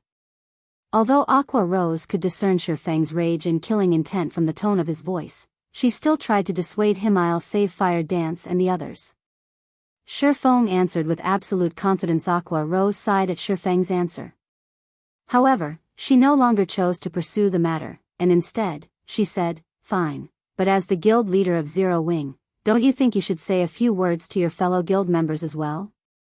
You haven't expressed your intentions since Dark Star declared war against us." Although nobody in the guild has said anything about it, considering the weight of this incident and the declaration of war against World Dominators, how can you stay silent? After the war with Dark Star began, both murderous intentions and excitement swept through everyone in Zero Wing. Many in the guild had expressed their eagerness for vengeance, speaking in the guild channel about how they were going to teach the bastards from Dark Star a lesson and show Dark Star know how amazing Zero Wing was. However, as the intensity of the battle between both guilds grew, and the number of deaths increased, the atmosphere in Zero Wing became heavy. Even though they had fought for so long, they still hadn't managed to break past Dark Star's blockade around the Silverleaf Forest. The number of dead Zero Wing elites inside the Silverleaf Forest also grew as time passed. Hence, it was inevitable that Zero Wing's momentum would falter at this point. Most of the Zero Wing members had already lost their motivation to continue fighting, not to mention carrying out a pincer attack on World Dominator. Feng, of course, was aware of Aqua Rose's concerns. However, compared to just speaking through the guild channel, Feng had taken more decisive action and directly uploaded a post to the official forums. Dark Star, today you've dared to send tens of thousands of players to hunt the hundreds of players of Zero Wing. My Zero Wing guild will return this slight 100-fold. Even if we're down to our very last breath, we will massacre your 30,000 members as payback. The name of Black Flame, the chief forger of Star Moon Kingdom, had long since spread throughout the Star Moon Kingdom. Moreover, Zero Wing was also the first guild to own a guild residence. The moment this post uploaded, it immediately garnered the attention of the residents of Star Moon Kingdom. Crap. Are they starting an all-out war? I show my support for Zero Wing. Zero Wing is as amazing as expected. Even though there are only several hundred, Dark Star actually had to send tens of thousands of players to hunt them. Does anybody know the final result? I heard that Zero Wing had lost over 300 members to Dark Star already, and there are still a few dozen being hunted down. On the other hand, Dark Star has already lost over 1,000 members. Right now, every player in White River City is discussing this matter. Amazing. With just several hundred players on their side, even when faced with more than 10,000 players, they can still kill over 1,000 players. Dozens are still alive, too. I also want to join Zero Wing and become an expert. I despise Dark Star. If they can, they should duel Zero Wing fairly. What's so great about using numbers to bully someone? I am one of the members of Zero Wing that had been surrounded and killed. You guys should have seen how amazing our guild Sister Dance and Brother Black fought. Sister Dance weaved across thousands of players, killing over 100 Dark Star members in a row. Brother Black's spells instantly vaporized hundreds of Dark Star members the moment it landed. I have a video recording of the battle, so come to Zero Wing's forums section if you want to have a look at it. After Feng uploaded his post, the entire forum exploded in a storm of comments. The players that had only recently started playing God's Domain also started paying attention to Zero Wing as a result of this commotion, especially after seeing the battlefield containing thousands of players. In comparison, the battle scenes they usually saw in movies were boring. The scene where countless stars crashed onto the battlefield, destroying the land and instantly turning hundreds of players into ash, especially stunned them. They couldn't help their boiling blood after watching this scene. After watching this video, many players started considering joining Zero Wing. Chapter 302, Strong Capital. Feng had used the name of Black Flame when he uploaded his post. Hence, just a few minutes after the post went live, it had already received a massive amount of visitors. The number of replies easily passed 10,000. Shortly after, the post had been automatically pinned at the top of the forums by the game officials, and there was also an additional bright red war tag on the post. This single word was eye-catching. Meanwhile, due to Feng's post, the originally crestfallen guild members' fighting spirits immediately reignited, and they hungered for Dark Star's death. Moreover, the video of Dark Star's ambush of Zero Wing had also shocked its viewers. The video allowed everyone to understand that even players could become so powerful. When the stars of light descended, the scene seemed as if the world was coming to an end, and within an instant, hundreds of players had been vaporized. Even players outside of the spell's damage range were not spared, as the wind generated by the spell's impact sent them flying. Seeing the power of this skill, everyone finally understood why Blackie had such a high level while everyone else struggled to kill a single monster. Blackie could simply lure several hundred monsters and kill all of them with a single move. How could anybody hope to compare to such a leveling speed? After watching this video, countless players started dreaming of the day that they, too, could possess such power. Such a skill was far more useful than any piece of quality equipment. Dark Star, just you wait. I will kill everyone who tries to block our way. That's right. Brother Black and Sister Dance are waiting for us right now. How can we be so shameful? Aren't they just 6,000 monkeys? Even if I have to die 10 times over, I will extinguish Dark Star. The members of Zero Wing all released spirited battle cries as they glared at the members of Dark Star blocking their path. As long as Aqua Rose gave the command, they would charge and take action. However, just as they turned their gazes to Aqua Rose, Zero Wing's vice leader, Feng's voice suddenly dominated the guild channel. I am sure everyone is clear about what has happened today. Dark Star has declared all-out war against us, and they wish to wipe our names from White River City. Although we, Zero Wing, have just started our journey and the member count of our guild cannot compare to the other guilds in White River City, Dark Star has actually started a war with us, thinking that we are easy to bully. What do you all think we should do about this? Kill them all. That's right. Why should we fear fighting back? Now, let's show those bastards that, if they wish to swallow us whole, they should prepare to lose a few teeth. Since everyone is going to try their best, as the guild leader, I cannot be stingy. Before the battle, I sent for someone to retrieve some battle tools stored inside the guild warehouse. Everyone should now look for Vice Leader Aqua Rose for your share. Also, for those who participate in today's battle, you will gain 10 guild points for each enemy you kill. Those who manage to accumulate 10 kills will be rewarded 1 piece of secret silver equipment, while those who kill 50 will get a piece of fine gold equipment. If you manage to kill 100, you will even receive a private room in the guild residence. Even if you die in battle, you will still receive 10 guild points as compensation. The moment Feng finished his monologue, everyone's hearts beat fervently, and their eyes glowed with excitement. Zero Wing's administration was very thorough, and one could only use guild points to exchange for items from the guild warehouse. However, it was extremely difficult for members to earn guild points. If converted to coins, each guild point was worth around 30 copper. Meanwhile, trading them for a level 10 bronze equipment required 30 guild points, which would be 9 silver coins. Currently, level 10 bronze equipment only sold for around 7 to 8 silver coins on the market. To put it simply, it was not a worthwhile exchange. It was also for this reason that another batch of players had withdrawn from the guild. In fact, this was something Feng and Aqua Rose had already taken into consideration. If the guild sold equipment cheaper than market price, then many members would try to take advantage of this fact to trade for guild equipment to resell elsewhere. They could then use the money to buy guild points again.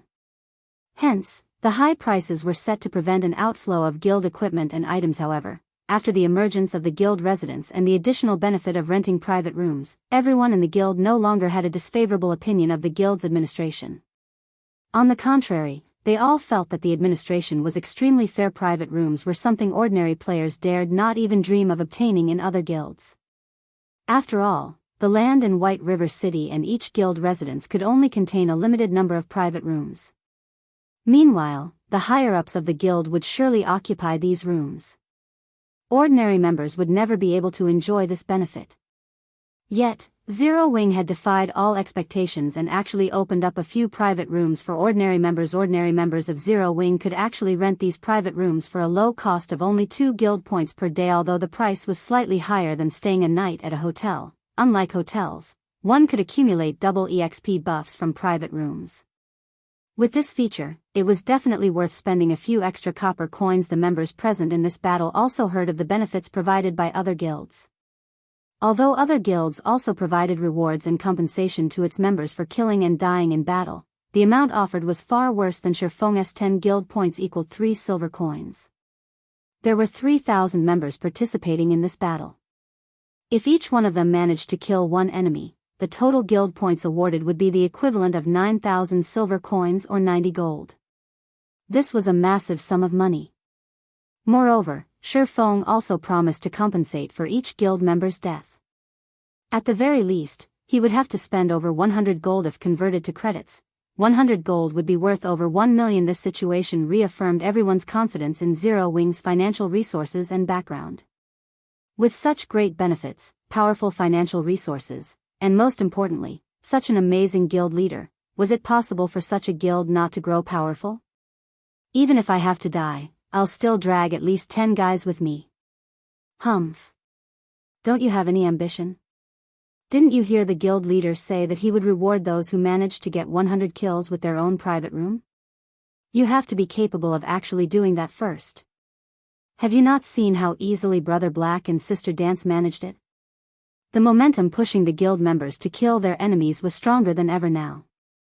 Although the guild would only rent out, not sell, any of the private rooms, one could imagine how much a private room would cost.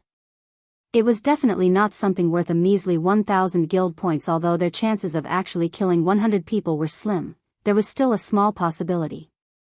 Naturally, they would fight for that glimmer of hope. Everyone, come to me to receive the frost grenades. Each person will only get 2.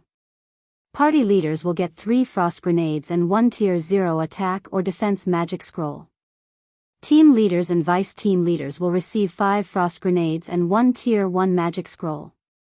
After Feng finished his speech, Aqua Rose started distributing the supportive tools to every guild member in order to display Zero Wing's might to everyone in Star Moon Kingdom. Feng bled his pockets dry this time.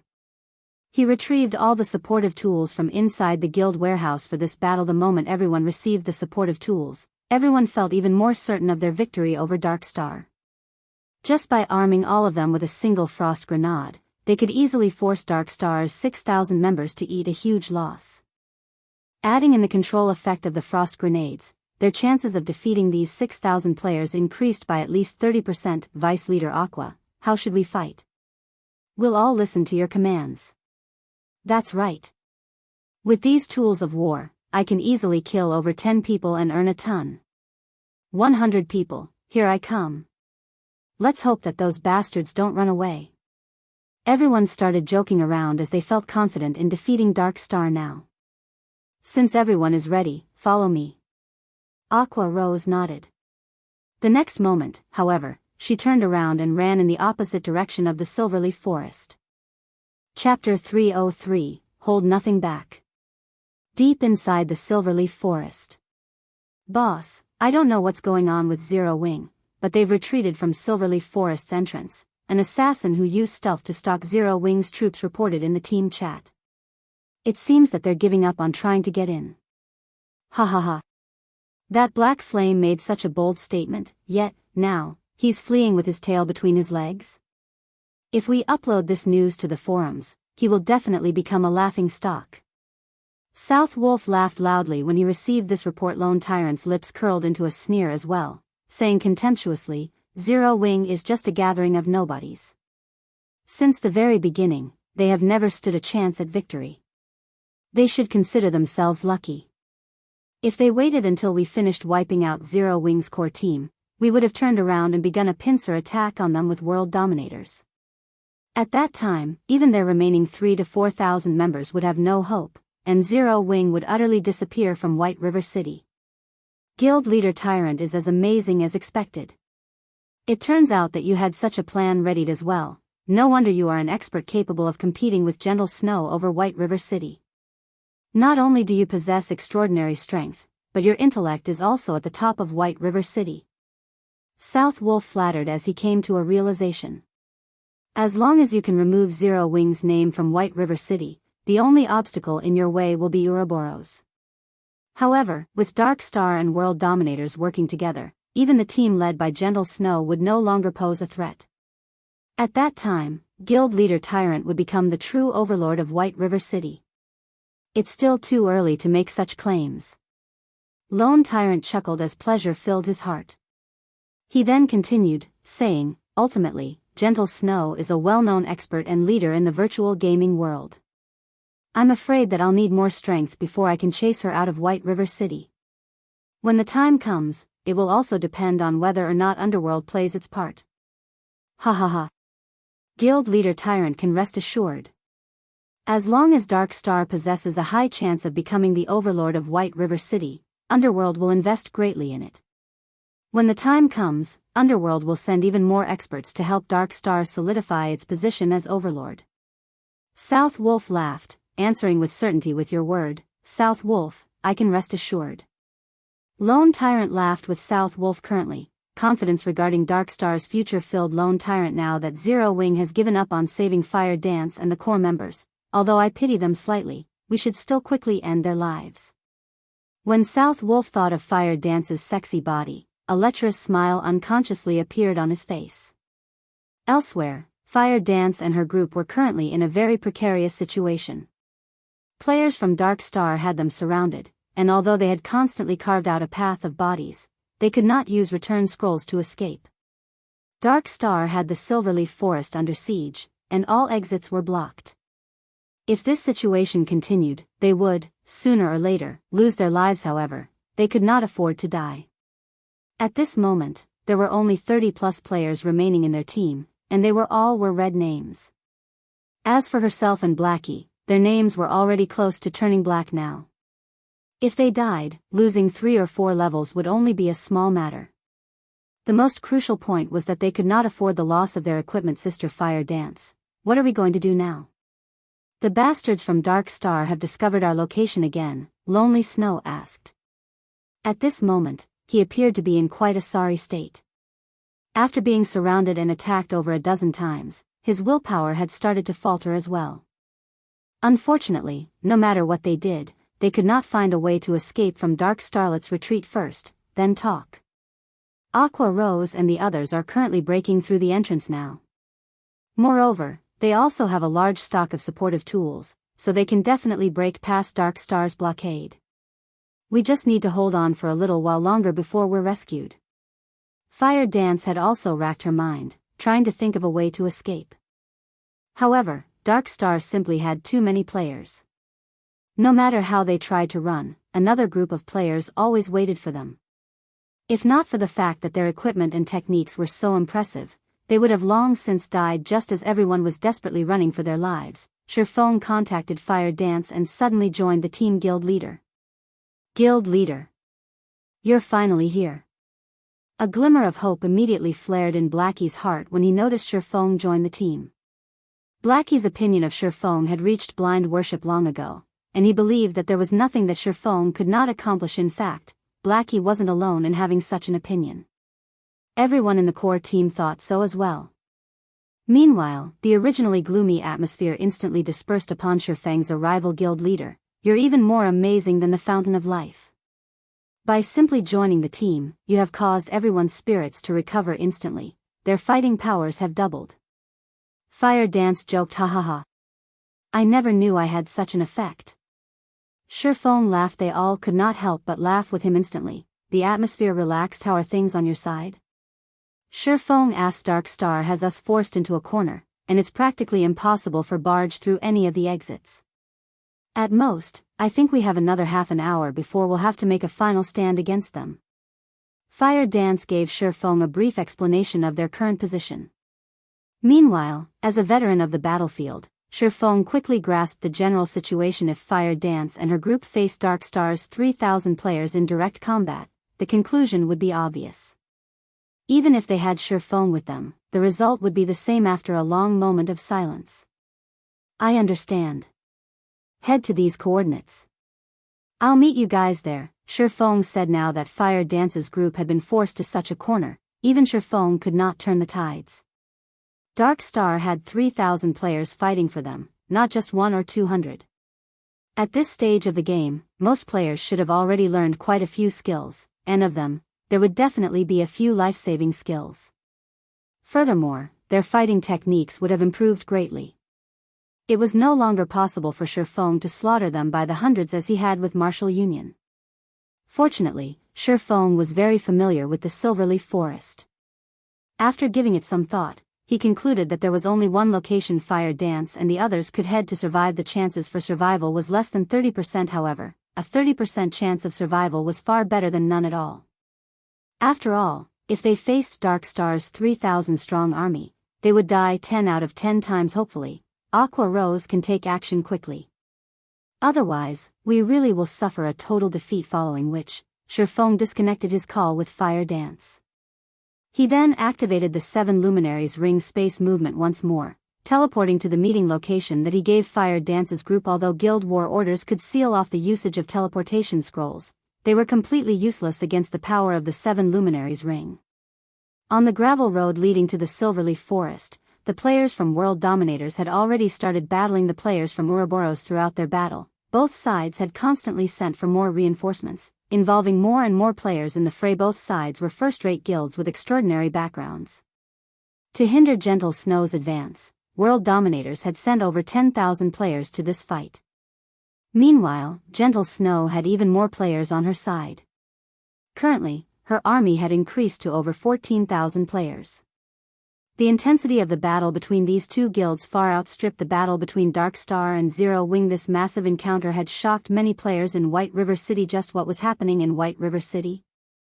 Why were 4 of the top 6 guilds in White River City battling it out against each other?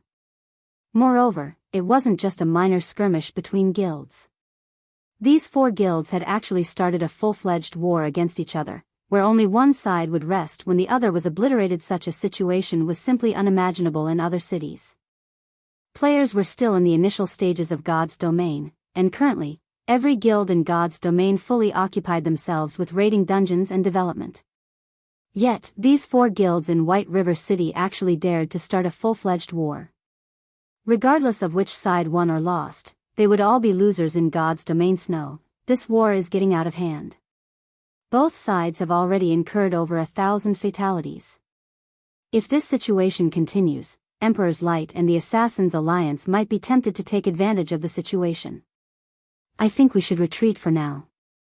After fighting for so long, we have fulfilled our duty to Zero Wing, Zhao Yueru urged as she looked at Gentle Snow, who currently issued commands.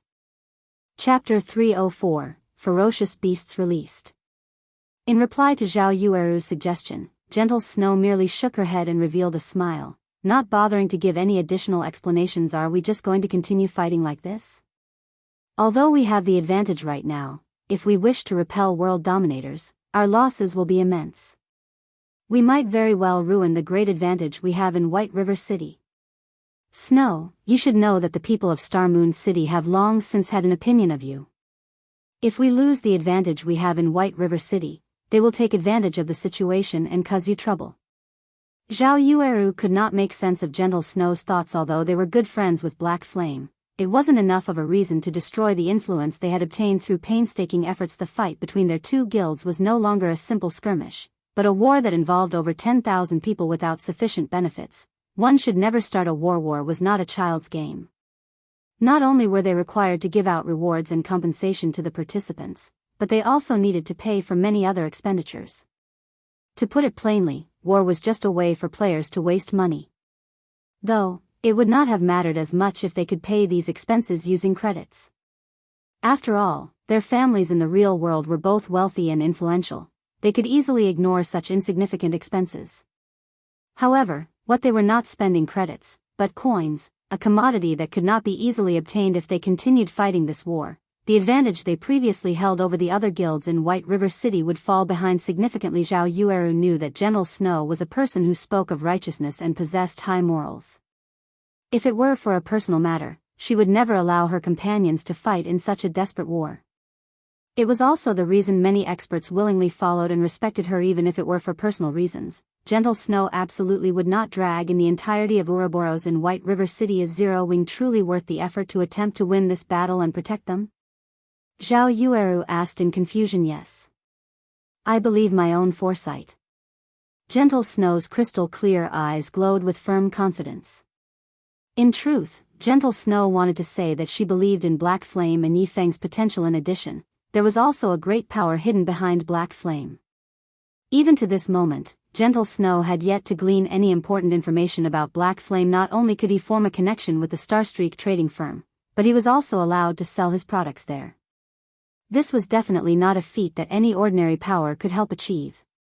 At the very least, to this day, Gentle Snow had yet to find any other guild successfully forming a relationship with the NPCs of a trading firm. Moreover, the experts in Zero Wing had practically appeared from thin air. If one claimed that no power supported Zero Wing from behind, then how was it even possible for a recently established guild like Zero Wing to draw in so many experts? Hence, Gentle Snow felt confident that she had made the right decision. However, if Gentle Snow discovered that Feng had simply recruited people in Jinhai City who had been experts in the past, just what would her expression be? As the desperate battle between Ouroboros and World Dominators continued, the vice leader of World Dominators, Blood Halberd, experienced a slight headache. Has that Gentle Snow gone insane? Isn't she just helping out some foreign guild? Is there a need to try so desperately? Blood Halberd appeared disappointed and confused as he looked at the casualty report he had received. As of this moment, they had lost over 1,500 players. Just the compensation they had to pay out had already reached astronomical amounts. The more Blood Halberd read the death toll written in the report, the darker his expression became. No matter how he considered things, World Dominators would undertake a huge loss this time. Guild leader Tyrant, World Dominators has incurred an immense loss due to your great plan. If you don't compensate us appropriately, don't blame me if the relationship between our guilds turns sour. Blood Halberd was furious now. He felt that Lone Tyrant had used him as cannon fodder. Vice Leader Blood, please calm your anger. This entire incident was purely an accident. I did not expect Gentle Snow to be a madman. Rest assured, I will definitely compensate you for your losses. Lone Tyrant agreed to Blood Halberd's demands without hesitation. Or to put it in another way, he did not dare hesitate. Although Dark Star was powerful in White River City, it was still weaker than Ouroboros. If a misunderstanding occurred with World Dominators, it would be a disaster if they joined hands with Ouroboros to deal with Dark Star. Hence, Lone Tyrant had no choice but to compensate them. After all, he was the one who had requested World Dominators to hinder Ouroboros. However, Lone Tyrant's heart ached when he thought about how he needed to compensate for over 1,500 deaths. Fine. Since Guild Leader Tyrant has made such a promise, I won't say anything more. While Blood Halberd and Lone Tyrant conversed, Aqua Rose and the members of Zero Wing finally arrived at the battlefield between Ouroboros and World Dominators. It's up to all of you now, Feng spoke in the guild channel. Guild Leader, leave it to us. At worst, we will just have to die once. No matter what, we are going to teach World Dominators that, if they wish to join hands with Dark Star to face us, they better not think of leaving unscathed. Right. Since they wish to start a war, we will show them that anybody who dares provoke Zero Wing will suffer the consequences. Energy filled the 3,000+ members of Zero Wing that had hurried to the battlefield. The moment Feng gave the order, they would instantly transform into ferocious beasts and tear apart their enemies. Good, listen to my command. Assassins, your job is to use stealth and sneak over to World Dominators. Healers, Shield Warriors, Guardian Knights, Berserkers, and Swordsmen, all of you are to charge into the heart of World Dominators and break their formation. Healers, follow the group closely and keep everyone in the unit alive. As for ranged attackers, block their path of retreat. We will not let a single one of them leave here alive. Aqua Rose will be in charge of commanding the ranged classes. Under Feng's commands, everyone from Zero Wing took organized action. Very quickly, more than 300 assassins snuck to World Dominator's rear lines. Meanwhile, as all of the players from World Dominators were occupied with their battle against Ouroboros, none of them managed to discover the forces of Zero Wing arriving behind them, let alone the assassins sneaking up on them. Assassins, confirm your targets. Have 2 people deal with each target and kill the healers with certainty. Do not give World Dominators a chance to react, Feng said in the guild channel. Guild leader, we're in position, the assassin party leader reported. Good. On the count of 5, take action together. After the assassins make their move, shield warriors and guardian knights, remember to activate your life-saving skills immediately as you start your charge. You all are to become a wall for everyone else and block of every bit of damage sent at you. As you move closer to World Dominators, everyone is to attack using the frost grenades that you receive to break their first line of defense. Afterward, shatter their formation. Does everyone understand? Feng said, following which, as Feng started his countdown, everyone began to grow nervous. It was especially true for the assassins tasked with launching the first attacks. Meanwhile, the healers of World Dominators stood comfortably in their positions as they carried out their duties. None of them had any sense of danger instilled in them at all. However, they could not be blamed for this. After all, they had an army of over 10,000 strong between the perceived enemy and themselves. No enemy should be able to touch them unless they broke through the defensive lines. Also, even if 1 or 2 players managed to sneak past the front lines, what could they possibly do to several hundred healers? The moment they revealed themselves, they would die instantly. Good. On my command.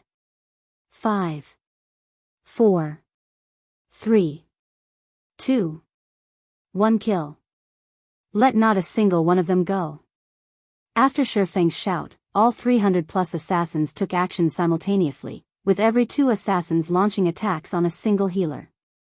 When ambushed by an assassin, any ordinary healer would lose more than half of their HP, let alone an ambush by 2 elite assassins. Momentarily, many of World Dominator's healers felt a sting at the back of their heads.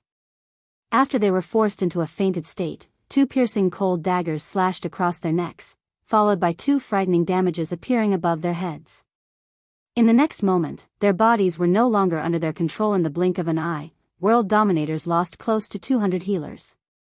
Immediately, Zero Wing's melee players began their charge. A moment later, Aqua Rose used a guild war order to lock down the entire region, preventing any from using a return scroll to leave the battlefield.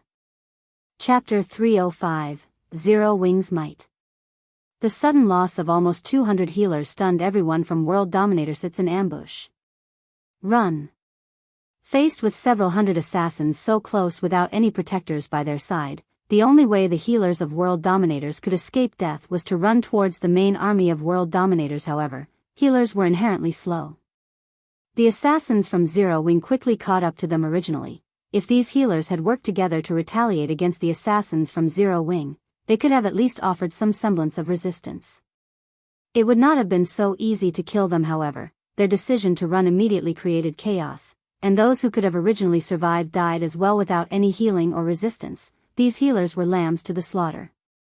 Zero Wing's assassins killed them arbitrarily. By the time the rear guards of World Dominators came to the rescue, a majority of their healers were already dead. Just as the surviving healers thought they were safe, they quickly discovered several thousand players charging in their direction. Every one of these players was like a ferocious tiger as they crashed into their enemies' ranks, and the several hundred players who served as World Dominators' rear guards were instantly dispersed. This situation allowed the assassins to continue their slaughter of the healers' guild leader. Not good. Our rear line has been ambushed, and we've lost over half of our healers already. These newcomers are fierce, and the rear line needs help to hold them off. One of the team leaders defending against Zero Wing's ambush hurriedly reported. What? Who are these people? Blood Halberd had been busy issuing commands from the front lines all this time. The moment he received the report, he immediately turned to look. He discovered that there were actually several thousand players charging and killing into their ranks, and anyone from World Dominators who tried to block their charge instantly died. These newcomers were like a sharp blade, instantly splitting World Dominators' forces in half with their precision charge. World Dominators currently fought a desperate battle against Ouroboros, and the damage they received from such an ambush was self-evident. Without the healer support, the shield warriors and guardian knights who stood on the front lines rapidly fell, one after another. The front line was also continuously forced into a retreat, and within moments, over 100 players from World Dominators had died. Damn. Just who are they? To actually dare start a war against World Dominators, do they not want to live anymore? Blood Halberd's eyes had already become blood red from anger. He wished he could immediately chop their ambushers into a million pieces. Guild leader, they're wearing a six-winged emblem on their chests. They should be players from Zero Wing, a ranger reported. Zero Wing? Weren't they fighting Dark Star? Why have they suddenly appeared here? Questions filled Blood Halberd's mind. However, he halted his thoughts as he spoke through the guild's war channel. These losers have actually dared ambush us. They're simply overestimating themselves. Everyone, turn around and focus all your attacks on Zero Wing. Wipe these fools from Zero Wing out first. Blood Halberd was one of the upper echelons of World Dominators, and he had experienced many battles that involved tens of thousands of players in the past. Thus, he was very clear on what actions he needed to take right now. World Dominators was no longer a match for Ouroboros in this battle. Now that Zero Wing had ambushed them from behind, launching a pincer attack with Ouroboros, World Dominators was in a fatal situation. If they continued this battle, they would suffer total annihilation. The only options they had was to either break through from one side, or defend their positions and wait for help. Since the second option was clearly not viable, the only option they had left was to break through and escape this battlefield. However, it was clearly impossible for them to break through from Ouroboros' side. That left them with annihilating Zero Wing. Regarding numbers and total combat power, World Dominators was above Zero Wing by leaps and bounds. Meanwhile, on Ouroboros' side, General Snow very quickly noticed that someone had ambushed World Dominators.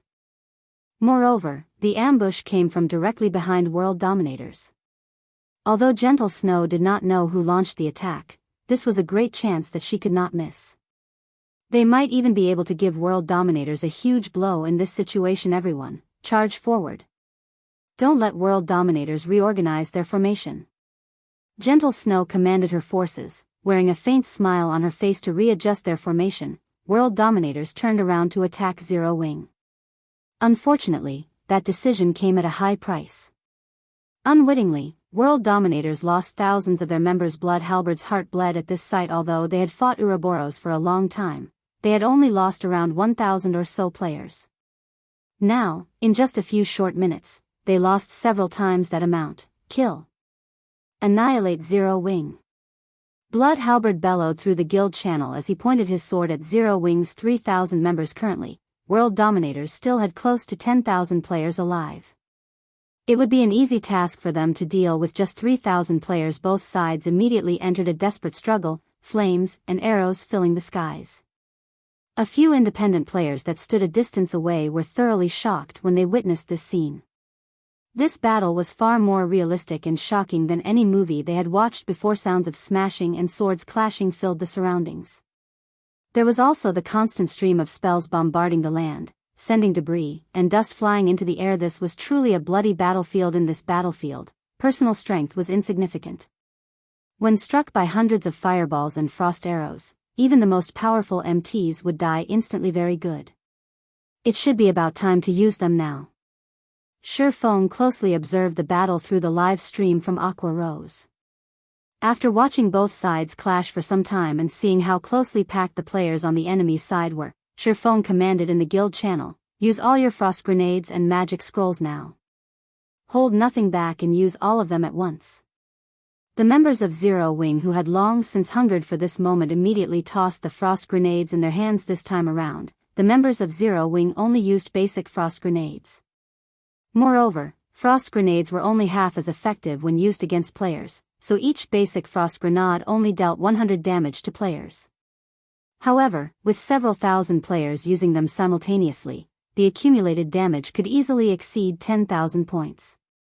Currently, a majority of the players in God's domain were around level 15, and even top-tier experts would be level 20 at best. Meanwhile, a level 20 shield warrior or guardian knight would only have around 3,000 HP. In the face of so many basic frost grenades, these players were cannon fodder. They could die at any given moment. Shortly after the basic frost grenades were thrown, a large swath of players from World Dominators died.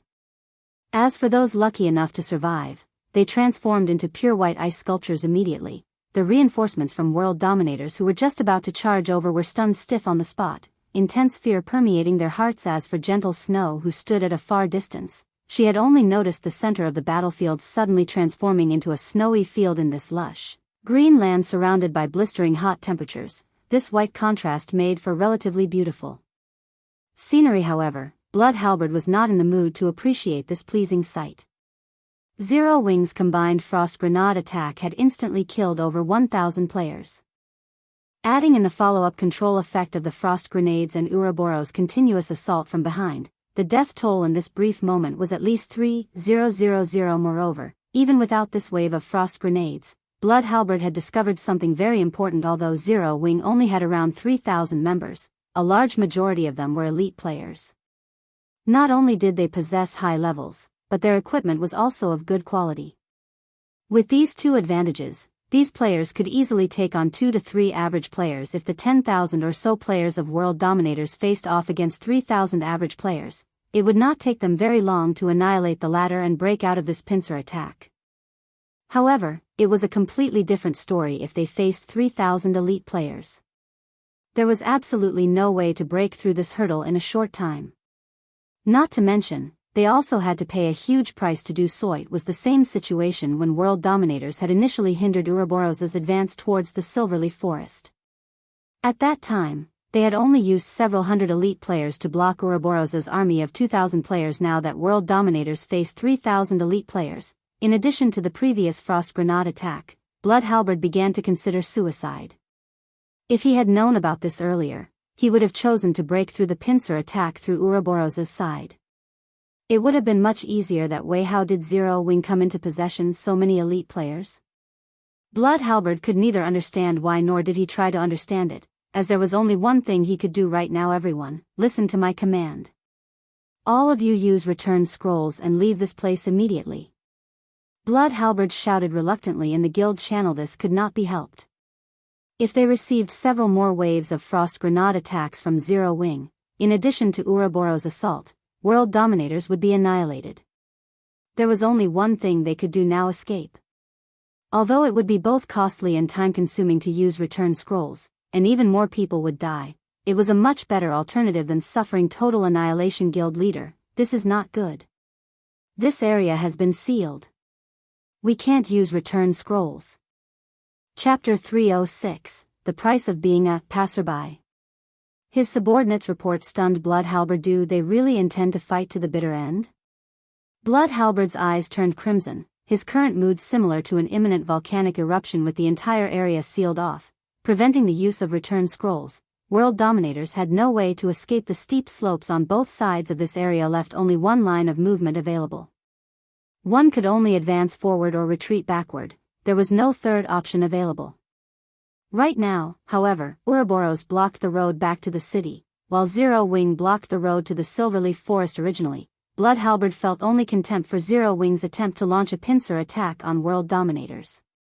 Now that he had personally witnessed Zero Wing's strength, however, Blood Halberd no longer dared underestimate Zero Wing. Whether it was Ouroboros or Zero Wing, neither of them was easy to deal with. Blood Halberd's current situation could be perfectly described as being stuck between a rock and a hard place. However, inaction would similarly result in World Dominators' complete annihilation. Originally, World Dominators had come to this place simply to aid Dark Star in delaying Ouroboros' advance. Now, however, they had become the center of the war. Everyone, defensive formation.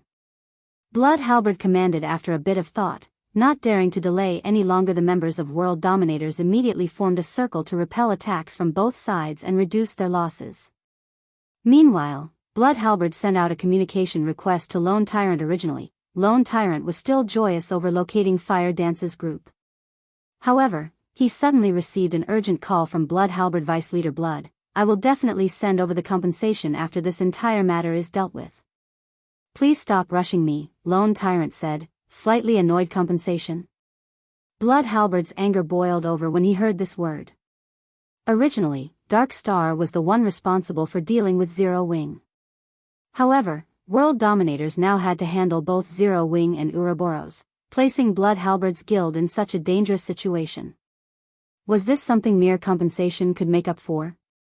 Guild leader Tyrant, I promise to help you delay Ouroboros, not to start an all-out war with them. Now, not only have you let Zero Wing's forces run away, you're even making world dominators face two guilds at once. Meanwhile, you, Guild leader Tyrant, only know how to utter the word compensation? Guild leader Tyrant, you're good. You're very good. The more Blood Halberd spoke, the angrier he got. He felt that Lone Tyrant had plotted against world dominators all this time. First, Lone Tyrant had let them fight it out with Ouroboros. Then, he had allowed Zero Wing's forces to escape. In order to escape, Zero Wing could only pass through the area where world dominators and Ouroboros were fighting. In the end, Zero Wing had no choice but to start a fight with world dominators. With this plan, Lone Tyrant could kill 3 birds with 1 stone. Success meant that 3 of the top 6 guilds in White River City would receive a huge blow. With Dark Star the only beneficiary of this chaos, Lone Tyrant was certain that there was a misunderstanding the moment he heard Blood Halberd's words. After all, he had not intentionally allowed Zero Wing to escape. Instead, the players from Zero Wing had left on their own, and they just happened to encounter world dominators on their way back, which resulted in world dominators suffering a pincer attack. Everything was simply a coincidence. As for Zero Wing's decision to directly oppose world dominators, any normal person would not do that currently. Dark Star was in an all-out war with Zero Wing, a war that would end only when one side was completely annihilated. Just before, Black Flame had even publicly declared that he would make Dark Star pay the price of 30,000 people. So, why would they suddenly go and provoke a first-rate guild like world dominators? Only a person who wished to die a quicker death or a person with brain damage would declare war simultaneously on 2 of the top 6 guilds in White River City. However, no matter what Lone Tyrant said now, Blood Halberd definitely would not believe him. Hence, Lone Tyrant hurriedly said, Vice Leader Blood, I truly know nothing about this matter. I'll send my army over there right away. If we execute a pincer attack, I'm sure we can wipe out Zero Wing. Well, come quickly, then. Blood Halberd shouted in rage. The more he listened to Lone Tyrant speak, the more disgusted he was with this person. Lone Tyrant had actually used world dominators as bait. However, the priority right now was for the guild to escape this predicament. Everything else was secondary. Okay, I'll have them head over immediately. Lone Tyrant ended the call and promptly contacted his troops stationed outside the Silverleaf Forest. Of the 6,000 players there, Lone Tyrant sent 5,000 over to deal with Zero Wing, while the remaining 1,000 stayed behind to continue blocking the exits of the Silverleaf Forest. However, as time slowly passed, World Dominator's situation turned grimmer and grimmer. Zero Wing's 3,000 elites were incredibly zealous. After several consecutive charges, although Zero Wing lost several hundred of their members, World Dominators lost at least 3 to 4 times that number. Not to mention, Ouroboros was also madly assaulting them on the other side. After gathering up his courage, one of the team leaders of the elite teams, Lonely, walked up to Blood Halberd and asked in a soft tone, Guild Leader. If this situation continues, we'll definitely be finished. Are the reinforcements from Dark Star not here yet? If the elite members of World Dominators were to lose 2 or 3 levels, in addition to most of the weapons and equipment on their bodies, World Dominators would definitely not be able to compete for White River City any longer. I know that. But they still need around 10 minutes before they can arrive. At this moment, Blood Halberd's heart was bleeding in pain. However, he was helpless in this situation, unless of course Zero Wing or Ouroboros showed mercy and let them go. Blood Halberd's eyes shone when this thought occurred to him. He was not out of options yet. World Dominators and Ouroboros were bitter enemies, so it was obviously impossible to ask Ouroboros to show mercy. However, there was a slight possibility of success with Zero Wing. After all, World Dominators had never come into direct conflict with Zero Wing before. Also, Zero Wing's main enemy was Dark Star, while World Dominators was simply a passerby in this matter. Hence, Blood Halberd immediately tried to contact Feng. Vice Leader Halberd, to what do I owe this pleasure? Feng asked, a smile on his face. When he received Blood Halberd's call, he had chosen to accept it right away. Guild Leader Black Flame, the war between our guilds is just a misunderstanding. World Dominators has a feud only with Ouroboros. We came here simply to fight Ouroboros, and we truly never intended to fight your guild. In regard to the losses and inconvenience caused to your guild, I can compensate you on behalf of world dominators. As long as Zero Wing stops attacking us right now, I will immediately have our guild's finance department send over 1 million credits to serve as compensation. What do you think, guild leader Black Flame? Although Blood Halberd had tried to speak casually, he could not completely hide the panic in his tone. After all, at least one elite member of World Dominators was dying with each passing second. 1 million credits in past virtual reality games. Even well-known gaming workshops needed a month's time to earn such a sum. Hence, Blood Halberd's offer of 1 million clearly showed his sincerity, so it was all a misunderstanding. Feng acted as if he had come to a sudden realization, letting Blood Halberd feel a hint of hope. However, before Blood Halberd could even feel joy, Feng's tone changed abruptly as he said, I am moved by Vice Leader Halberd's generosity. Sadly, one of my shortcomings as a person is that I am extremely headstrong. Since it is a misunderstanding, let us just continue this misunderstanding, then. You're making an enemy out of world dominators. Aren't you afraid of our retaliation? Blood Halberd screamed in anger. Vice Leader Halberd, what's there to get angry about? The moment we started playing this game, we were bound to meet with some trouble. If you aren't even prepared to suffer such a small setback, I think it is better for you to retire sooner rather than later. Although World Dominators is only playing the role of a passerby in Darkstar's plan this time, by provoking Zero Wing, you also have to pay a terrible price. Feng chuckled. However, don't you worry.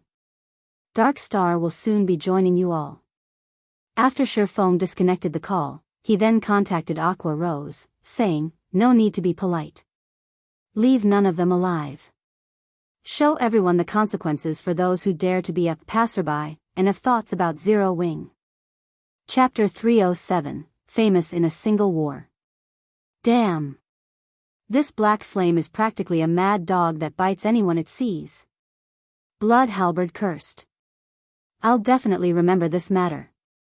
If there is a chance in the future, I'll definitely not let him off. Vice Leader, we've lost too many healers. This long battle is also taking a heavy toll on the remaining healers' mana. They can't leave their combat status to use the magic spring, so they can only rely on mana recovery potions to replenish their mana. However, most of them have already consumed all the potions they have. If the reinforcements from Darkstar still don't arrive, we will definitely be finished, Lonely reported hurriedly. Naturally, Blood Halberd was aware of this matter. Before Zero Wing's intervention, World Dominators had been able to split its healers into two teams, with one team healing the players at the front and the other falling back to replenish their mana, and rotate them accordingly. However, Zero Wing's ambush had taken out over half of World Dominators' healers. If World Dominators were to insist on maintaining the rotation system, its death toll would at least double. Damn that lone tyrant. If he had not goaded me into hindering Ouroboros, we would not have fallen into this situation. Blood Halberd also hated Lone Tyrant greatly at this moment, regretting his decision to listen to him. If he had known that Zero Wing was so powerful, and also how insane Black Flame was, he definitely would have chosen to watch this entire affair play out from a safe distance. In the end, he now suffered from his own decision. Originally, there had already been a gap between World Dominators and Zero Wing in overall combat power. Now that World Dominators had lost the support of its healers, that gap had widened further. Following the crippling of World Dominators' healers, its players were like wheat being reaped, their lives effortlessly harvested by the members of Zero Wing. In contrast, Zero Wing's healers carried out their task with great zeal. The frontline players of Zero Wing found it hard to die even if they wanted to. Within moments, the mortality ratio of the two guilds soared to frightening heights. When Zero Wing initiated their ambush, the mortality ratio had only been 1 to 3, with World Dominators having the higher number of deaths. Now, however, that ratio had risen to 1 to 8 and would soon approach 1 to 9. In other words, for every player Zero Wing lost, World Dominators would lose 8 or 9 players. On the other front, the players from Ouroboros were fighting valiantly as well, and they had succeeded in pushing the original mortality ratio of 1 to 1. 2 up to the current ratio of 1 to 3. No, we can't wait any longer. At this rate, we'll be completely annihilated by the time the reinforcements from Darkstar arrive. Both anger and grief filled Blood Halberd at this moment. World Dominators had started this war with over 10,000 members. Yet, Now, only 5,000 or so members remained alive. Immediately, Blood Halberds shouted in the guild channel, "All of you, charge together with me. We're leaving with as many lives as we can." At Blood Halberds' command, everyone from World Dominators commenced a desperate charge while ignoring even the magical bombardments from enemy mages naturally. Such an exodus only made it much easier for Zero Wing and Ouroboros to kill them. The price these two guilds had to pay also lessened greatly. However, with 5,000 plus players desperately trying to escape en masse, it was also impossible for the two guilds to kill every single one of them in the end. Less than 500 of the 10,000 plus members World Dominators had started this war with made it out alive. Everyone else died after suffering such a massive loss. World Dominators no longer had any chance of competing for dominance in White River City. Zero Wing really is amazing. Although they only number around 3,000 or so, a large majority of them are actually elite players. After obtaining victory in this battle, Zhao Yueru had a renewed opinion of the guild called Zero Wing. With only around 5,000 members in Zero Wing, its total member count was not even comparable to a third-rate guild's. However, after Zhao Yueru witnessed the combat power its 3,000 plus members displayed in this battle, she no longer found it strange for Zero Wing to be considered one of the top 6 guilds in White River City. Zero Wing was indeed worthy of its fame. Second-rate and third-rate guilds would be no match for Zero Wing at all. Moreover, the destructive force displayed by the frost grenades that Zero Wing had used was simply too shocking. If not for those tools of mass destruction, this war might still be ongoing right now, while the price Ouroboros had to pay would also be greater. Snow, your foresight is as diabolical as always. Zero Wing is indeed not a simple existence, Zhao Yueru giggled. Although World Dominators managed to escape with a few hundred of its members, its heavy losses this time means it no longer has any chance of fighting over White River City. Without this old nemesis of ours, Ouroboros has a greater chance of becoming the overlord of White River City. Gentle Snow rolled her eyes at the giggling Zhao Yueru. The girl actually dared describe her in such a way. However, Zero Wing's performance had truly surpassed her expectations. Although Zero Wing had a mere 3,000 or so members on their side, in the face of World Dominators' overwhelming numbers, Zero Wing had lost only a paltry 1,000 or so members. This was definitely a brilliant battle record. If the beginning of this battle had not been so intense, the peak of mortality occurring during this period of time, Zero Wing would have lost at most 500 or 600 members in this entire battle. Meanwhile, World Dominators had lost over 10,000 players. One could just see how powerful Zero Wing was after the end of the battle. Both sides started distributing the spoils of war, even leaving aside the equipment that was originally dropped by both sides. The number of weapons and equipment dropped by the 10,000 plus players from World Dominators remained quite considerable very quickly. Aqua Rose and Gentle Snow agreed to split the loot in a 2-to-8 ratio based on the total value of all the equipment dropped. Zero Wing would receive 20% of the total loot, while Ouroboros would receive 80%. However, Zero Wing would mainly receive equipment of bronze rank or higher. Aqua Rose settled for such an unbalanced ratio due to Feng's arrangements. As to why Feng would propose such a division, firstly, it was his form of gratitude for Ouroboros's aid. Secondly, they had no use for that many pieces of equipment. The reason being, most of the equipment left behind by World Dominators were not even bronze rank. As for mysterious iron equipment, there were only a pitiful amount of them dropped in this battle.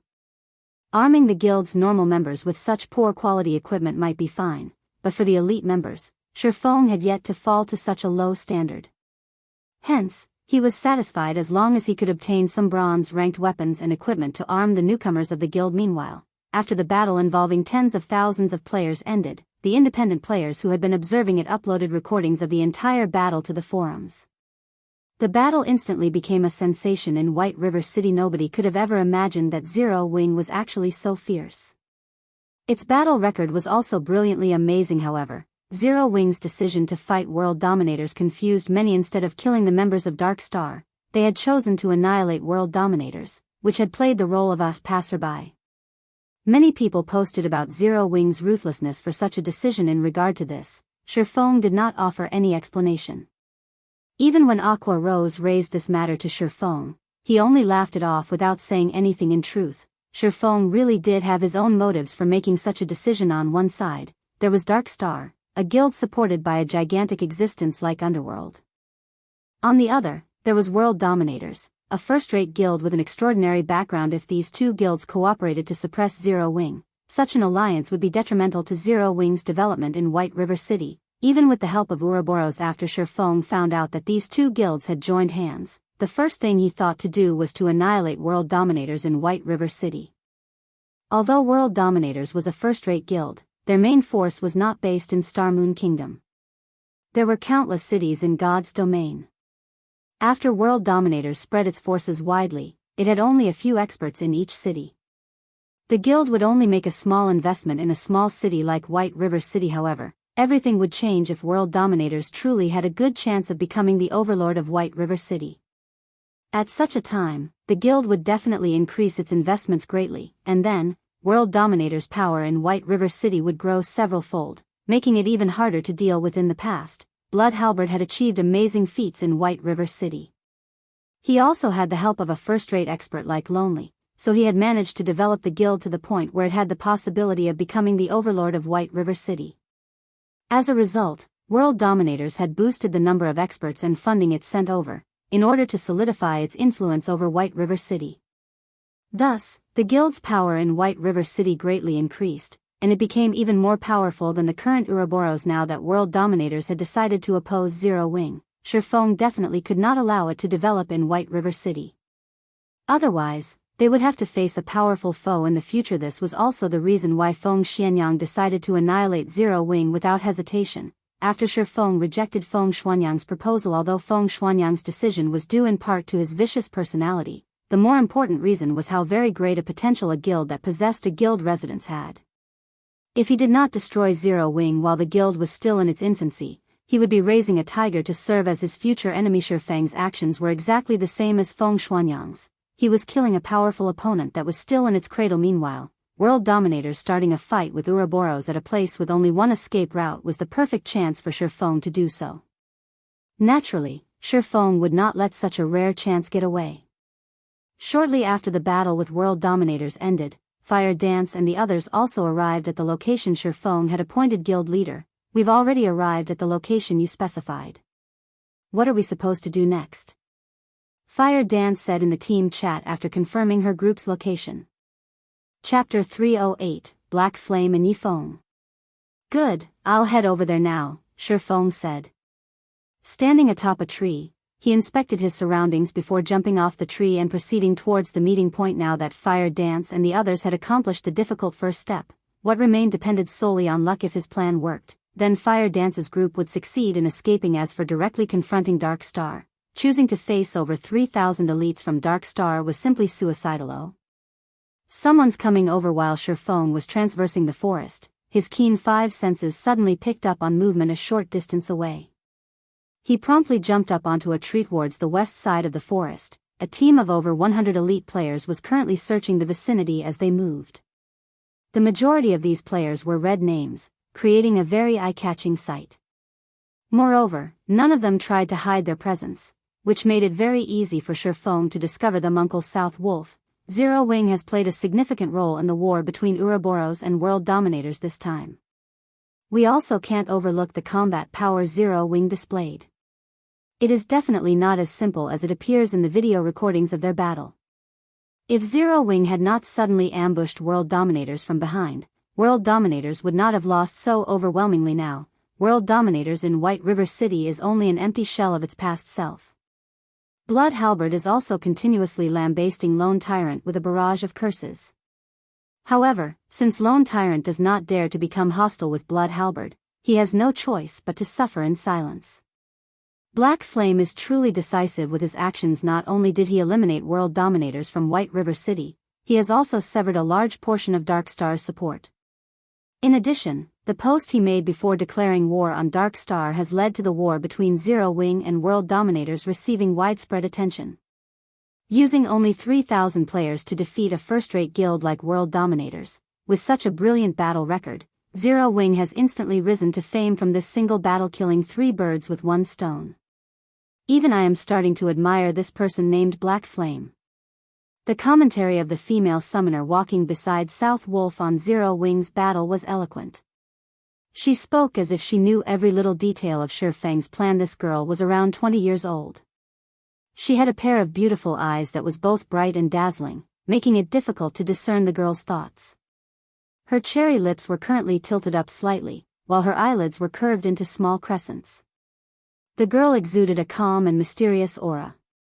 During the few occasions when she giggled, she would also reveal a noble and elegant temperament that drew the attention of others despite themselves. Yulan, you are Underworld's female Zhuge.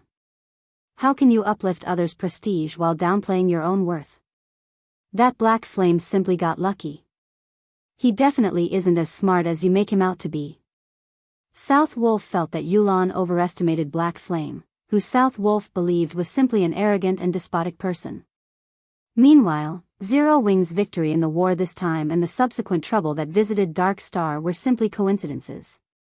There was nothing worthy of their concern. Maybe I am overthinking things, Yulan laughed, having no intention of refuting South Wolf's words. Although Zero Wing has risen to fame with this single battle and they have also managed to cause us some trouble, their core team is still trapped in this Silverleaf forest. We have them completely surrounded now. Even if Ouroboros and the rest of Zero Wing rush over here right away, they will still be too late to change anything. As long as Zero Wing's core team is annihilated, the guild itself will receive a fatal blow. At that time, we'll see how Black Flame can continue acting rampantly. South Wolf scoffed proudly. Zero Wing had only managed to garner the reputation it had today due to their continuous monopoly of the top 10 positions on the ranking list of White River City. The 8 experts of Zero Wing were known by all, and they still occupied the top 8 positions on the ranking list until this day. Nobody had managed to threaten their positions all this time. If these 8 players died today, they would definitely fall out of the top 10. Subsequently, Zero Wing would also lose the fame and prestige it possessed. I guess this could be considered a flaw of guild leader Black Flame. Players have always worshipped the strong. Although occupying the top position on the ranking list would bring him great benefits, if he fails to maintain this position, it would instead become a sword that will stab him in the heart. Yulan nodded. In the middle of South Wolf and Yulan's conversation, an assassin suddenly spoke in the team chat. Brother South Wolf, I found them.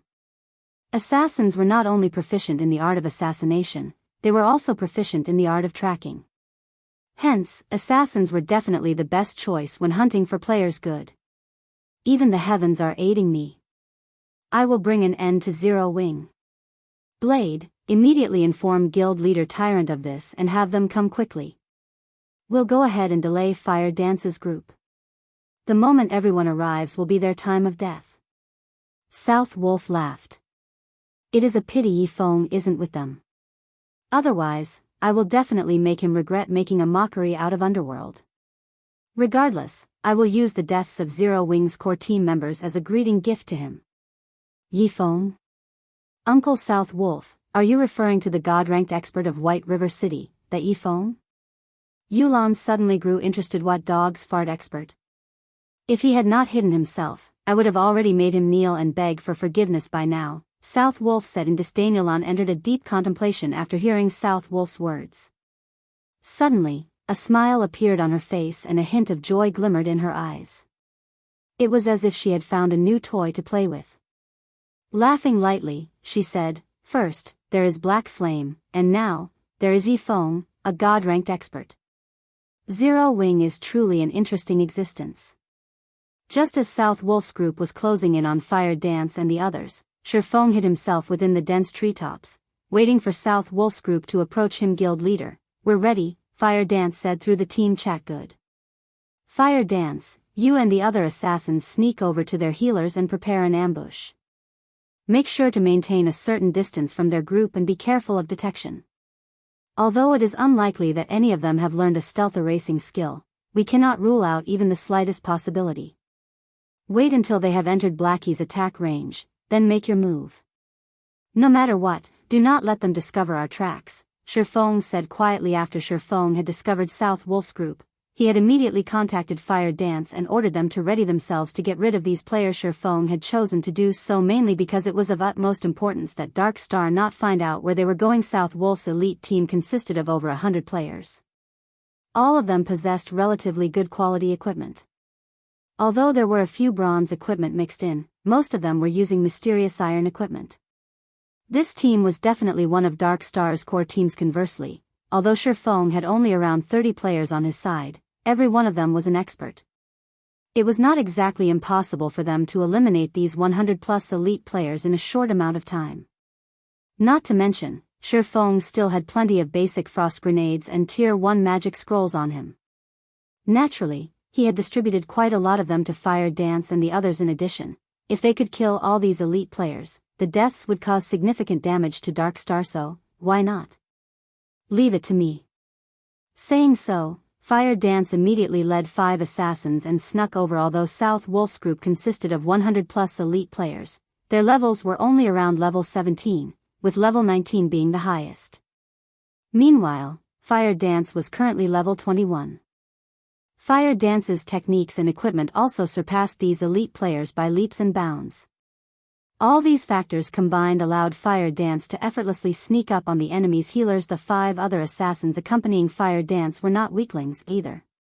They were all core members of Zero Wing, sporting equipment of mysterious iron rank or above, and were also at level 20 right now. When they snuck up on the healers of Dark Star, none of them were detected, so when South Wolf and his group walked into Blackie's attack range, they all remained unaware of the looming danger kill. Feng commanded through the team chat, and immediately, everyone sprang into action. Chapter 309, Boss Ranked MT. The 10 healers from Dark Star did not detect the presence of the 6 figures swiftly closing in on them at all. Fire Dance was extremely quick. She crossed the distance of 8 yards within an instant. The level 19 cleric that Fire Dance approached had no clue whatsoever. The cleric did not sense even a threat of danger as a snowy cold dagger stabbed into the back of his head. Before the cleric could even feel pain, another dagger, this one scorching hot, slashed his neck. After placing the level 19 cleric in a fainted state, Fire Dance immediately followed up with a flurry of attacks. Backstab, Shadow Strike, Quadruple Assassinate. A series of frightening damages appeared above the cleric's head. Fire Dance was currently using the pair of fine gold-ranked daggers she had received from Feng. In addition, the equipment she wore consisted of fine gold and even dark gold items.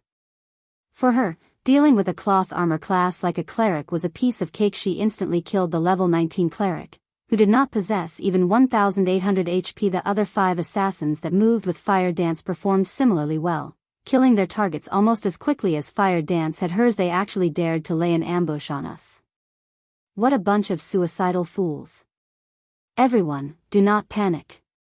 Guardian Knights, cast Protection Blessing on the healers. Rangers, mark those fools immediately, absolutely do not let them disappear again.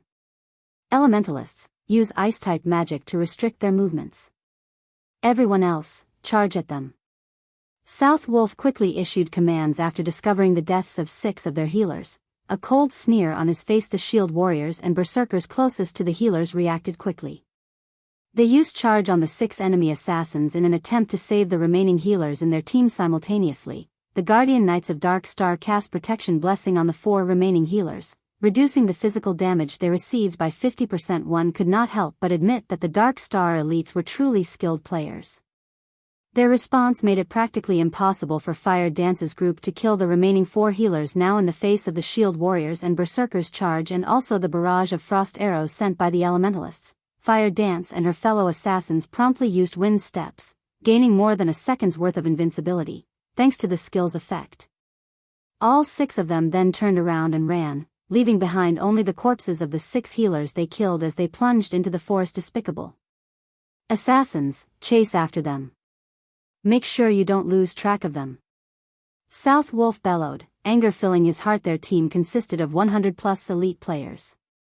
Yet, not only had they lost 6 of their healers in an ambush by 6 assassins, they had even allowed these ambushers to escape. Wouldn't they become laughingstocks if others were to find out about this matter?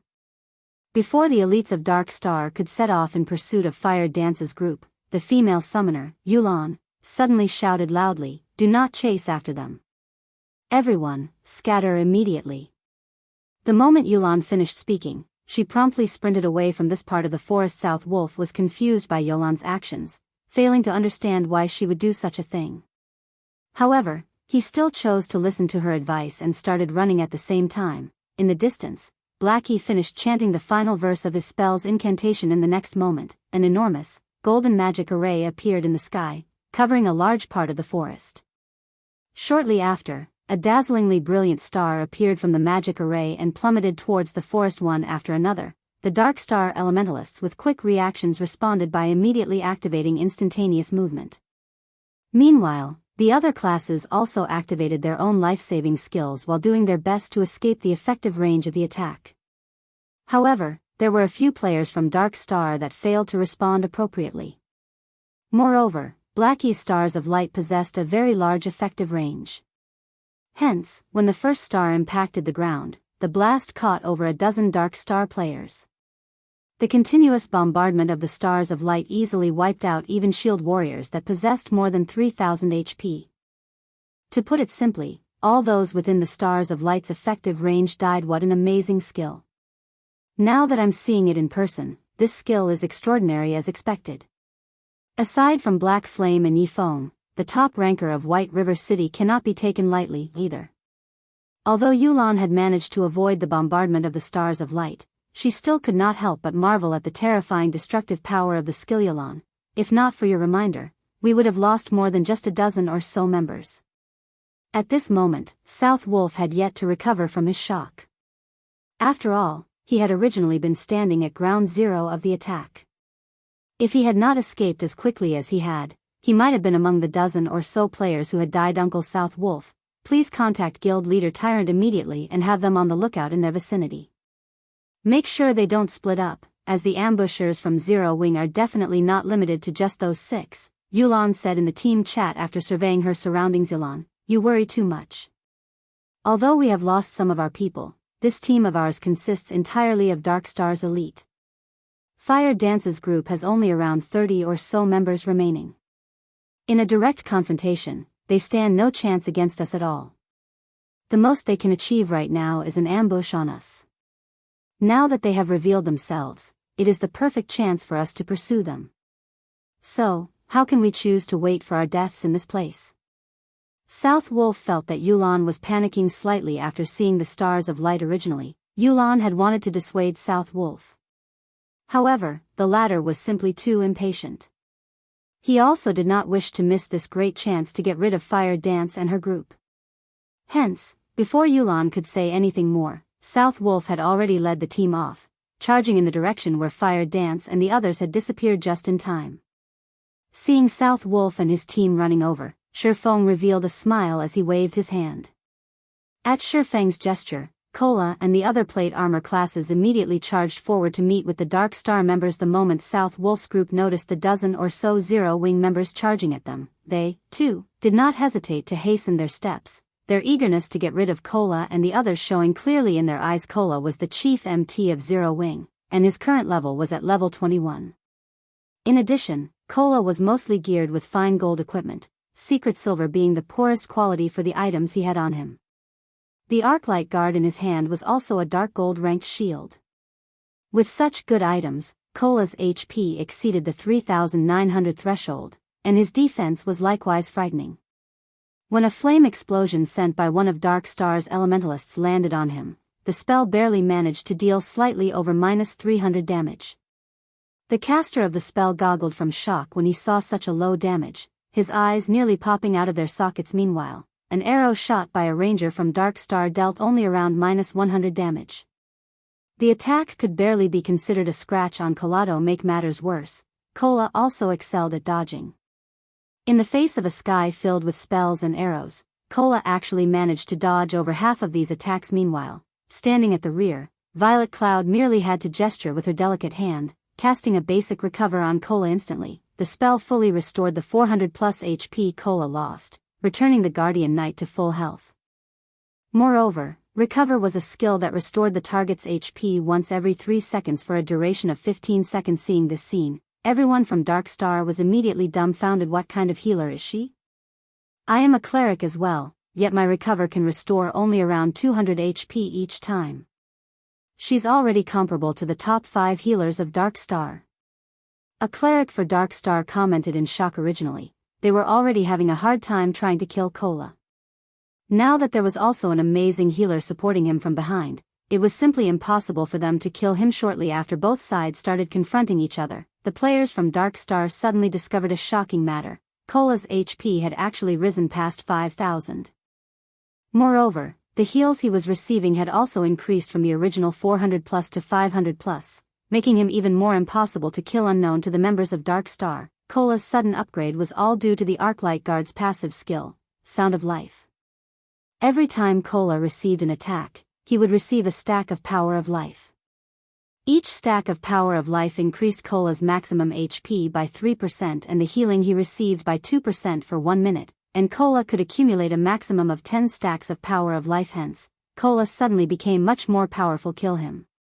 All ranged classes, focus fire on him. South Wolf knew that if Cola did not die, it would be a huge blow to the team's morale. Therefore, killing Cola had priority immediately. Half a dozen berserkers surrounded Cola, while the ranged damage dealer sent a continuous stream of attacks at him. They no longer treated Cola like a player but a boss monster. In response to their actions, Cola simply smiled in disdain. He then activated Protection Blessing, reducing the damage he received by 50%. Now, the highest damage the players from Dark Star managed to inflict on Cola did not exceed -200 points. A majority of the attacks were even below -100 damage. In the face of Cola's 5,000 plus HP, such damages were simply insignificant. However, due to the large number of attacks, Cola's HP quickly fell below the 50% threshold. Right then, Violet Cloud took action again. She casually cast Guardian Shield and Recover on Cola. At Violet Cloud's current level, her Guardian Shield would provide her target with a buff that could absorb over -700 damage. She followed up with Healing Light in the next moment. A healing value of plus 1,600 appeared above Cola's head, in addition to the 500 plus HP regenerated with Recover. Cola's HP instantly went back up to full again. Chapter 310, Reversal. Originally, the Guardian Knight Cola was already a huge headache due to his high HP and defense, and Dark Star's players exerted quite a lot of effort in order to reduce his HP by over half. Yet, in the next moment, he was now back to full health. South Wolf nearly popped a vein when he witnessed this scene. Although Cola was an MT, the damage he dealt was not one bit low. A casual slash from his sword could deal around -300 to -400 damage to Dark Star's shield warriors. If Cola used a skill, he could even deal -500 to -600 damage, which was even higher than that of the berserkers of Dark Star. Moreover, Cola could tank 4 berserkers simultaneously, all by himself, and he even managed to send them flying back. Meanwhile, such a boss-ranked MT was now immortal due to a single cleric from Zero Wing. However, this still was not the end of South Wolf's headache. The MTs in his team were relatively high-ranking MTs in White River City, but the 2 berserkers named Lonely Snow and Water Buffalo still sliced them up in no time. For example, one of the Guardian Knights of Dark Star had come under the combined assault of the 2 berserkers. At first, the Guardian Knight had received 2 normal attacks from the berserkers. Unfortunately, both attacks had achieved a critical hit, with Lonely Snow dealing over -1,400 damage and Water Buffalo dealing over -1,300 damage. Without leaving any gaps, the 2 then followed up with Beheaded, both of their skills dealing over -1,000 damage each. As a result, even though the Guardian Knight had 2 healers focusing on him, his 3,000 HP was still reaped away within an instant. Meanwhile, Fire Dance was even more amazing than the 2 berserkers. After dishing out a flurry of attacks, she followed up with a 7-star Eviscerate that achieved a critical hit, dealing over -2,300 damage. Within moments, one more Guardian Knight of Dark Star died. South Wolf had even begun to suspect that the members of Zero Wing were no longer playing the same game Dark Star's players were. After all, whether it was Zero Wing's MT, healer, or DPS, all of them were so powerful. On the other hand, the players of Dark Star were like paper, dying from just a touch. With merely a brief exchange, South Wolf's team had already lost 9 members. It should be known that all these players were core members of Dark Star. They were not random noobs that could be found anywhere on the streets of White River City. Each and every one of them was a skilled player, and they all had a good sense for battle. Although they were not comparable to experts, neither were they far from one. Yet, even so, these elite players still died with barely any resistance. As the battle continued, the players from Dark Star grew more and more frightened. They had yet to kill a single player of Zero Wing, even until now. This was definitely a huge psychological blow to the elites of Dark Star. Don't panic. We outnumber them thrice over. Assassins and Rangers, take out their healers first. As long as the healers are dead, the others will soon follow, even if their combat power is superior. South Wolf was no idiot, and he immediately sought to utilize Darkstar's advantage Zerg tactics. It was the easiest tactic for obtaining victory in any virtual reality game. As South Wolf had the numerical advantage, he could afford to divide his troops into two groups, one to pin down the enemy forces, and another to circle around and strike at the enemy's weak point very quickly. Over 20 assassins and rangers from Dark Star flanked Zero Wing's forces and immediately charged towards Violet Cloud's group of 5 healers. Contrary to expectations, however, even when Violet Cloud's group noticed Dark Star's players charging towards them, none of them chose to run away. Instead, they continued healing their allies at the front, paying no attention to their attackers at all. In regard to the healers' lack of reaction, Dark Star's players did not give it too much thought. They simply continued charging forward, having concluded that Zero Wing's healers had already given up on escaping when there was only a short distance of 8 yards between the assassins and Violet Cloud's group. An intermediate frost grenade suddenly landed, exploding in the midst of the assassins. Dark Star's rangers, who stood 30 yards away, also received an intermediate frost grenade of their own in the blink of an eye. Both groups were frozen solid. A damage of -400 also appeared above each of their heads. Although the 8 assassins immediately used Vanish to escape the freezing effect, they were still unable to advance as an ice wall appeared, blocking the path between them and Violet Cloud's group. Meanwhile, the person responsible for casting this ice wall was one of the 5 demon generals that Feng had recruited. Ice Queen Su Qianliu. Ice Wall was the perfect skill for this scenario without magic immunity. If the assassins were to charge into the ice wall, their movement speeds would slow to a crawl. At that time, their fates would be as good as sealed. Although Ice Wall had a short duration of only 2 to 3 seconds, it still provided the healers with a brief, but important, moment of respite. As for the Rangers of Dark Star, none of them had any skills that could be used to dispel the effects of control skills, and neither did any of them possess any life-saving skills. Hence, they could do nothing but stand there and watch. At this moment, Feng used silent steps and suddenly appeared behind these frozen rangers. To Feng, a group of immobile players was entirely negligible. Feng was currently at level 23. He was also equipped with the newly acquired 7 Luminaries ring, and had recently received the golden Stigmata. His overall attributes surpassed these elite players manyfold. Moreover, Feng currently had the Aura of Fire activated, the aura effect increasing his damage by 30% while also reducing his target's defense by 30% immediately. Feng sent a level 8 thundering flash at the group of rangers. Green arcs of lightning crackled as they instantly pierced the bodies of these rangers. Damages of -1102, -1528, and -2140 appeared above each of the 12 rangers' heads. Although none of Feng's attacks had achieved a critical hit, these rangers had only around 2000 HP. Meanwhile, Feng's thundering flash had dealt more than -4700 damage in total, far surpassing the rangers' maximum HP. The members of Dark Star saw Feng killing all those rangers with a single strike each, and every one of the witnesses was completely dumbfounded, their jaw hanging wide open. South Wolf nearly had his eyes pop out of their own sockets. The 12 rangers simultaneously collapsed to the ground, their actions in complete unison. In the next moment, piles of weapons and equipment were scattered around their bodies. In this chaotic battlefield, this scene was both striking and shocking. The 12 rangers were all either level 18 or level 19 players. Most of the equipment they used was also level 15 mysterious iron equipment, and every one of them had more than 2000 HP yet. They were killed off so easily. Moreover, it wasn't just one person that got killed but an entire group. For a moment, South Wolf believed that he was dreaming. He even considered giving one of his subordinates a slap and then asking said subordinate if it hurt, to confirm whether or not this was a dream. As for the assassins of Dark Star who had been waiting for the ice wall to disappear, after witnessing this unforgettable scene, they had completely forgotten their original task of dealing with Violet Cloud's group of healers. They idly stood there as they watched their ranger companions die, their minds empty of all thought. They then swallowed a big gulp of saliva as they suddenly recalled an important matter. With the number of murders they had committed so far, if they died as well, not only would they lose 2 to 3 levels, they would even lose all the equipment on their bodies.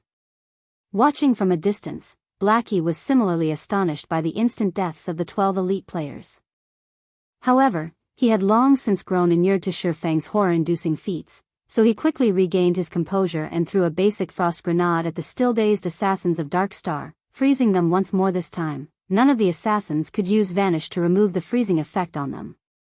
Hence, they could only obediently stay frozen, following which, Blackie chanted an incantation and used Hell Flame. One could easily imagine the might of a Hell Flame that was powered by the epic ranked staff Mavis's Guard.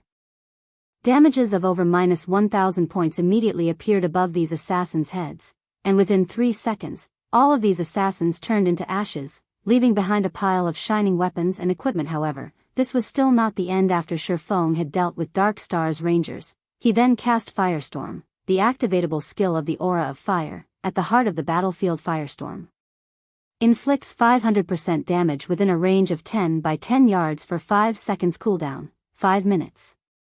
In terms of damage, Firestorm did not lose out to Stars of Light by much. However, it had a much smaller effective range currently. Kola was surrounded by plenty of Dark Star's elite players. Before anyone could react, a storm of flames suddenly emerged above them, and the HP of all of Dark Star's players within 10 yards of Kola fell at a crazy rate. Although Shield Warriors and Guardian Knights were classes with high HP and defense, Feng's equipment was simply too amazing, which resulted in his current attack power being well over 800 points. With such a high base value, even though the Shield Warriors and Guardian Knights of Dark Star possessed plenty of damage reduction items, they still received more than -2,000 DPS. As for the other classes, they received more than -3,000 DPS even when the Shield Warriors and Guardian Knights activated their life-saving skills, which allowed them to have the damage they received. They still could not avoid death after Firestorm ended. All of Dark Star's players caught within its effective range were reduced to cinders. Only Kola and the other frontline members of Zero Wing remained alive. Dark Star's 40 or so frontline players had died all of a sudden. Zero Wing's side outnumbered Dark Star's Black Flame. "Why are you here?" South Wolf instantly recognized the person responsible for killing the majority of Dark Star's players. At this moment, South Wolf's eyes were filled with incomparable shock as his trembling finger pointed at Feng's crimson-red name. South Wolf failed to understand why Black Flame would appear at this place. He also could not understand why Black Flame was so powerful. Wasn't Black Flame just a forger?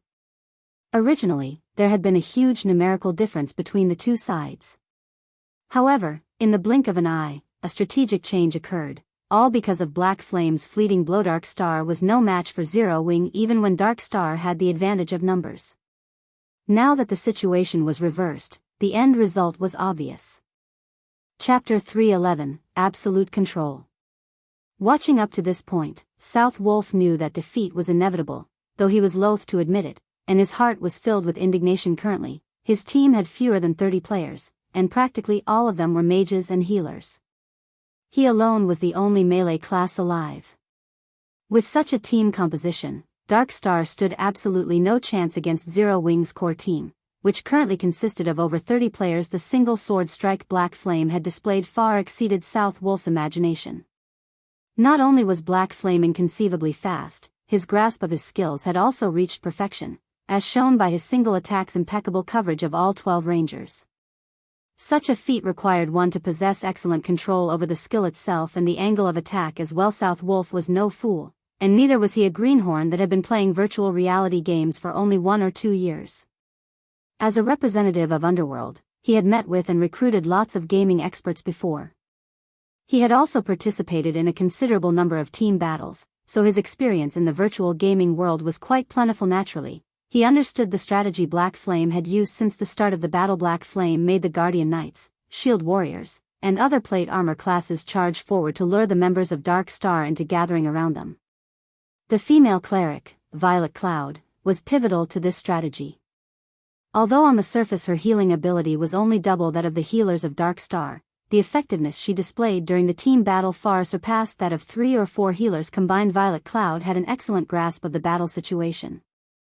Not only could she keep Kola alive and well, she could also simultaneously stabilize several other players' HP. Throughout the battle, she performed smoothly and calmly. She was definitely not in existence to be trifled with. Originally, Zero Wing already had powerful experts like Fire Dance, the team leader of Zero Wing's core team, and Blackie, the number 1 player on White River City's ranking list.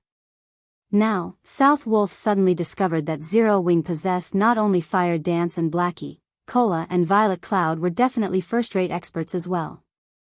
Everyone else in Zero Wing's core team were also all experts. Meanwhile, Black Flame, who had suddenly appeared, was even more terrifying. The strength he displayed far surpassed that of all those previously mentioned. The scene South Wolf witnessed was like a replay of the god-ranked expert Feng slaying the hundreds of players of Martial Union. South Wolf could not figure out why there were so many experts gathering at a newly established guild like Zero Wing. Even a guild that was newly established by a major corporation could not achieve what Zero Wing had managed in such a short amount of time. South Wolf truly wondered how Black Flame had accomplished such a feat, although South Wolf was shocked by Black Flame's personal strength and by Blackie, who possessed a strategic-level skill that could affect the entire battlefield. Black Flame, you are indeed amazing. However, the entire Silverleaf Forest is already under Dark Star's control. Although your team of 30 or so players can easily defeat an elite team with more than 100 players, do you think you can do the same against 3,000 players? You have simply delayed the time of your demise.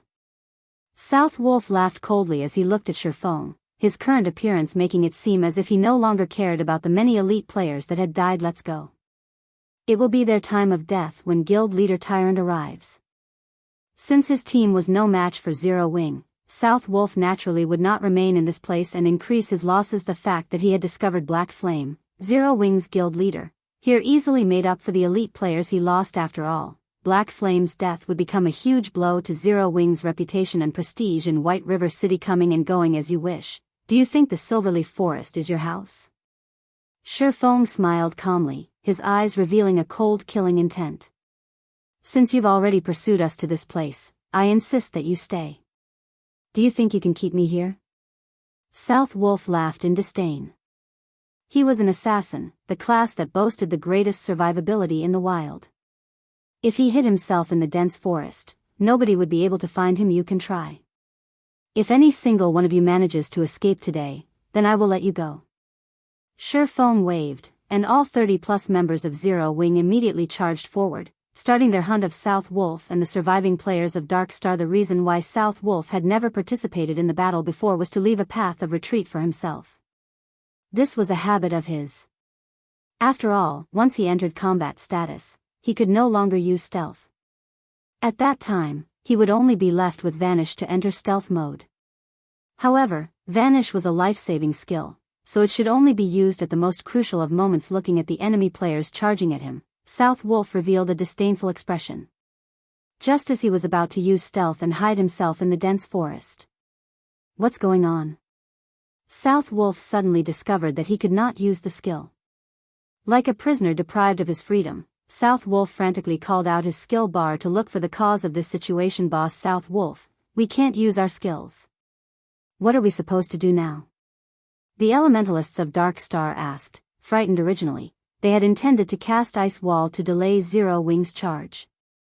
Now, however, none of them could use any of their skills, and an elementalist that could not use skills was like a lamb to the slaughter. Aside from sacrificing their lives to earn a few extra seconds for their allies, they were helpless. Run first, talk later. South Wolf was confused about this situation as well, and he suspected that something must have gone wrong with the system. Since none of them could use skills, they could only rely on their 2 feet to escape. As an assassin, South Wolf had great confidence in his own speed. However, just as he was turning to escape, he suddenly discovered that his movement speed had been greatly reduced. Everyone else from Dark Star faced a similar situation as well. Just what is going on? South Wolf started panicking as the players of Zero Wing raced closer and closer to them.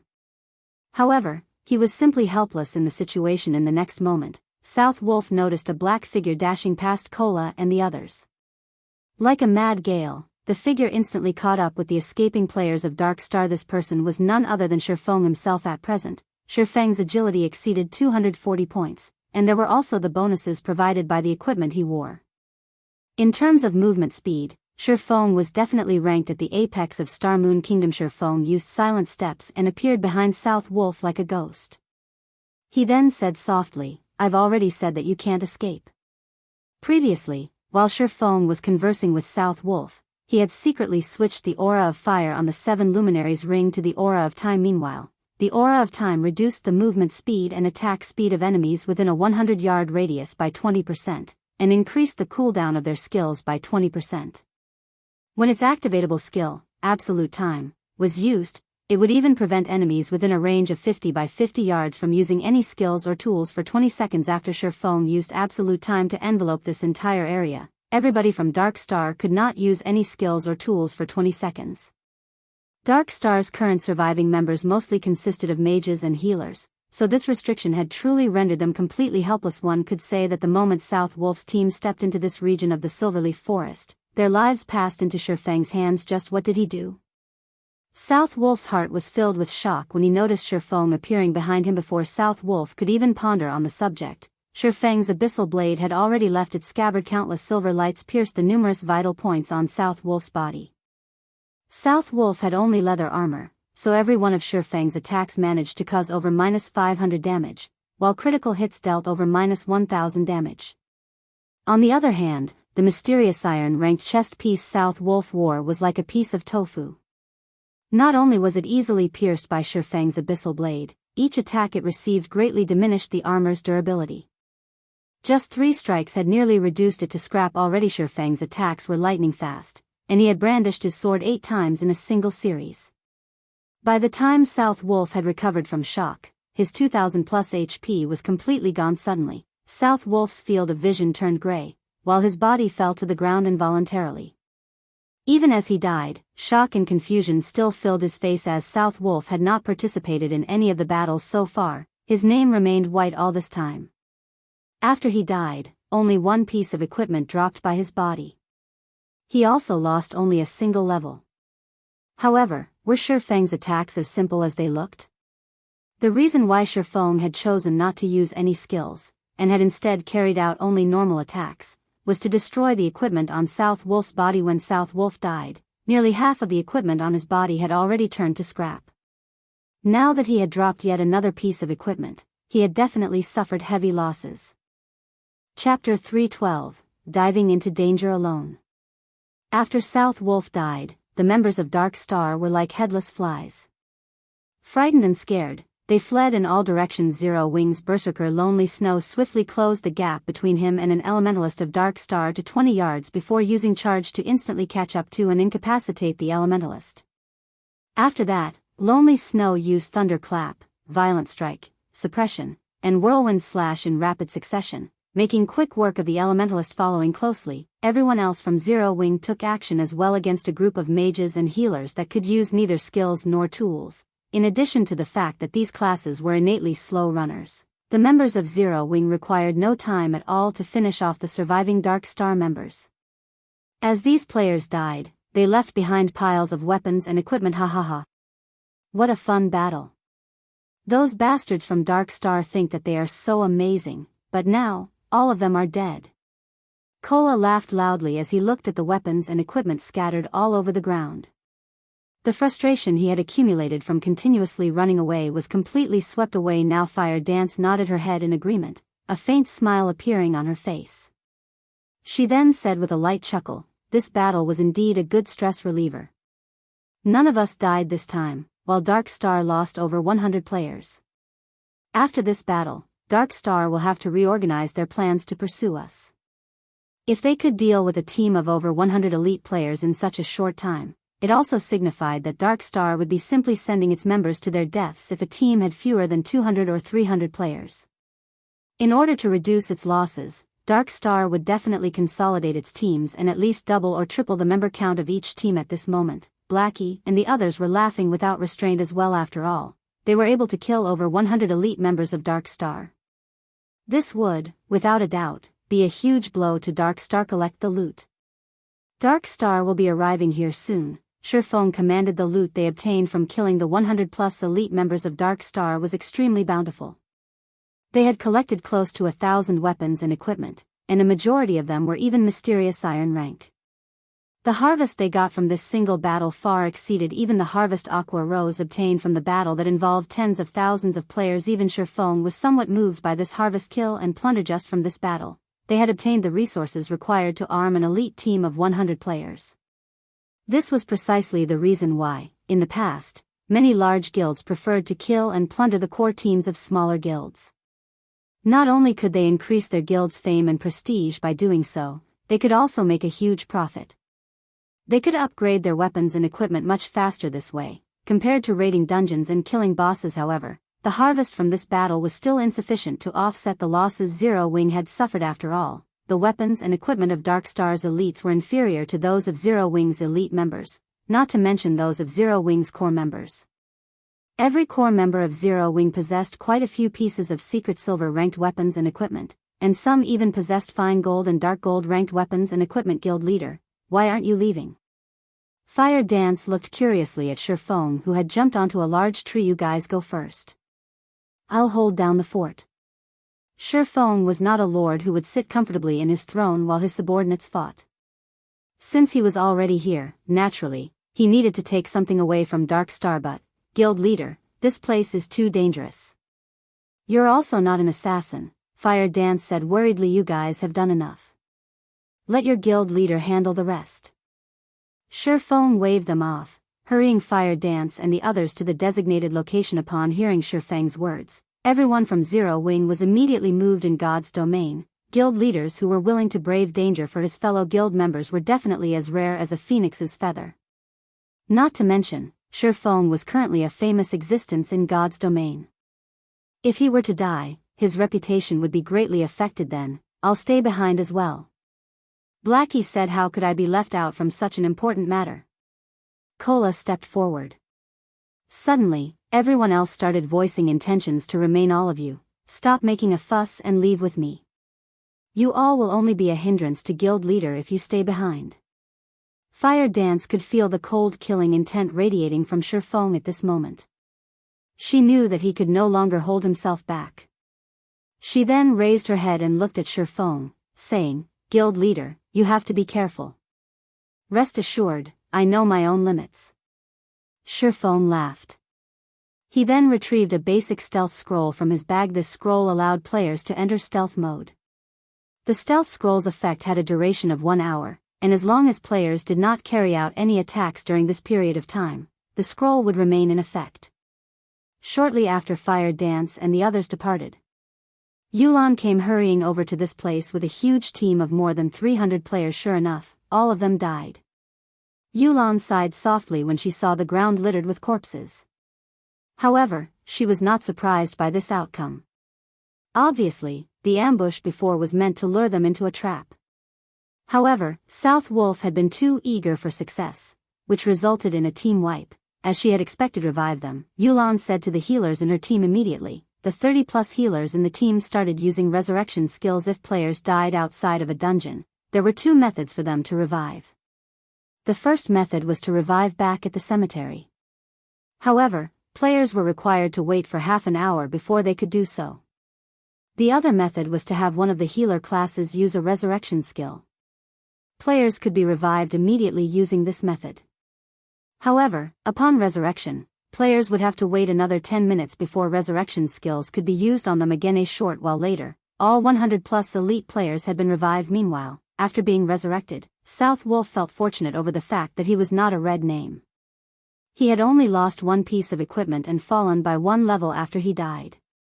Yet, when he discovered that most of the equipment he wore had been turned to scrap, he nearly went insane. South Wolf had been using level 15 mysterious iron set equipment, which could be obtained only from a level 15 team dungeon. In order to obtain the complete set, South Wolf had expended a huge amount of time and effort.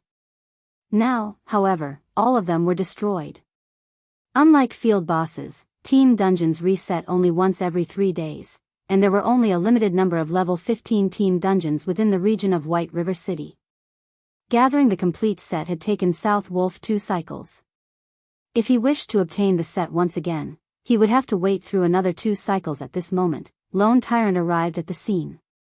He then asked, South Wolf, what happened here? How did all of you die? South Wolf was someone from Underworld, so he did not particularly care how many players from Dark Star had died. He cared more about himself instead. However, the same could not be said for Lone Tyrant. The strength of Dark Star determined his future as its guild leader. Now, more than 100 elites from his guild had died for no reason. The worst part was that these elites had lost most, if not all, of their weapons and equipment. The levels they lost could be recovered, but it would not be as easy to recover the equipment. We were lured into an ambush unprepared, and all of us got killed. However, I discovered something even more important. I don't know how he managed it, but Black Flame is now with the core team of Zero Wing. He has also become a red name at this point, so this is the perfect chance for us to destroy Zero Wing. Although Black Flame is very powerful, we should have no problems dealing with all of them if we send in a team of 300 to 400 players. We can still catch up if we chase after them right away. South Wolf's words immediately allowed Lone Tyrant and Yulan to come to a realization. Truly an interesting person, Yulan muttered softly, her interest towards the player named Black Flame growing. As for Lone Tyrant, his expression turned grim upon receiving this piece of information. Obviously, with Black Flame commanding Zero Wing's core team, their combat power had increased to frightening heights. Also, from South Wolf's description of the one-sided battle that took place before, Lone Tyrant also learned that Black Flame was a great expert. Not only did Black Flame possess extraordinary combat power, he also possessed a strategic level skill. A team of 100 elite players would definitely be insufficient to deal with him. Hence, they needed to rearrange their team compositions. Each team now had to have 200 players at the very least. Otherwise, they would only suffice as cannon fodder. Black Flame, you've actually dared show yourself here. Since you've come seeking your own death, don't even think about leaving this place alive today. Lone Tyrant revealed a sinister expression. He inwardly mocked Feng for his foolish actions. In order to save Zero Wing's core team, Feng had actually disregarded the dangers and barged into Lone Tyrant's domain. Feng must not know how to write the word death. Chapter 313, Killing the Commander. Gather everyone immediately and surround this area. I don't believe that they can grow wings and fly away, Lone Tyrant sternly issued his command. The news of World Dominator's defeat had already spread, and very few in White River City did not know about the battle that took place. This result had greatly boosted Zero Wing's prestige. If Dark Star could get rid of not only Zero Wing's core team, but Zero Wing's guild leader, Black Flame, also, then they could destroy the fame that Zero Wing had accumulated up until this point. At that time, Dark Star would also garner fame themselves, killing two birds with one stone. Naturally, Lone Tyrant would not let go of such a valuable opportunity immediately. Everyone from Dark Star started moving. Previously, they had tried to cover too large an area in their search. Now that Feng and the core team of Zero Wing had exposed themselves, Lone Tyrant quickly concentrated their hunt. Soon, more and more Dark Star members gathered at the stated location in the dense forest. Feng, who remained hidden in a tree, did not panic at this situation. Instead, he continued to wait for all the members of Dark Star to arrive. Come. The more, the merrier. Feng inwardly chuckled as he saw that the number of players gathered had already exceeded 1,000 before the battle even started. Feng had already considered the consequences. If he had not come fully prepared, he would not have allowed Fire Dance and the others to obliterate South Wolf's team of elites. Guild leader, our members have surrounded this part of the forest. As long as any Zero Wings members show themselves, it will be their death, a ranger reported as he walked up to Lone Tyrant. Good. Start shrinking the encirclement. Lone Tyrant laughed satisfyingly. He then looked towards Ming Sha, the team leader of the Underworld Guards, and respectfully said, "In a moment, we will have to rely on Brother Ming Sha and your men to take care of the experts from Zero Wing. Rest assured, young Master Feng sent us to deal with Fire Dance and her team of experts." Although there is now an additional Black Flame added to the equation, the Underworld Guards can resolve this solution all the same.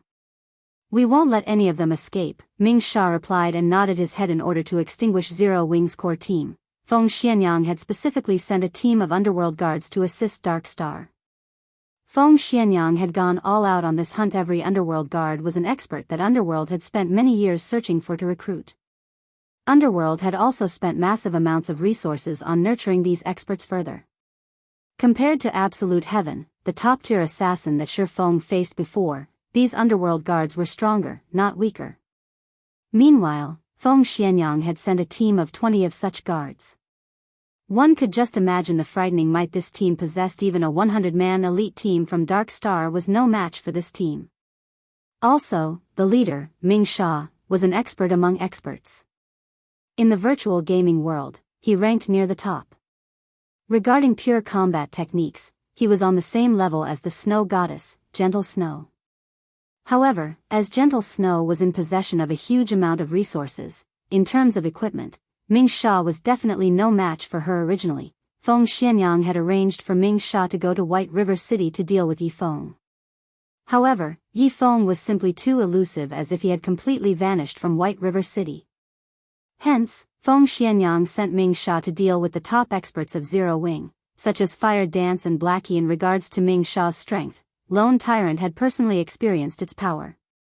Even though he was clearly above Ming Sha in terms of levels, and his equipment was of higher quality, he still suffered defeat at Ming Sha's hands in less than 20 exchanges. On the other hand, he had only managed to reduce Ming Sha's HP by 1/10. Meanwhile, after taking some time to focus on upgrades, Ming Sha's equipment could now compare to Lone Tyrant's.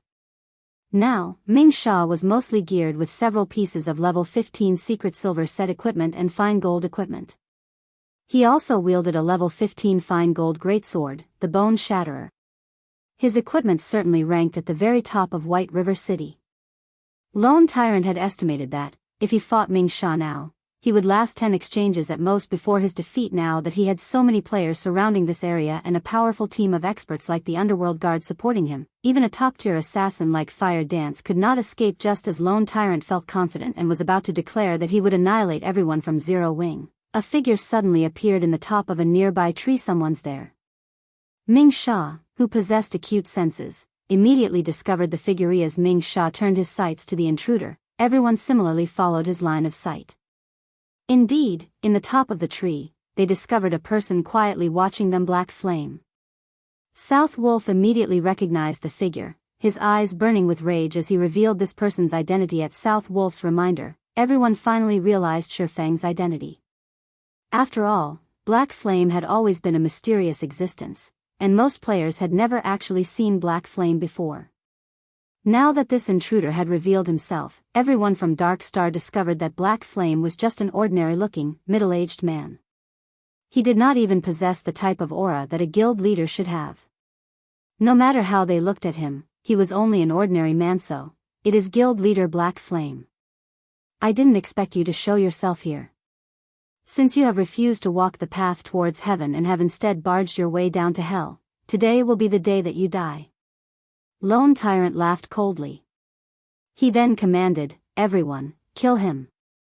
Immediately, over 1,000 players from Dark Star surrounded and charged at Feng. Their encirclement was tightly packed, and not even a fly could get past them. Faced with over 1,000 players charging at him, Feng did not panic in the slightest.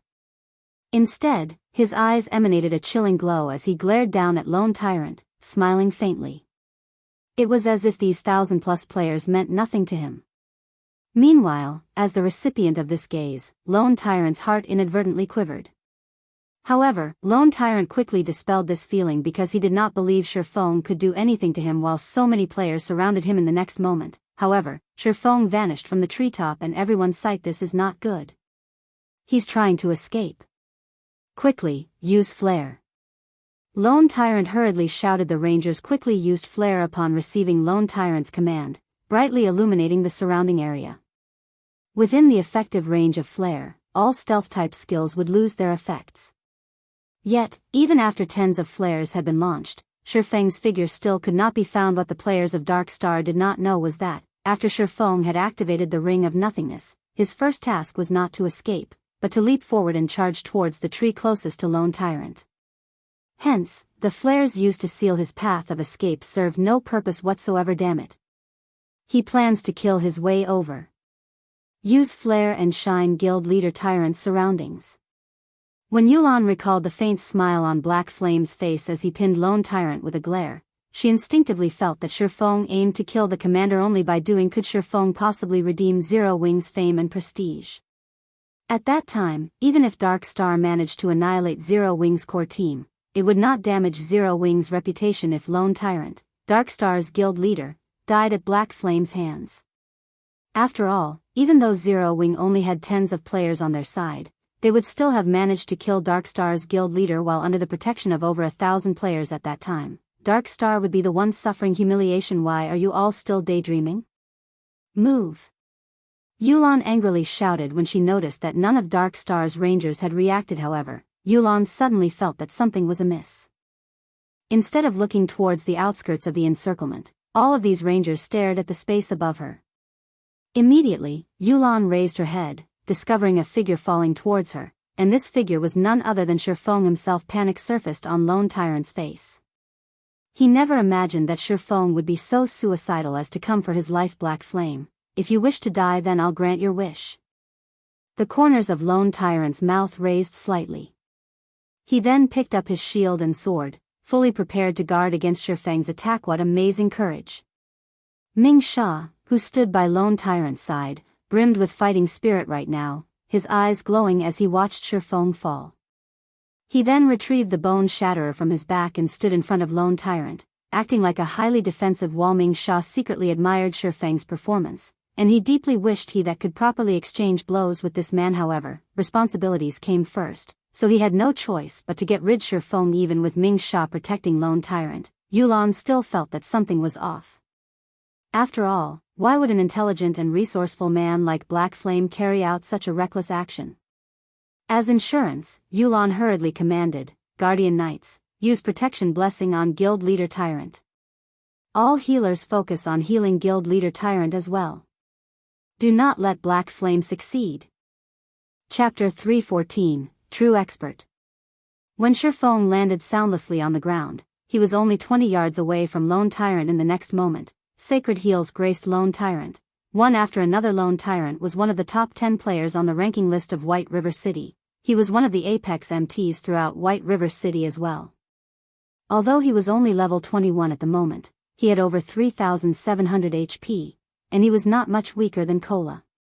With high HP and defense, physical damage classes such as assassins, berserkers, swordsmen, and rangers would find it extremely difficult to kill Lone Tyrant. Not to mention, Lone Tyrant now had a large team of healers keeping him alive. Moreover, there was also the great expert, Ming Sha, currently guarding him. Hence, Yulan was greatly confused as she watched Feng's foolish actions. Let me see what you are made of. Ming Sha smiled at the oncoming Feng, and at the same time, he lifted the bone shatterer and slashed it down at his enemy. The bone shatterer was a massive great sword, yet, Ming Sha wielded it nimbly and accurately.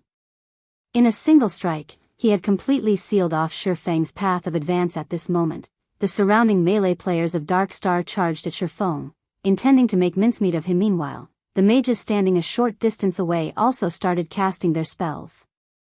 As long as Ming Sha managed to delay Feng for a few more seconds, Feng would receive the bombardment of hundreds of spells. Even Zero Wing's chief MT, the Guardian Knight Cola, would lose his life if he received so many spells, not to mention a swordsman like Feng. Yet, as if he did not see these mages readying their attacks, Feng continued to charge forward, showing no intentions of slowing. Just as Ming Sha's second strike was about to land on Feng's body, however, Feng's entire person disappeared.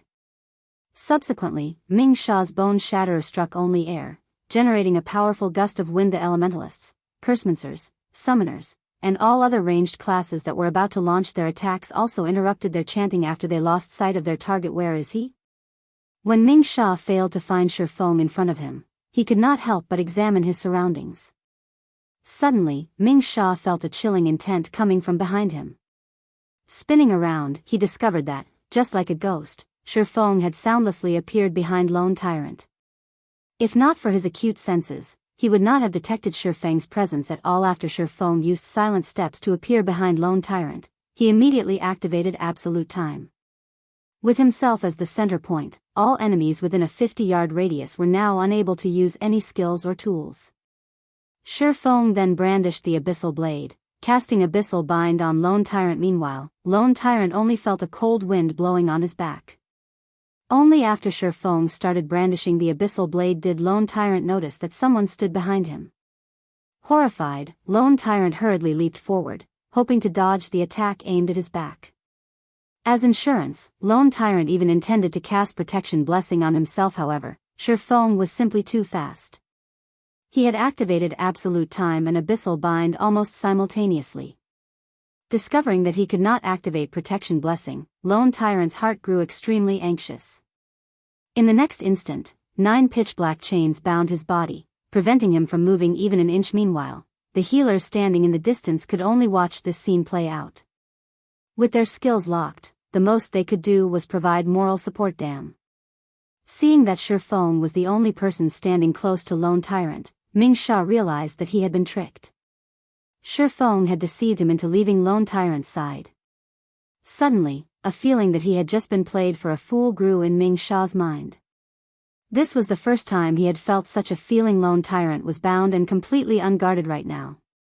He was unable to resist in the slightest.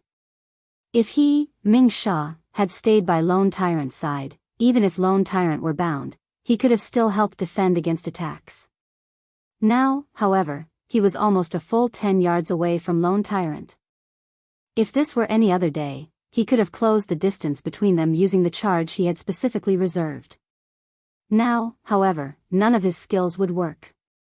Even if he wanted to save Lone Tyrant, he was powerless to do so. However, he only needed around 2 seconds to close a distance of 10 yards.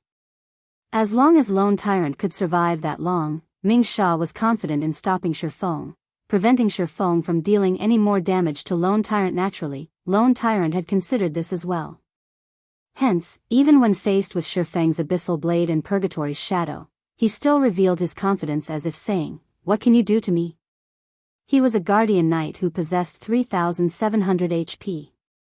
It was simply impossible for Feng to kill him in 2 short seconds. Unfortunately, reality had cruelly slapped Lone Tyrant in the face when Feng's chop landed on Lone Tyrant, who now had his defense reduced by 100% due to the effects of the Abyssal Bind. A frightening damage of -1,500 appeared above Lone Tyrant's head. This single slash had erased Lone Tyrant's confidence.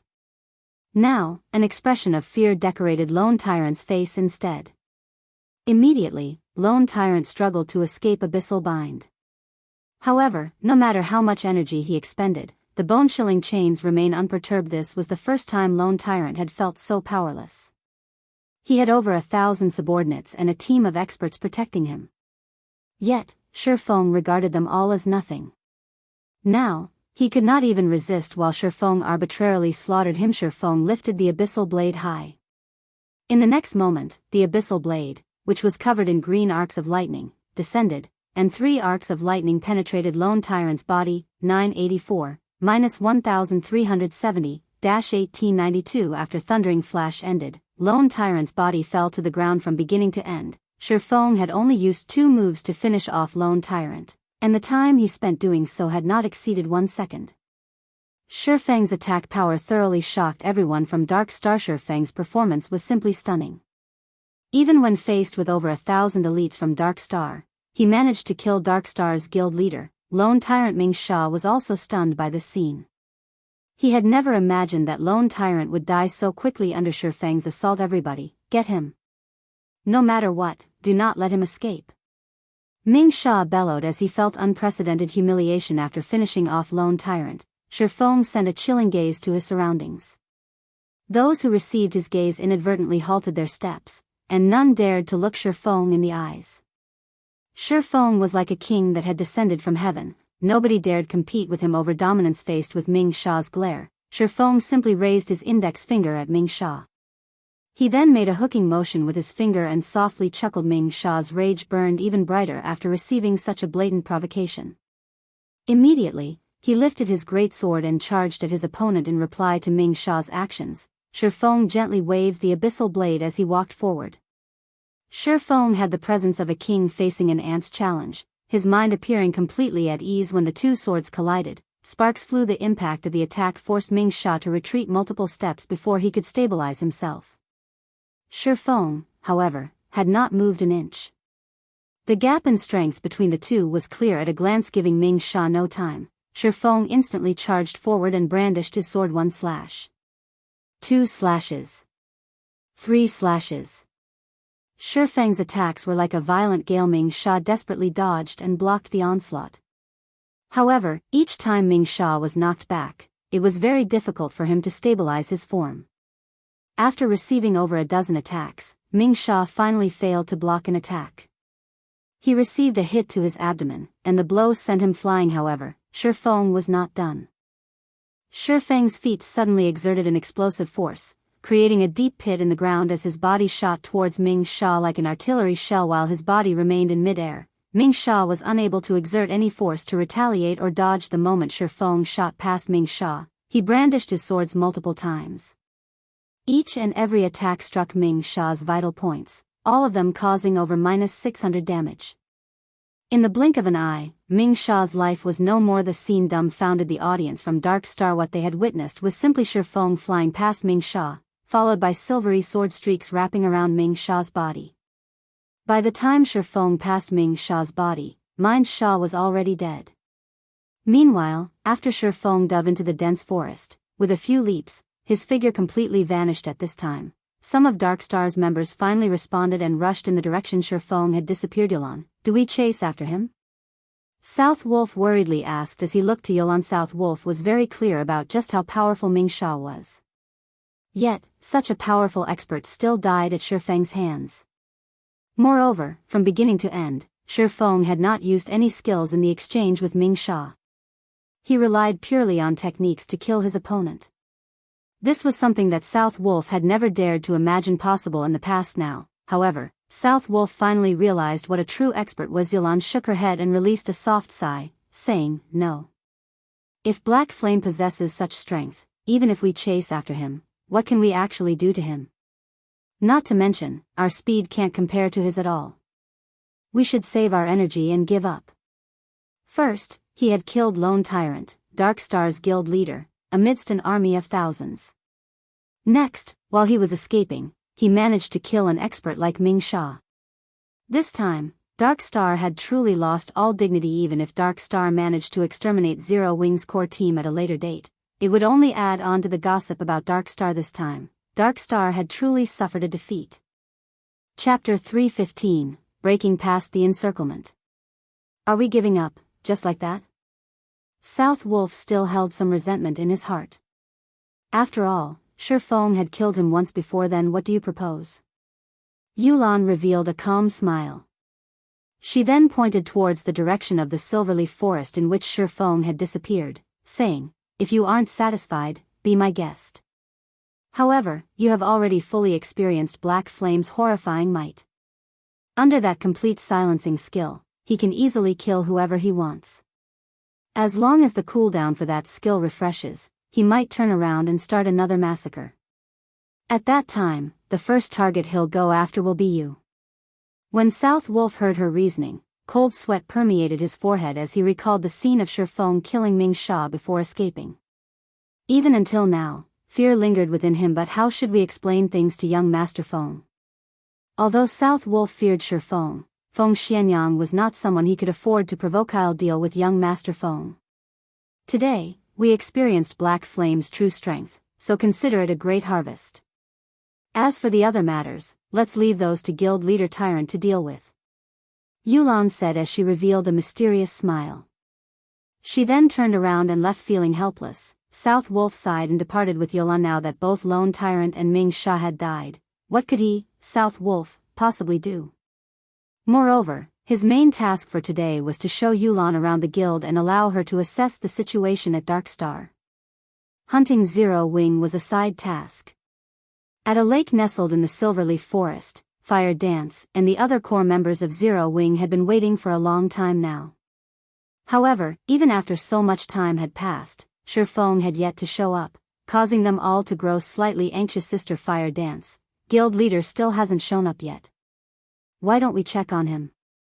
One of the 5 demon generals, the assassin, Flying Shadow, asked. In the past, Flying Shadow had been a solitary person. However, his strength could rank at the very top of Shadow. Although he had not performed any outstanding feats during the early stages of the game, he had not performed badly either. In general, he had been an average player in this life. However, after Feng recruited him into the Zero Wing workshop, he immediately assigned him to Zero Wing's core team. Many in the guild had initially voiced their opinions against this matter. However, as time slowly passed, everyone finally realized that Feng's decision was still as impeccable as always. It was not something the likes of them could hope to compare to within the Zero Wing's core team. Fire Dance had always been the publicly acknowledged #1 assassin of Zero Wing. Meanwhile, the position of #2 assassin had been undetermined. However, after Flying Shadow joined the guild, his techniques rose rapidly with each passing battle and friendly competition.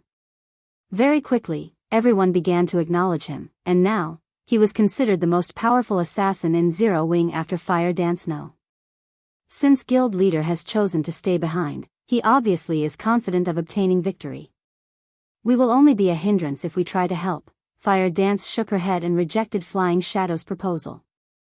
In reality, however, she was also worried about Feng at this moment. A black figure pierced through the brush, landing by the lakeside soundlessly before anyone noticed. This black figure had arrived before them. Fire Dance and Violet Cloud were the first to detect this figure's presence instinctively. Fire Dance retrieved the daggers from her waist, preparing to meet with a great enemy soon after. Everyone else discovered the presence of this newcomer as well, and they too promptly readied their weapons. Although they could not see this black figure's appearance clearly, the pressure the figure emitted was no less than a lord-ranked boss guild leader. Fire Dance quickly recognized Feng's appearance, and she was greatly shocked when she felt his aura previously. As they had been in a hurry to escape, she had not noticed Feng's change. Now that she confronted Feng face to face, she suddenly realized that Feng's strength had greatly improved. Right now, even she could not determine exactly how powerful Feng was. It was especially true for the sharp and frightening aura he emanated. It seems that all of you have improved greatly recently. You actually managed to discover me so quickly. Feng examined his guild members and revealed a satisfied smile. Battles in God's domain were unlike any other virtual reality game. The improvement of a person's strength was not limited to techniques and equipment. One must also possess a bestial intuition. After all, the penalty for death was not low, so such an intuition was essential when engaged in combat in the fields. In reality, if players did not suffer death when grinding out in the fields, they could easily reach level 200 within 2 years. Yet, Feng had taken a decade to reach level 200 in the past. Death was inevitable when battling in God's domain. In the past, Feng had died countless times while participating in all sorts of combat in God's domain. Danger always lurked around the corner. Guild wars were only a small part of the dangers in God's domain. Thus, it was of utmost importance for a player to nurture a bestial intuition to avoid unnecessary deaths. It was also a key to leveling up quickly. People's lives in reality were simply too peaceful, so this bestial intuition had been completely buried deep in their bodies. However, as players experienced more battles in God's domain, this intuition would slowly rise to the surface. Meanwhile, the rate at which players improved also correlated to how strong their intuition became, and this was one of the main factors differentiating average players from experts. Feng chose to appear so stealthily to test everyone's intuition, and the result had not disappointed him. Compared to several days ago, everyone present had improved greatly. Though, when compared to Fire Dance and Violet Cloud, everyone else's improvement paled slightly. Nevertheless, they were still much stronger than the average elite player. After Feng finished evaluating everyone's strengths, he then said with a smile, "All right, let's leave this place. Follow me." Leave? This was exactly what everyone had constantly tried to do. However, it was simply too difficult to accomplish. Currently, Darkstar's forces locked down the Silverleaf Forest. With their team of slightly more than 30, it was impossible to fight their way out of the forest in the next moment. However, Feng gave everyone an underwater breathing potion. This potion allowed players to breathe underwater for half an hour. Following which, Feng gulped down the breathing potion and jumped into the lake. He then dove into the depths of the lake. The team copied Feng's actions, drinking the breathing potion and jumping into the lake as well. This lake was not just a pool of stagnant water. Instead, it connected to the other lakes found in the Silverleaf Forest. A player in the past had accidentally stumbled on this particular secret. This player had only managed to discover this secret as he tried to catch the silver carp found in the Silverleaf Forest. The silver carp was a precious cooking ingredient, and its flavor far surpassed the carp found in the real world. Moreover, after eating the dishes made using the silver carp, there was a very small chance for players to receive a permanent increase of 1 point to a basic attribute. Players could receive up to a total of 20 attribute points through consuming these delicacies. Unfortunately, the attribute rewarded was always random. Even so, players still valued the silver carp. Many players who were Gurmans and wished to increase their strength would willingly spend a massive sum of money to purchase silver carp. So, silver carp had always been short in supply, and their prices had steadily increased over time. Back in the day, plenty of players would come to the Silverleaf Forest to fish for the silver carp. There was also no lack of bloodbaths due to competition over these silver carp as well. Feng led everyone through one underwater tunnel after another, gradually distancing themselves from Dark Star's encirclement. However, Dark Star still held Silverleaf Forest's exits. So, it was impossible for them to depart from the forest safely. A Guild War order could seal an area for 24 hours. During this period, no one could use return scrolls in this area. In addition, if enemy guild members logged out of the game while in this area, they would receive very harsh punishment.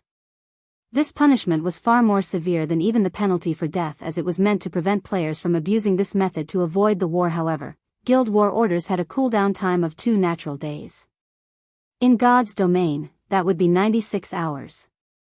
Hence, after players managed to endure and survive through the Guild War order's effective period of 24 hours, they could return directly to the city using a return scroll. Feng intended to take advantage of these underwater tunnels before anyone discovered their existence. By doing so, they could escape Dark Star's surveillance and wait out the seal of the Guild War order. Dark Star had a lot of members inside the Silverleaf Forest. However, due to Feng's group killing one of their teams, which had consisted of over 100 elite players, in addition to Feng's impossible feat of killing both Lone Tyrant and Ming Sha amidst the encirclement of over 1,000 players, Dark Star no longer dared spread their forces too thin. They even called for more reinforcements to the Silverleaf Forest. Yet, even after thoroughly searching the area where the previous battle took place, they still could not manage to locate any traces of Feng and the others. Time passed. Little by little after his resurrection, Lone Tyrant was like a madman as he sent out all members of Dark Star to hunt Feng's team in the Silverleaf Forest. His insanity also attracted the attention of the players in White River City. Why was Dark Star sending even more players to the Silverleaf Forest? Were the thousands of players they had sent there before not enough to deal with the core members of Zero Wing? At this time, a new post from Black Flame appeared on the forums, and within the post, there was a video. This video bore the title, Dark Star's Guild Leader, Lone Tyrant's Death. Chapter 316, Shocking Star Moon. The confrontation between Dark Star and Zero Wing had already become explosively popular on the forums previously. Using the name Black Flame, Feng had declared that he would exact vengeance against Dark Star. In response, those who knew of Dark Star's strength were not optimistic about Zero Wing's chances of success. After all, everyone knew that Zero Wing had only recently established. It did not possess a significant background. However, Zero Wing was still the first guild in Star Moon Kingdom to possess a guild residence, so most considered it to have great potential. If it spent a few more months developing, it might become an existence that surpassed even Dark Star. At the moment, though, it was simply too early for Zero Wing to go against Dark Star yet. Sometime later, such remarks about Zero Wing completely disappeared. World Dominators, veteran first-rate guild, had actually suffered defeat. Moreover, the guild had been eliminated from the competition for dominance over White River City.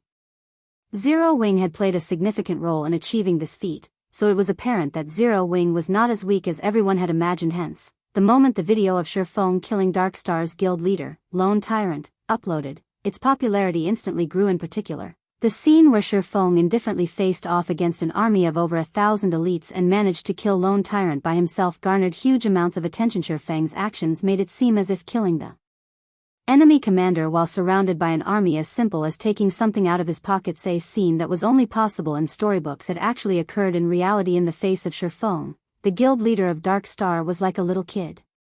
Even as Lone Tyrant died, he had not offered the least bit of resistance. On the other hand, just a glance from Feng caused the thousands of players of Dark Star to freeze in fright. At that time, Feng was like a king. Before him, everybody else could only submit. Also, the scene in which Feng killed Ming Sha as he departed was even more amazing. Anybody could tell at a glance that the berserker, Ming Sha, was not just an ordinary expert. Yet, even so, Feng killed him effortlessly. However, this did not mean that Ming Sha was weak. Instead, Feng was simply too strong. This black flame is too powerful. With his skills, he can rank on the God's Domain Experts list. Not likely. That's the God's Domain Experts list you're talking about. The Secret Pavilion has collected information on all experts in God's Domain to compile that list, and the God's Domain experts that rank on it are all monsters. Previously, even though the God-ranked expert, Feng, had killed over 100 players all by himself, he still failed to earn a spot on that list. The Secret Pavilion was famous in the virtual gaming world, and one could find the Secret Pavilion's presence in practically every virtual reality game available. The experts list compiled by the Secret Pavilion was also well received by many players. After all, by browsing through the experts list, one could easily find information such as the major events that had occurred in God's Domain, what kind of experts were present in the game, who the number one player was, and more. Players had no need to go through the trouble of searching for such information through the official forums. Any player who managed to earn a place on the experts list was a target for recruitment of all of the major workshops in the gaming industry. Although nobody knew whether Black Flame was capable of ranking on the experts list, undoubtedly, he had already earned his fame in Star Moon Kingdom. In the future, whenever people talked about Zero Wing, the first thing that would come to their minds would be Black Flame. Damn it. Damn that Black Flame. Lone Tyrant burst into an uncontrollable rage when he discovered the video Feng had uploaded. His original plan to destroy Zero Wing had completely backfired, and instead, he became the laughingstock throughout Star Moon Kingdom. Have we not found them yet? Lone Tyrant bellowed. Dark Star had suffered a tremendous loss this time. Not only had it lost more than 1,000 players to Zero Wing, but Dark Star's fame and prestige had also been destroyed. Lone Tyrant's reputation had gone up in flames. To make things worse, he still had to compensate World Dominators for its losses. The amount they had to pay would definitely put a dent in Dark Star's funds, damaging the guild's development. In this war, Dark Star had suffered a double loss.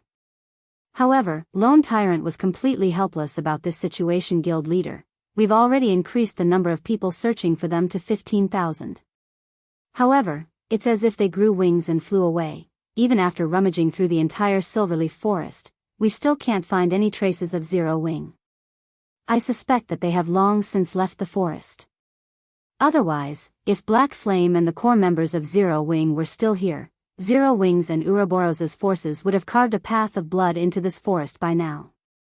They wouldn't have dispersed and went on to do their own things. Lone Tyrant's confidant explained slowly. Before, Lone Tyrant's anger had blinded him, so he had not considered this. However, now that he thought it through, it was as his confidant said. If Black Flame, Zero Wing's guild leader, were still trapped deep in his enemy's territory, how could the other members of his guild possibly sit and do nothing? They would have charged forward in desperation.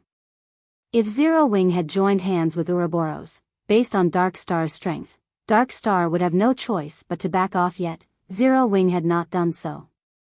Even the reinforcements Lone Tyrant had called in from White River City received no obstruction whatsoever from the other guild. Based on Zero Wing's inaction, one could conclude that Black Flame had indeed already left the Silverleaf Forest. Damn that Black Flame. We've wasted so much time and manpower. Lone Tyrant's eyes burned with anger. However, he was simply helpless against Zero Wing. It was no longer possible to deal with their enemy now. Previously, he had the help of World Dominators to hinder Ouroboros. Now that World Dominators was out of the competition, if Dark Star wished to deal with Zero Wing, it would have to fight both Zero Wing and Ouroboros simultaneously. Even with Underworld support, it was still not an opponent for these two guilds. Suddenly, Lone Tyrant seemed to age by several years. Pass on my command, everybody is dismissed. Those who should rest, rest. Those who wish to level up, go level up. As for the rewards and compensations, I will issue those later. After Lone Tyrant finished speaking, as if all the strength in his body drained away, his entire person became powerless. Soon after, everyone from Dark Star departed from the Silverleaf Forest, one after another. As for the seal of Guild War Order, that, too, had dissipated. When the thousands of players from Dark Star hunted Feng's group, having nothing better to do, Feng and the others had spent their time searching for silver carp at a lake. Currently, nobody that knew how precious silver carp were. Moreover, now that the underwater areas of the Silverleaf Forest had yet to develop, one could find a large number of silver carp in the lakes in the area. Even in the very beginning, each silver carp sold for 20 silver coins. Presently, 20 silver was worth 3,000 credits. It could compare to the monthly salaries of white-collared workers. By the time everybody discovered the silver carp's value, its price had soared from the initial 20 silver coins to 2 gold coins. To an average player, such an amount was a fortune. During the several hours Dark Star had hunted them, Feng and the others had managed to catch over 20 silver carp. They even discovered multiple treasure chests. Although they were only bronze and mysterious iron rank, it was still a considerable harvest. Guild leader, as you predicted, Dark Star has released the seal on the Silverleaf Forest, Fire Dance reported excitedly. Although everything had gone according to Feng's plan, when everyone witnessed the area seal lifting so quickly, they could not help their astonishment. It was as if everything was within Feng's grasp. That's that. However, we are now red players. If we aren't nobles of White River City, we won't have any way to enter the city safely. Most of us are already level 20, so if we wish to upgrade ourselves further, we need to complete our class change. Let's first wash away our red names. Otherwise, we can't enter White River City to accept our class change quest.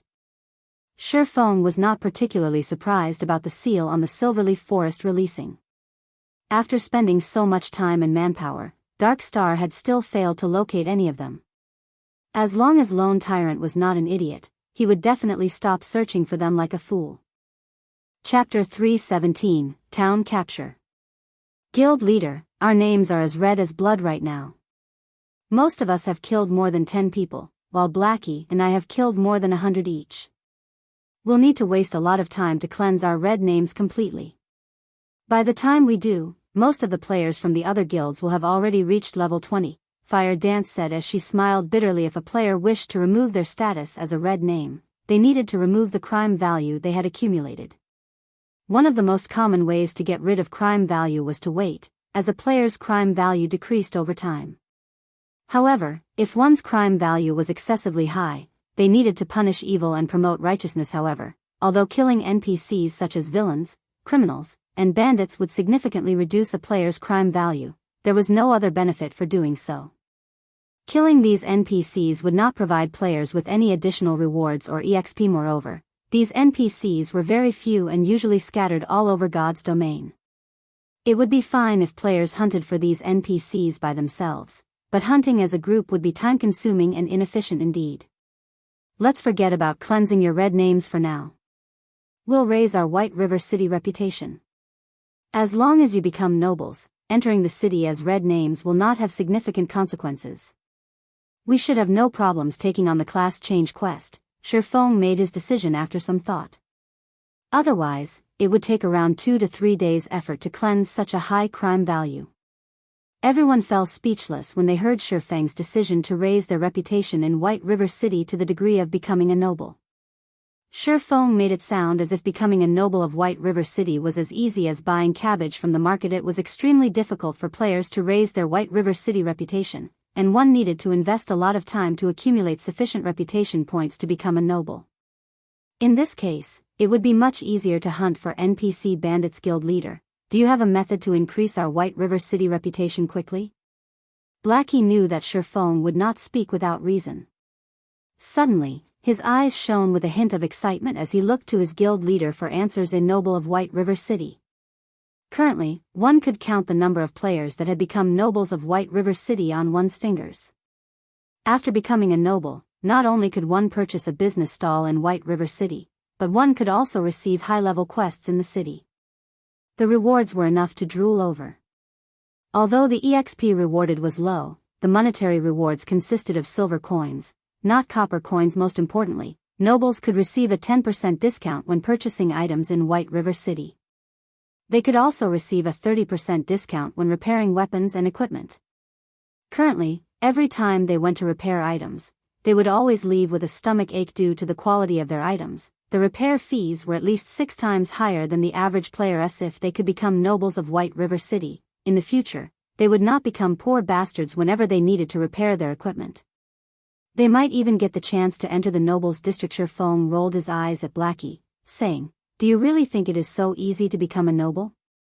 The team could not help their laughter at Blackie as he nearly choked from Feng's reply. Although it is not easy to raise one's reputation in White River City, if one wishes to increase it quickly, there is indeed a method to do so. Guild leader, is there really such a method? Kola asked excitedly.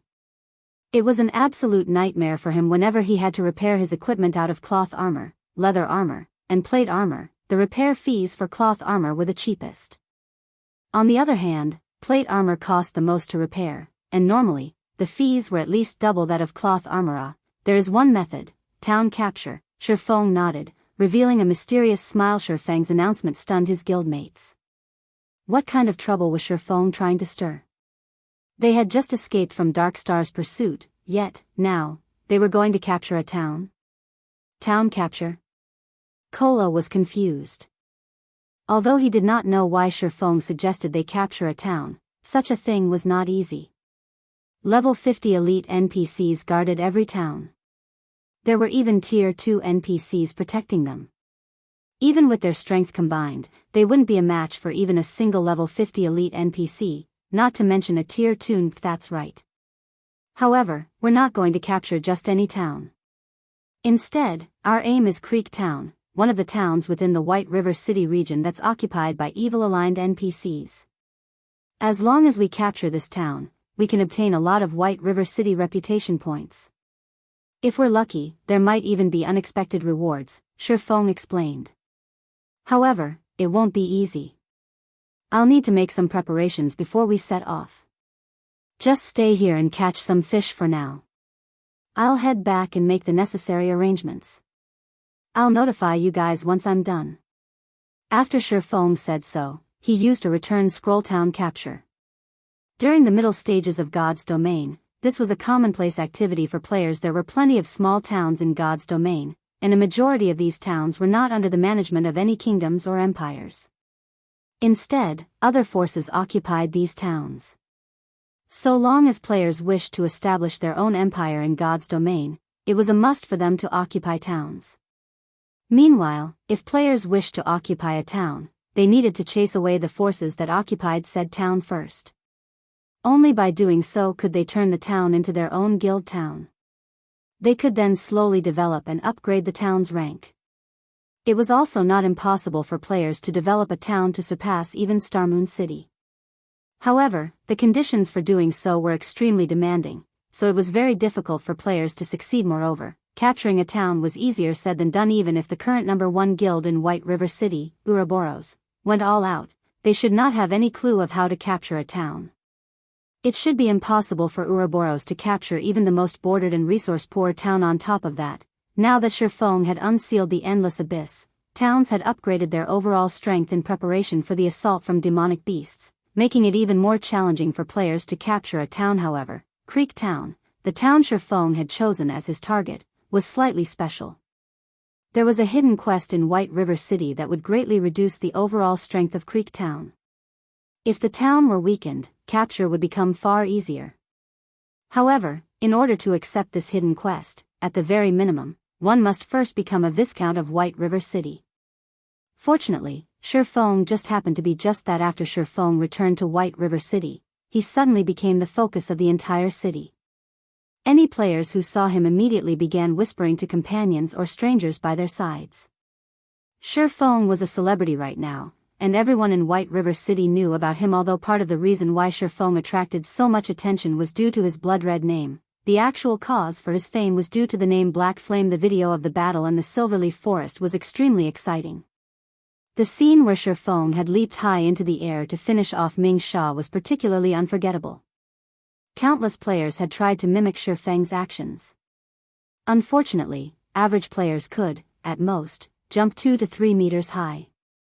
Compared to Feng, who had managed to reach a height of 8 meters, the gap between them was simply too massive. Moreover, Feng had brandished his sword 6 times while in mid-air, and every strike accurately landed on Ming Sha's vital points. Through their attempts to mimic Feng's actions, everyone's admiration for him grew. Everyone knew that a player's basic attributes determined the gap between them and others.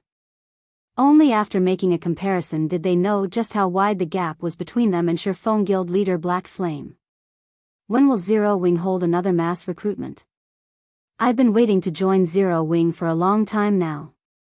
A level 17 male swordsman asked loudly. That's right. This little girl wishes to join Zero Wing as well. Big brother Black Flame, please tell this little sister when you'll recruit again. It can be our little secret. I promise not to tell anyone, a beautiful female summoner asked sweetly. Everyone's eagerness to join Zero Wing grew greater and greater. If Zero Wing had not announced to the public that it had temporarily halted recruitment in order to fine-tune the management of the guild, the stampede of players might have trampled Zero Wing's recruitment area. By now the crowd's enthusiasm started to make even Feng grow afraid. Without a better choice, he said, everyone can rest assured that Zero Wing will definitely recruit for more members. Moreover, we will have even more slots available during the next recruitment. As for the time and venue, the recruitment will be held in 3 days at Zero Wing's guild residence. I hope that everyone will show up for the registration when the time comes.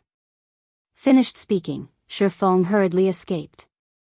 If he remained any longer, he might not be able to get away in 3 days. Great. I can use that time to improve my techniques and strength. I will definitely pass the test and become a member of Zero Wing. After receiving a specific time, everyone grew even more enthusiastic.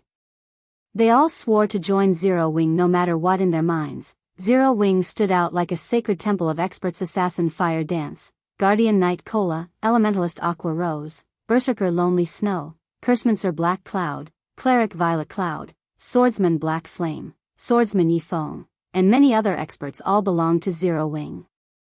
These experts possessed brilliant battle records in God's domain, and they were far stronger than other guilds' experts. Chapter 318, Blood Hand. Feng's return immediately attracted the attention of the various powers in White River City. When these powers learned about Feng's return, in addition, his blood-red-colored name, they knew that Dark Star's Encirclement had failed. Dark Star had dispatched over 10,000 members during this encounter. Yet, they still failed to annihilate Zero Wing's core members. This conclusion had greatly boosted Zero Wing's fame. Moreover, Lone Tyrant's death at Feng's hands had also been a huge blow to Dark Star's reputation, excluding World Dominators, which had already been eliminated from the competition for the dominance over White River City. Dark Star's current reputation ranked at the very bottom of the top 6 guilds of White River City.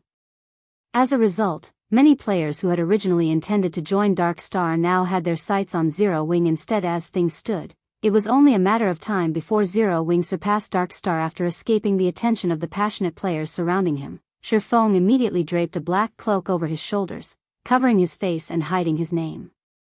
He then hurried towards the Adventurers Association of White River City. On the way, Feng contacted Aqua Rose and had her bring around 60 core members to the Adventurers Association to meet up with him. 20 minutes later, Aqua Rose showed up at the entrance of the Adventurers Association with the requested guildmates. Every one of these core members wore equipment that was mysterious iron rank and above.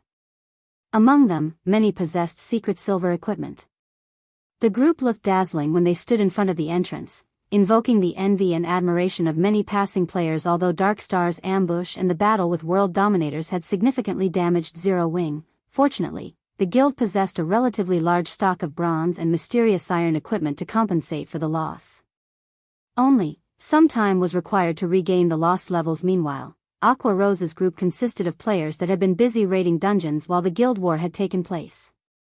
They had not been able to make it in time to help Big Sis Aqua. Why do you think the guild leader called us here? A female cleric called Snow Goose asked curiously. I ascended obvious. Dark Star caused us trouble, picking a fight.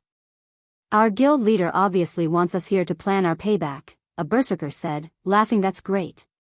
The dungeon we raided before was too far away, so we couldn't join in the guild war. Now, I'll get to teach those bastards from Dark Star a lesson. Snow Goose giggled as she waved her delicate fist around. Watching this scene, Aqua Rose could not help but laugh, saying, Snow Goose, aren't you a little too aggressive?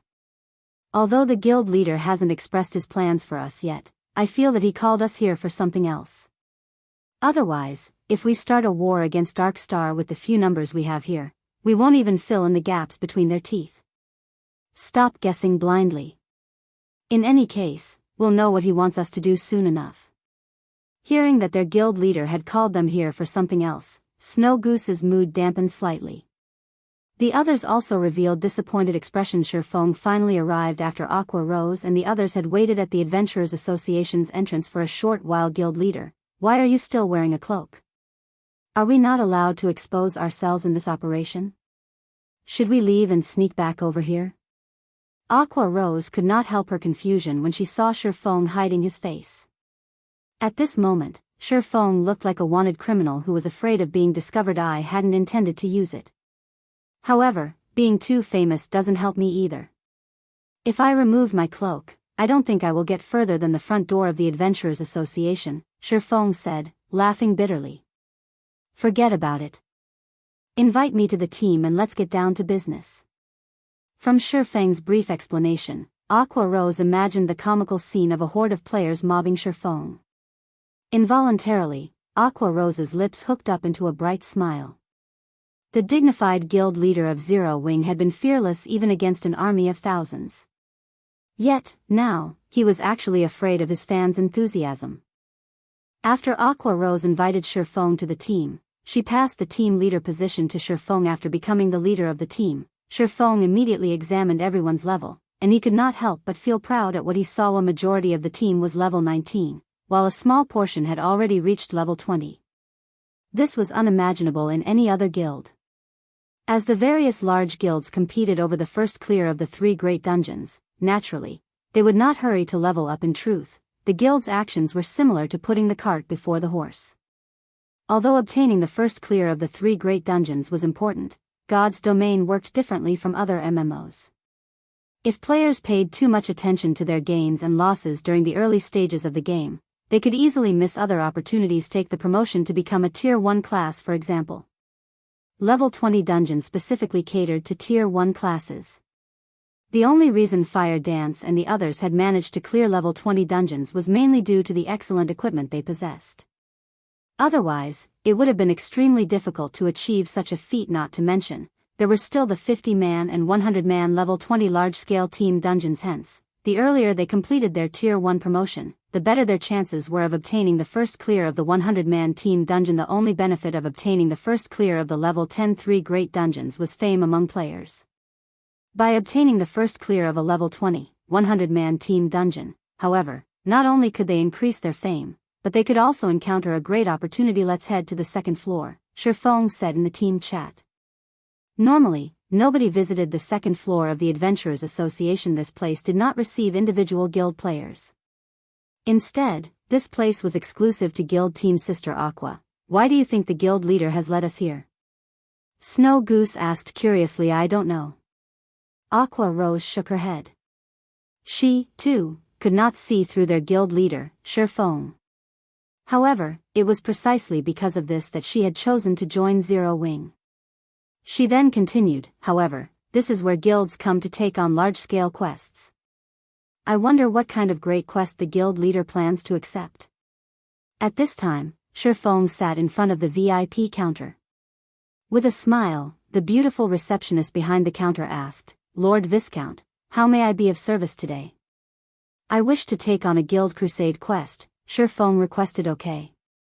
However, as the Zero Wing Guild is only a 3-star guild, there are only 4 locations available for a crusade. May I know which location Lord Viscount desires? The receptionist listed the 4 locations.